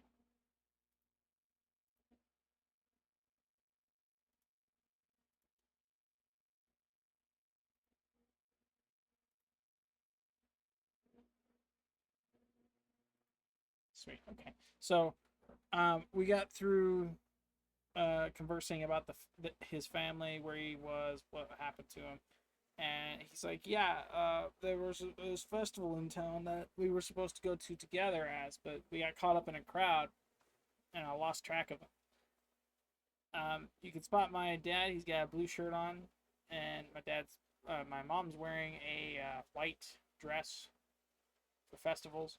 Um, they're just having fun, listening to music and munching on some good food. I go, okay, okay.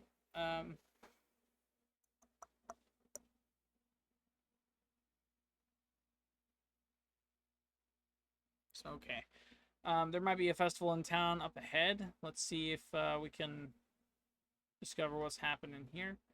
So, and he's like, okay, let's continue. I'm gonna do this. This is the event marker. We're gonna do this right here.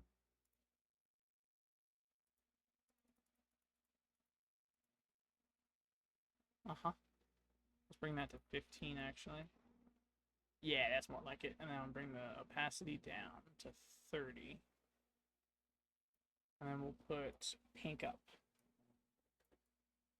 Bright pink. Boom. There we go. Boom. Oh, hello. This one. Boom. As we continue along, I roll perception to figure out what the heck is going on.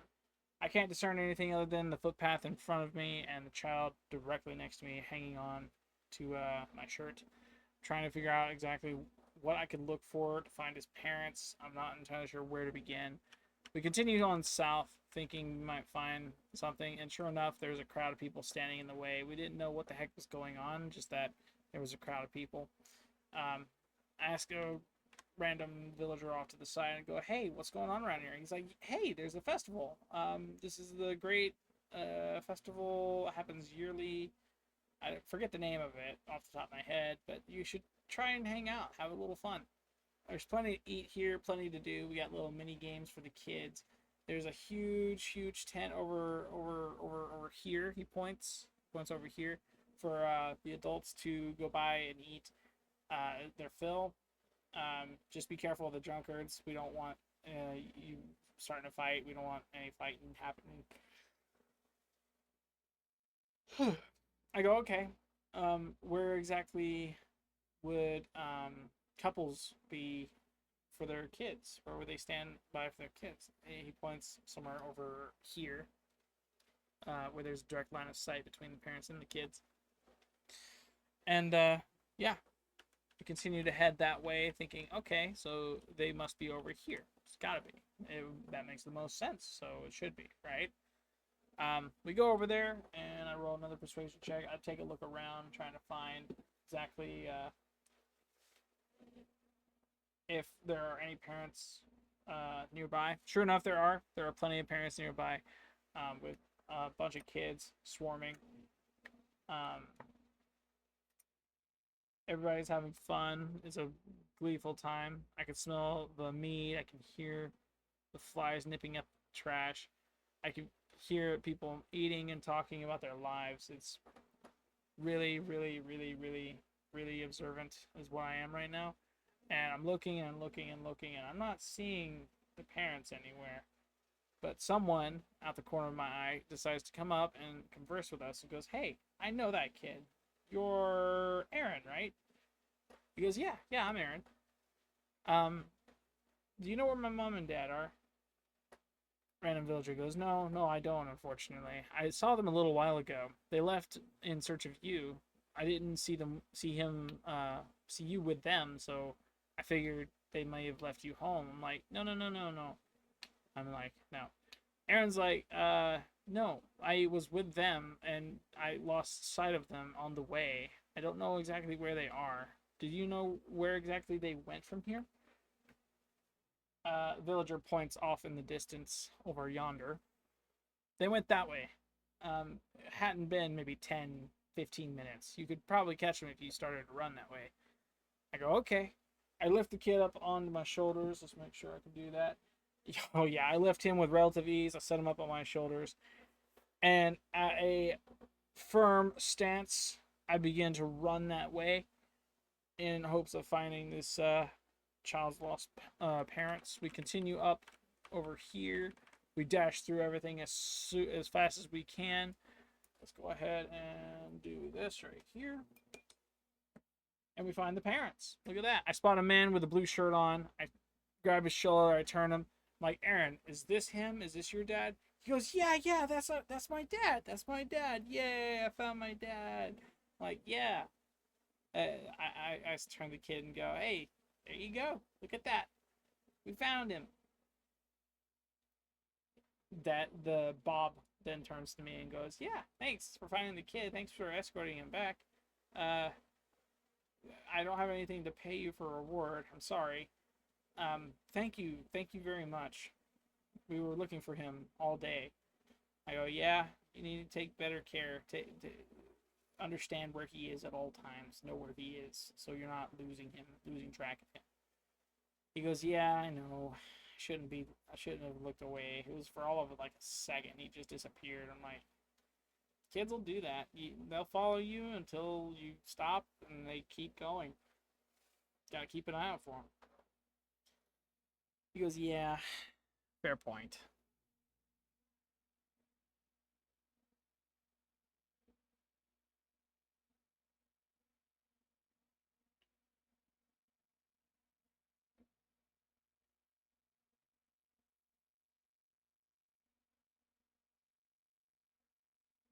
He says, "Look, I'll owe you one, okay?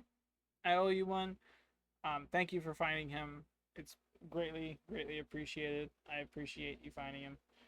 Yeah, not a problem. Just keep an eye on him, would you?" And he agrees. He nods. He says, "Yeah," and then we move on. And it's all good. I didn't realize how short the recording is gonna be. It's gonna be short. Just an FYI. Wow. Okay. Apart from that, though, we return the kid. We get a favor with a family in the community. So +1 for the next.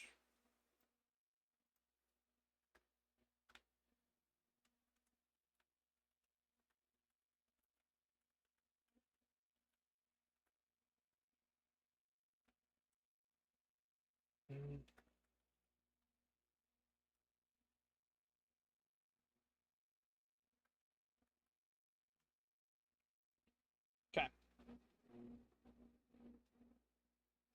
That's just a quick reference for me. From here, I go, "Yeah, I'll see you around, kid, okay?" He goes, "Yeah, see ya."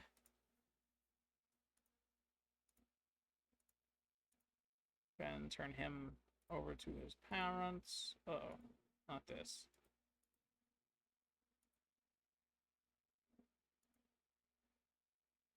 Boom. This is me. Good. I don't know why YouTube's having such an issue with its chat. It keeps disconnecting me, apparently. Even though my stream is fairly smooth. Nothing, like, hiccupy, nothing bad about it. It looks good. Twitch is good. TikTok is good. I don't know what the heck's going on with it. It's weird. Okay. From here, I decided to continue northeast from where I am to continue on that path, that direction. Just keep on going. Just keep on going.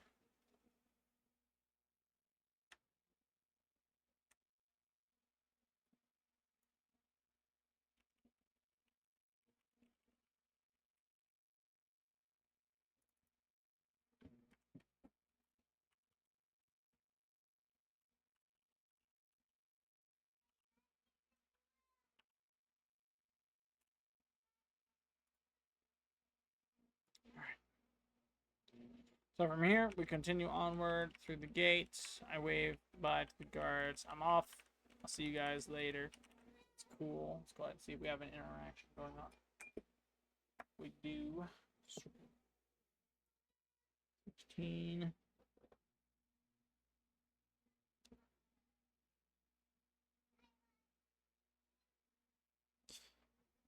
think you guys can hear my nephew, and it's kind of adorable. What in the world?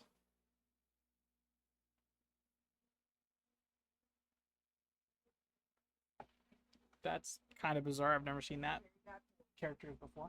Kind of nuts. So, as I leave and round the first curve, I see there's a swarm of insects that will descend upon me. They're not harmless, but there's a huge swarm of them. They're annoying. Let's go ahead and do this right here. Boom. Insects are green, so we're going to do something like this right here. Boom. Boom. We're going to do this with the opacity like 70-ish. We'll do a swarm of 10. This is our insect swarm right here. In an attempt to escape, I proceed to full sprint my way all the way down this road here. I make it to the edge, turn right.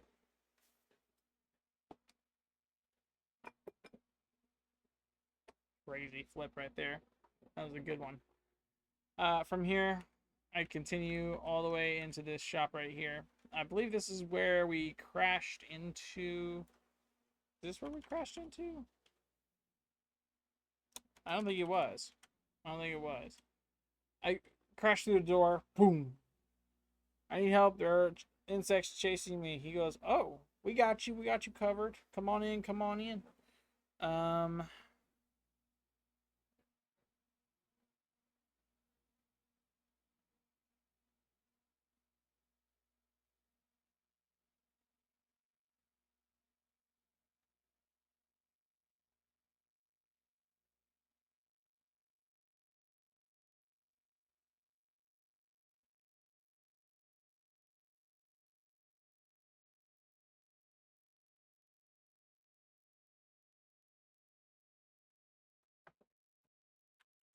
One moment, I have to. I'm gonna look this up.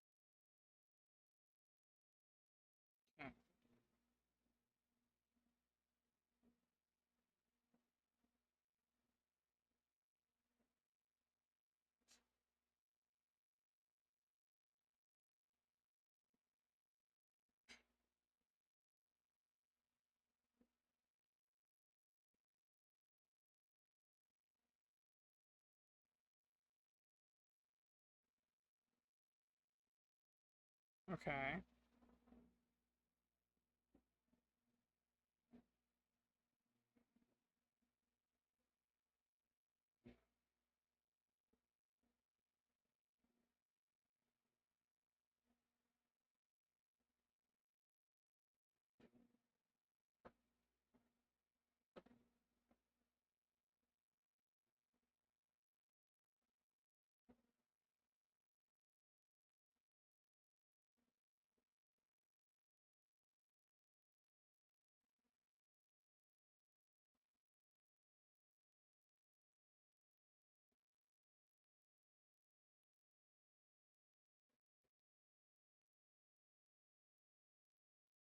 Okay.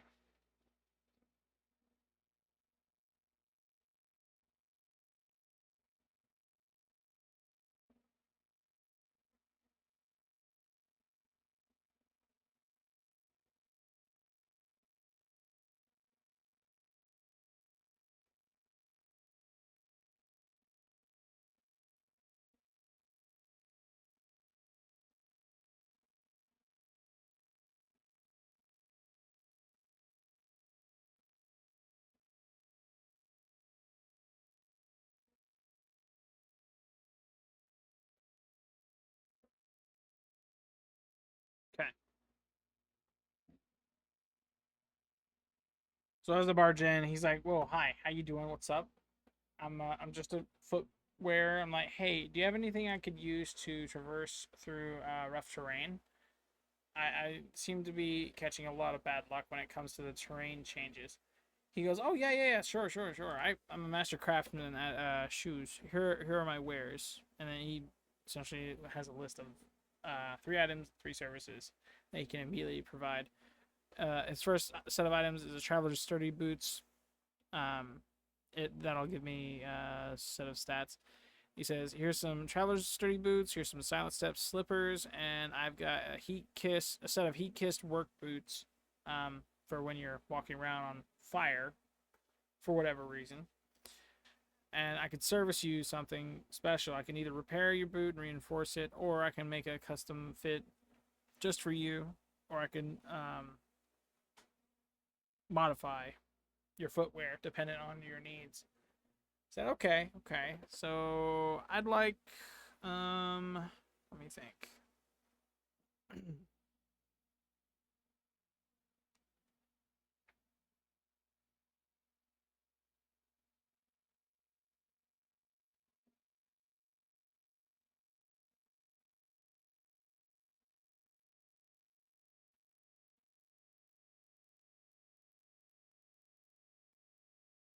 Okay.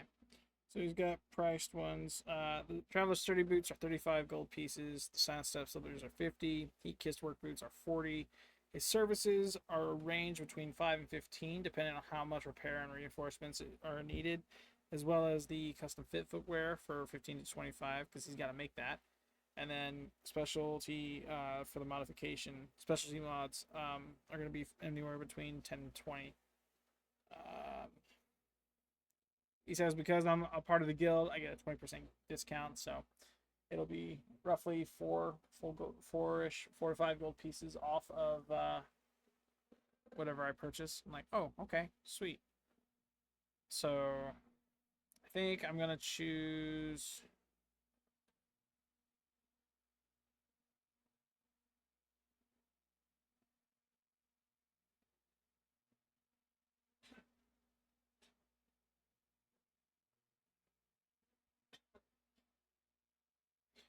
So I'm gonna go ahead and nab the heat kissed work boots for 35 gold pieces.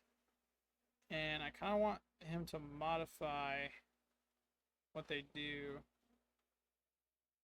I'm gonna roll 1d6 for which modification, so it's fair. That's a 3.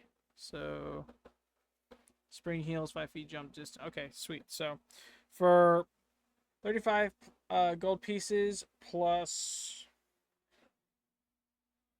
we'll just put that at 10. So 45 gold pieces total. I get a set of boots, and they are going to be modified for jumping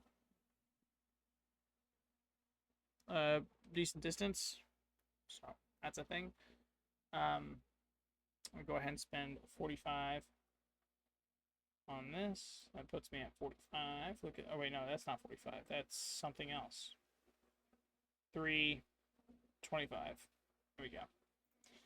My math wasn't mathing there for a second. From this, I get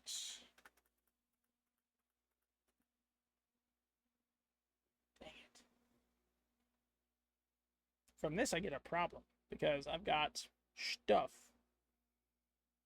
to situate and figure out, which kind of sucks because I'm like, A, B, and C. How do I wish to do this, kind of thing.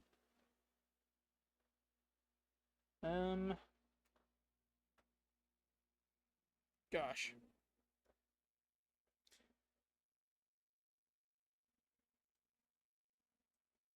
Let's go ahead and just toss them over here for a second.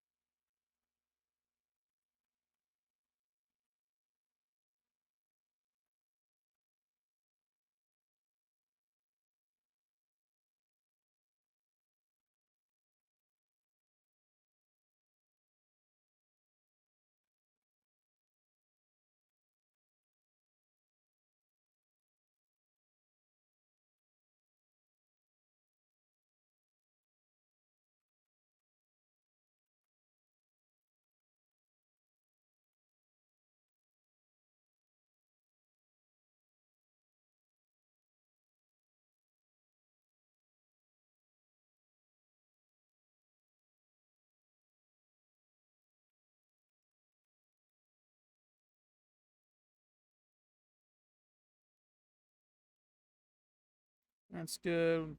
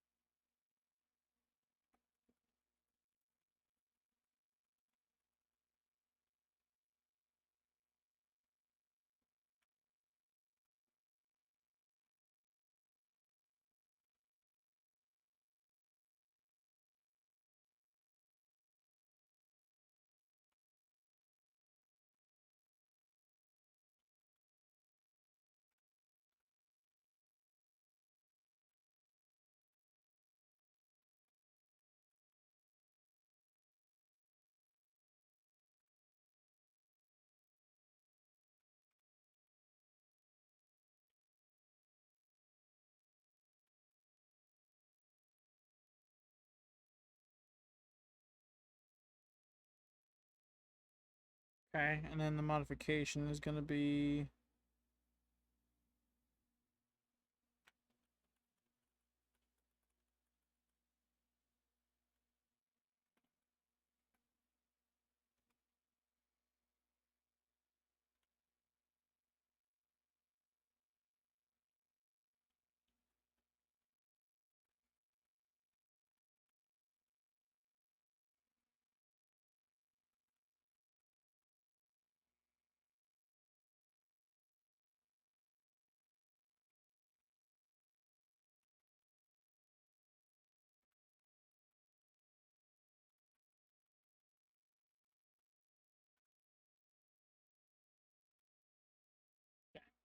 That works. That's good.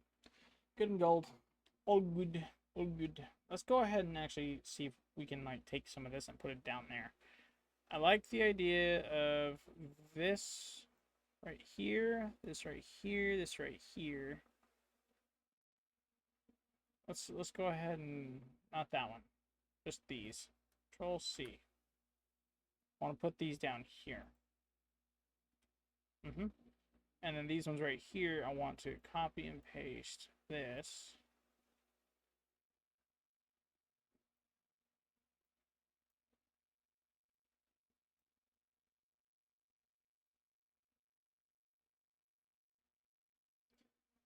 Oh boy.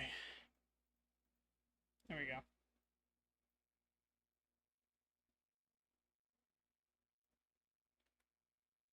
There we go. And then I'm gonna put, because these are now down there. I could delete these. I could do this. Good. That's a lot of text. Definitely going to be investing in a card or a deck of cards here soon to list all this stuff because, yeah, that is a lot. This is up there. Delete here. Good.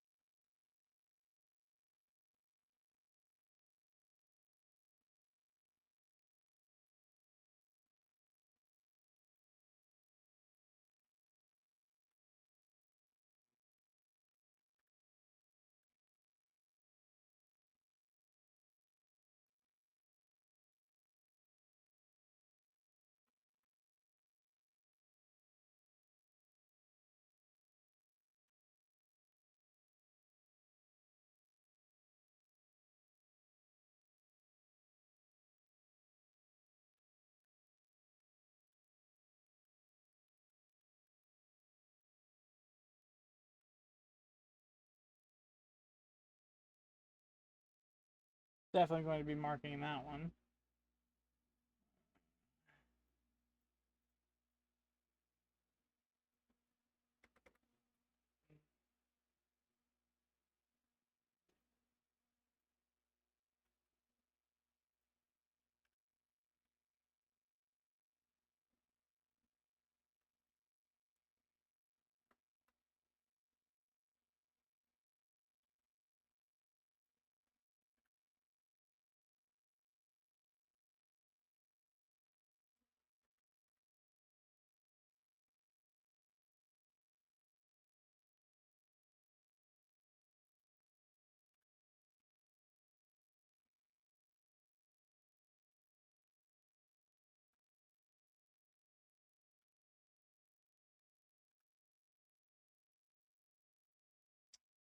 Okay, good. That's all organized, kinda. Okay, let's do this. Boom.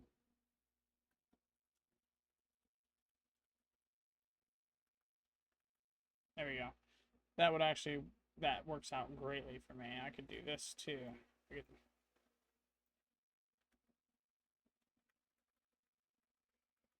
Okay, that was kind of a waste, but I don't really care. Let's go ahead and bring this down here. Consumables. Boom, boom, boom. Yay. Okay. That's now organized. Kinda.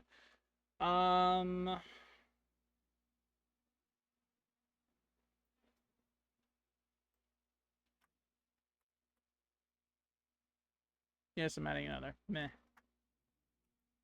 Okay, good. From here, I thank him for his services as well as the items. Yeah. I bid him farewell after handing him over the gold, and he's handing over the pieces of clothing. I now have boot. I have boot, I have cloak, I have ring, and I have common clothes set. So I can avoid heat. I can avoid attack. I can breathe underwater and swim, which is kind of good. So let's continue on. By the way, all of those are equipped. The clothing, the cloak, the ring, and the boots. Okay. Okay. I think I'm also equipped with chainmail. Yeah, I have chainmail. This is all equipped. Chainmail, and then this. Yeah. None of those require attunement either. None of these do. With this being the case, I make my way southwest, because I want to revisit some older places type of thing. On the way to visiting some places, I note the breeze across my face.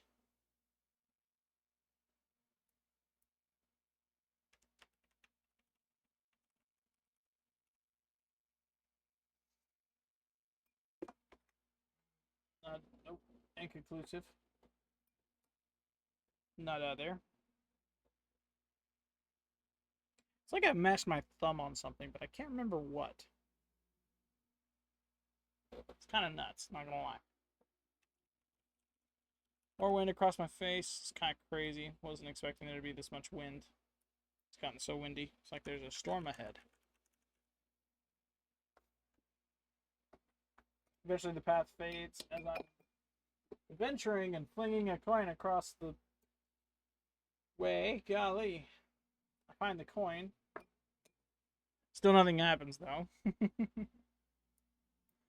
Not seeing any danger or encounters. I proceed to continue on this way.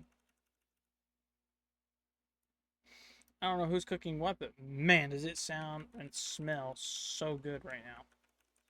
Kind of jealous, not gonna lie. Boom. There we go. There's a 15. What does a 15 look like real quick?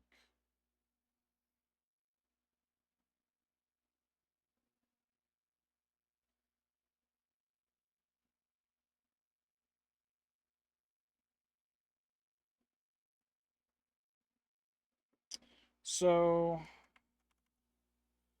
as I continue along the path, I note there being several buildings around. I note that there are some shady figures in town. Insight check. Let's take a look. Insight. Wisdom 02. So 14. I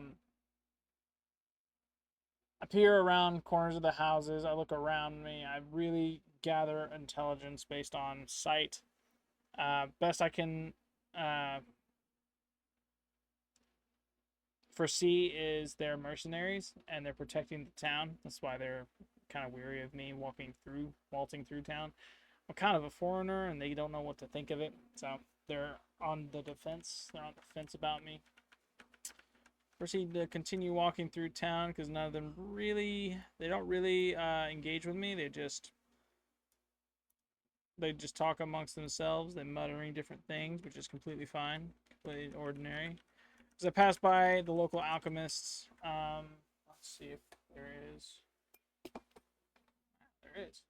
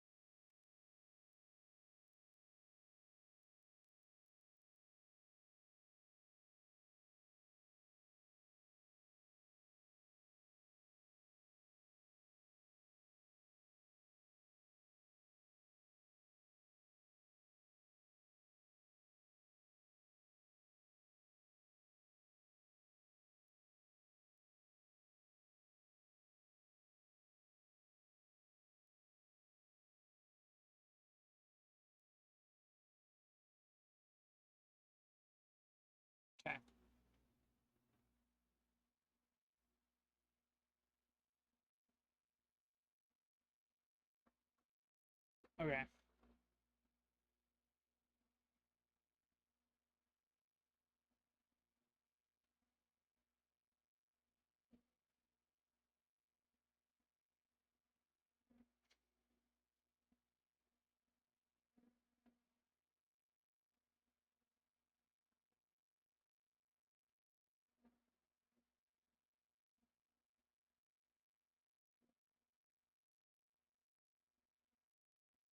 Okay. Just.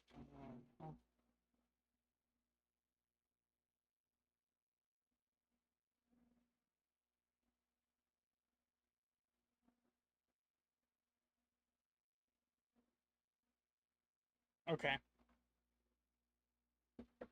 Man, this is very, very, very, very, very, very, very lopsided because there is no real suspense when I'm both DM and player. I'm reading mind and trying to be player and act out at the same time, right? It is such a buzzkill for me, but I'm going to try my best and get this right the first time for you guys. So, I stumble into town to a party being held. This town is protected by mercenaries, as far as I could surmise. That's what makes it kind of eerie. Let's go ahead and add a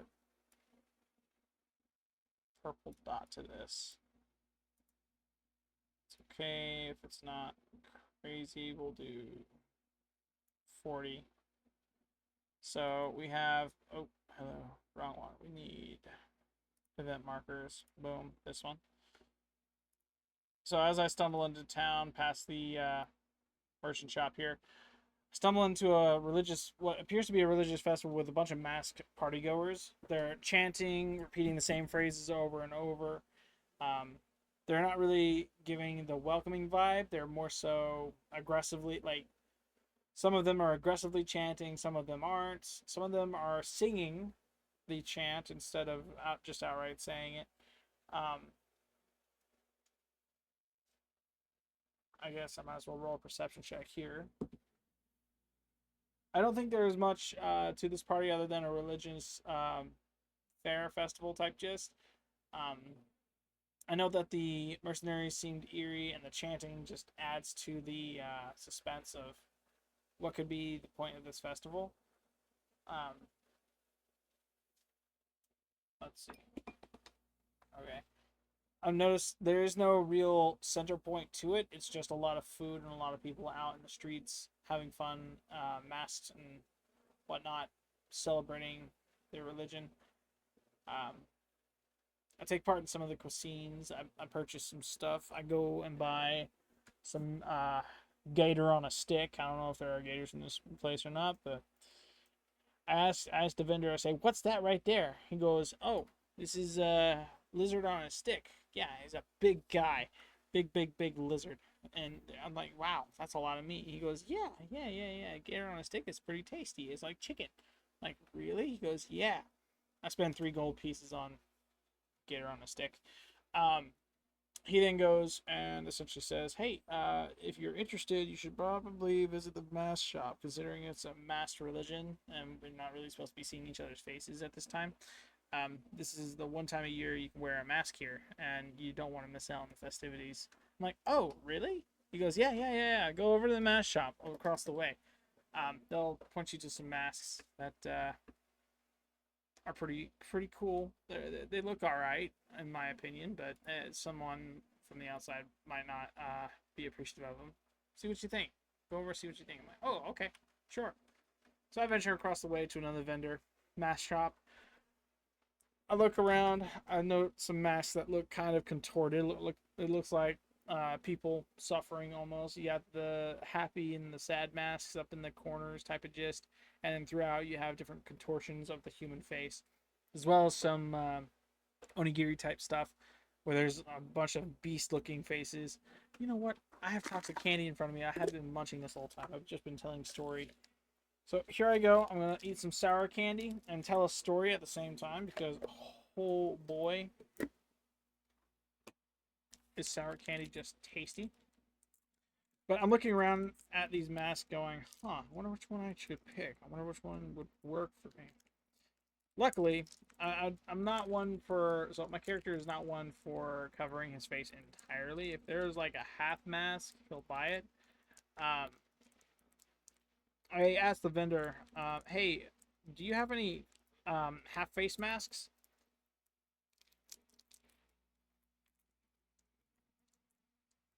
He goes, yeah.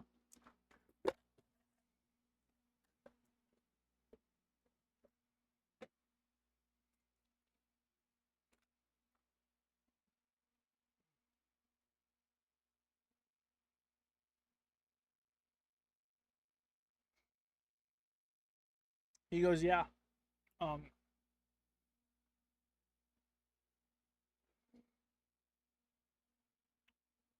every time.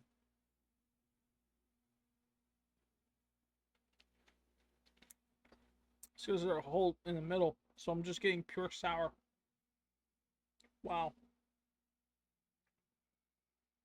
There we go. There we go. Now it's getting a little sweeter. He goes, yeah, we got masks from all over. We got metal masks, we got plastic masks, we got paper masks if you're not comfortable with wearing something like that. I'm like, yeah, I'd like to take a half mask, please. If I can get something that covers the right hand side of my face, like towards the middle, that'd be great. He goes, yeah, yeah, we got plenty of those here. He presents me with a mask. Hang on.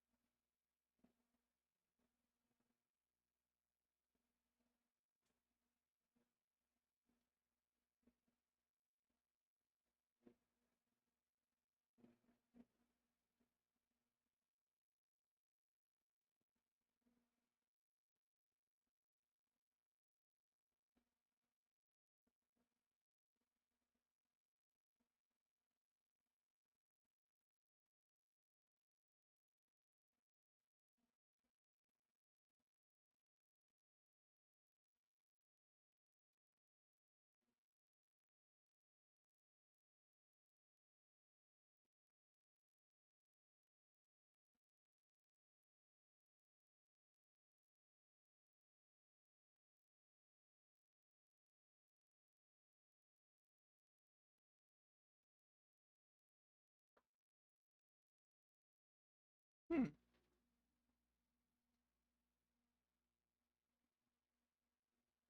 I see. Okay.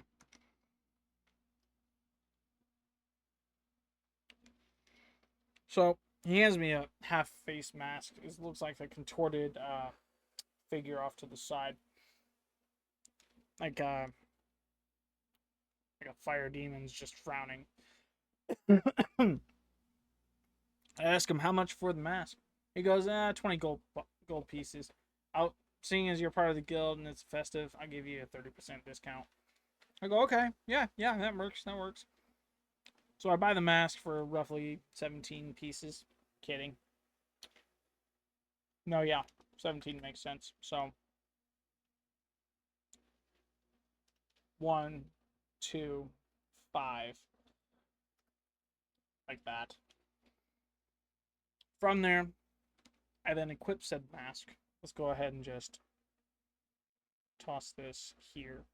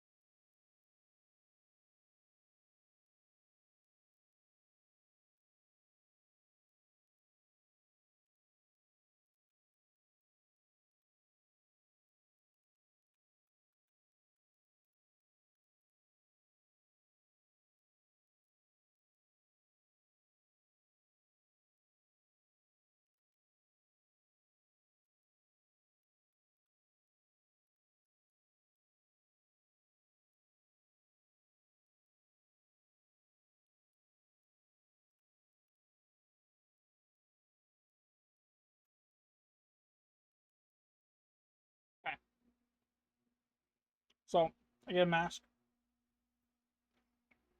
put it on for the festivities. I head out of camp. Out of the tent he set up for himself.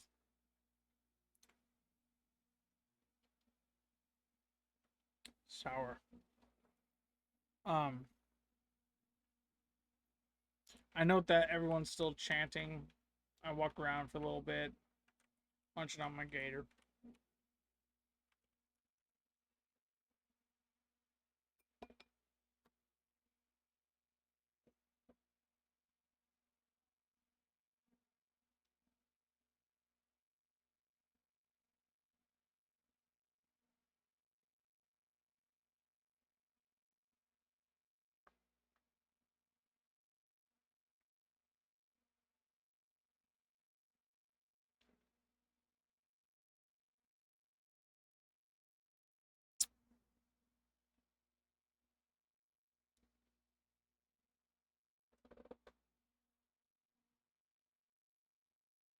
Okay, so I'm mildly suspicious.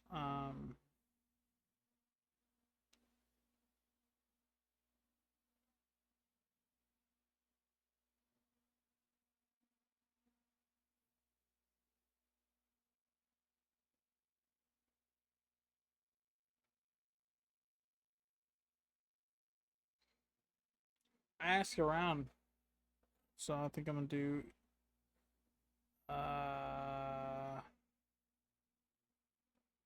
Yeah, not. I'm gonna do investigation and perception. Huh? Oh, I have food, chat. I gotta press BRB. I've been called away. BRB.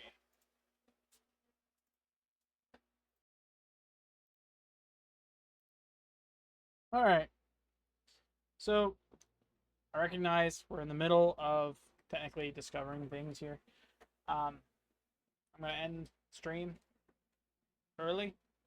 I've been streaming for 5.5 hours, and I've been recording for 4, almost 5 hours exactly. I'm gonna call it 30 minutes early because I have not ate much today outside of candy and a very small amount of pork, and I just got a heaping bowl of rice and meat, and it looks oh so tantalizing. Hang on.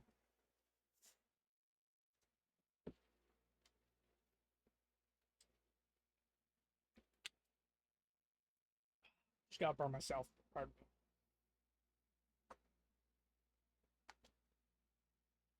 me. That tastes great, and I want more of it. But I know if I eat this, I'm definitely going to be running out of time on stream. So, pardon me for calling it early. I'm sorry you didn't get to see much of the lists that I was going off of. I understand I've had a lot of technical difficulties today, and that's going to proceed to happen if I proceed to use that along with all of this. So, thank you guys so much for watching. If you enjoyed this stream, consider giving a like. If you're new, consider subscribing or following. If you honestly enjoy this kind of content, this was a first for me. I've never streamed D&D before, and yeah, this is honestly first time experience trying to DM and play the game at the same time. Um, Being by myself kind of sucks. Not gonna lie. I wish I had more people to play with, but I'm working with what I got. I wanted to play D&D so bad, I decided to go solo. So that's a thing. Comment below what your favorite part of the stream was, if you had a favorite part, and if you honestly didn't enjoy it, comment that below too. I'm all for the constructive criticism. I'd like to know what I could do to make this a little bit better for you. I understand a little bit more people, a little bit more crowd work would be awesome. I feel like I've mentioned you guys enough times to really say, yeah, I did my best with the crowd work when it comes to chat. Um,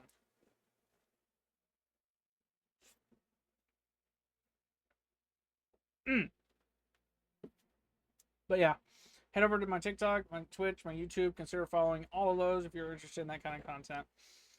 We have multiple different YouTubes over on Orbs Vault. You can go to the description of any YouTube video or the channel itself, and you'll see every single link to every single piece of social media, and you'll be already in the central hub of me. Or hi, so hello.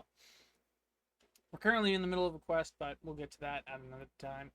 Happy Friday, everybody. I hope you have a great weekend. Thank you guys so much for watching, and I will see you Monday, 4 p.m. Don't be late.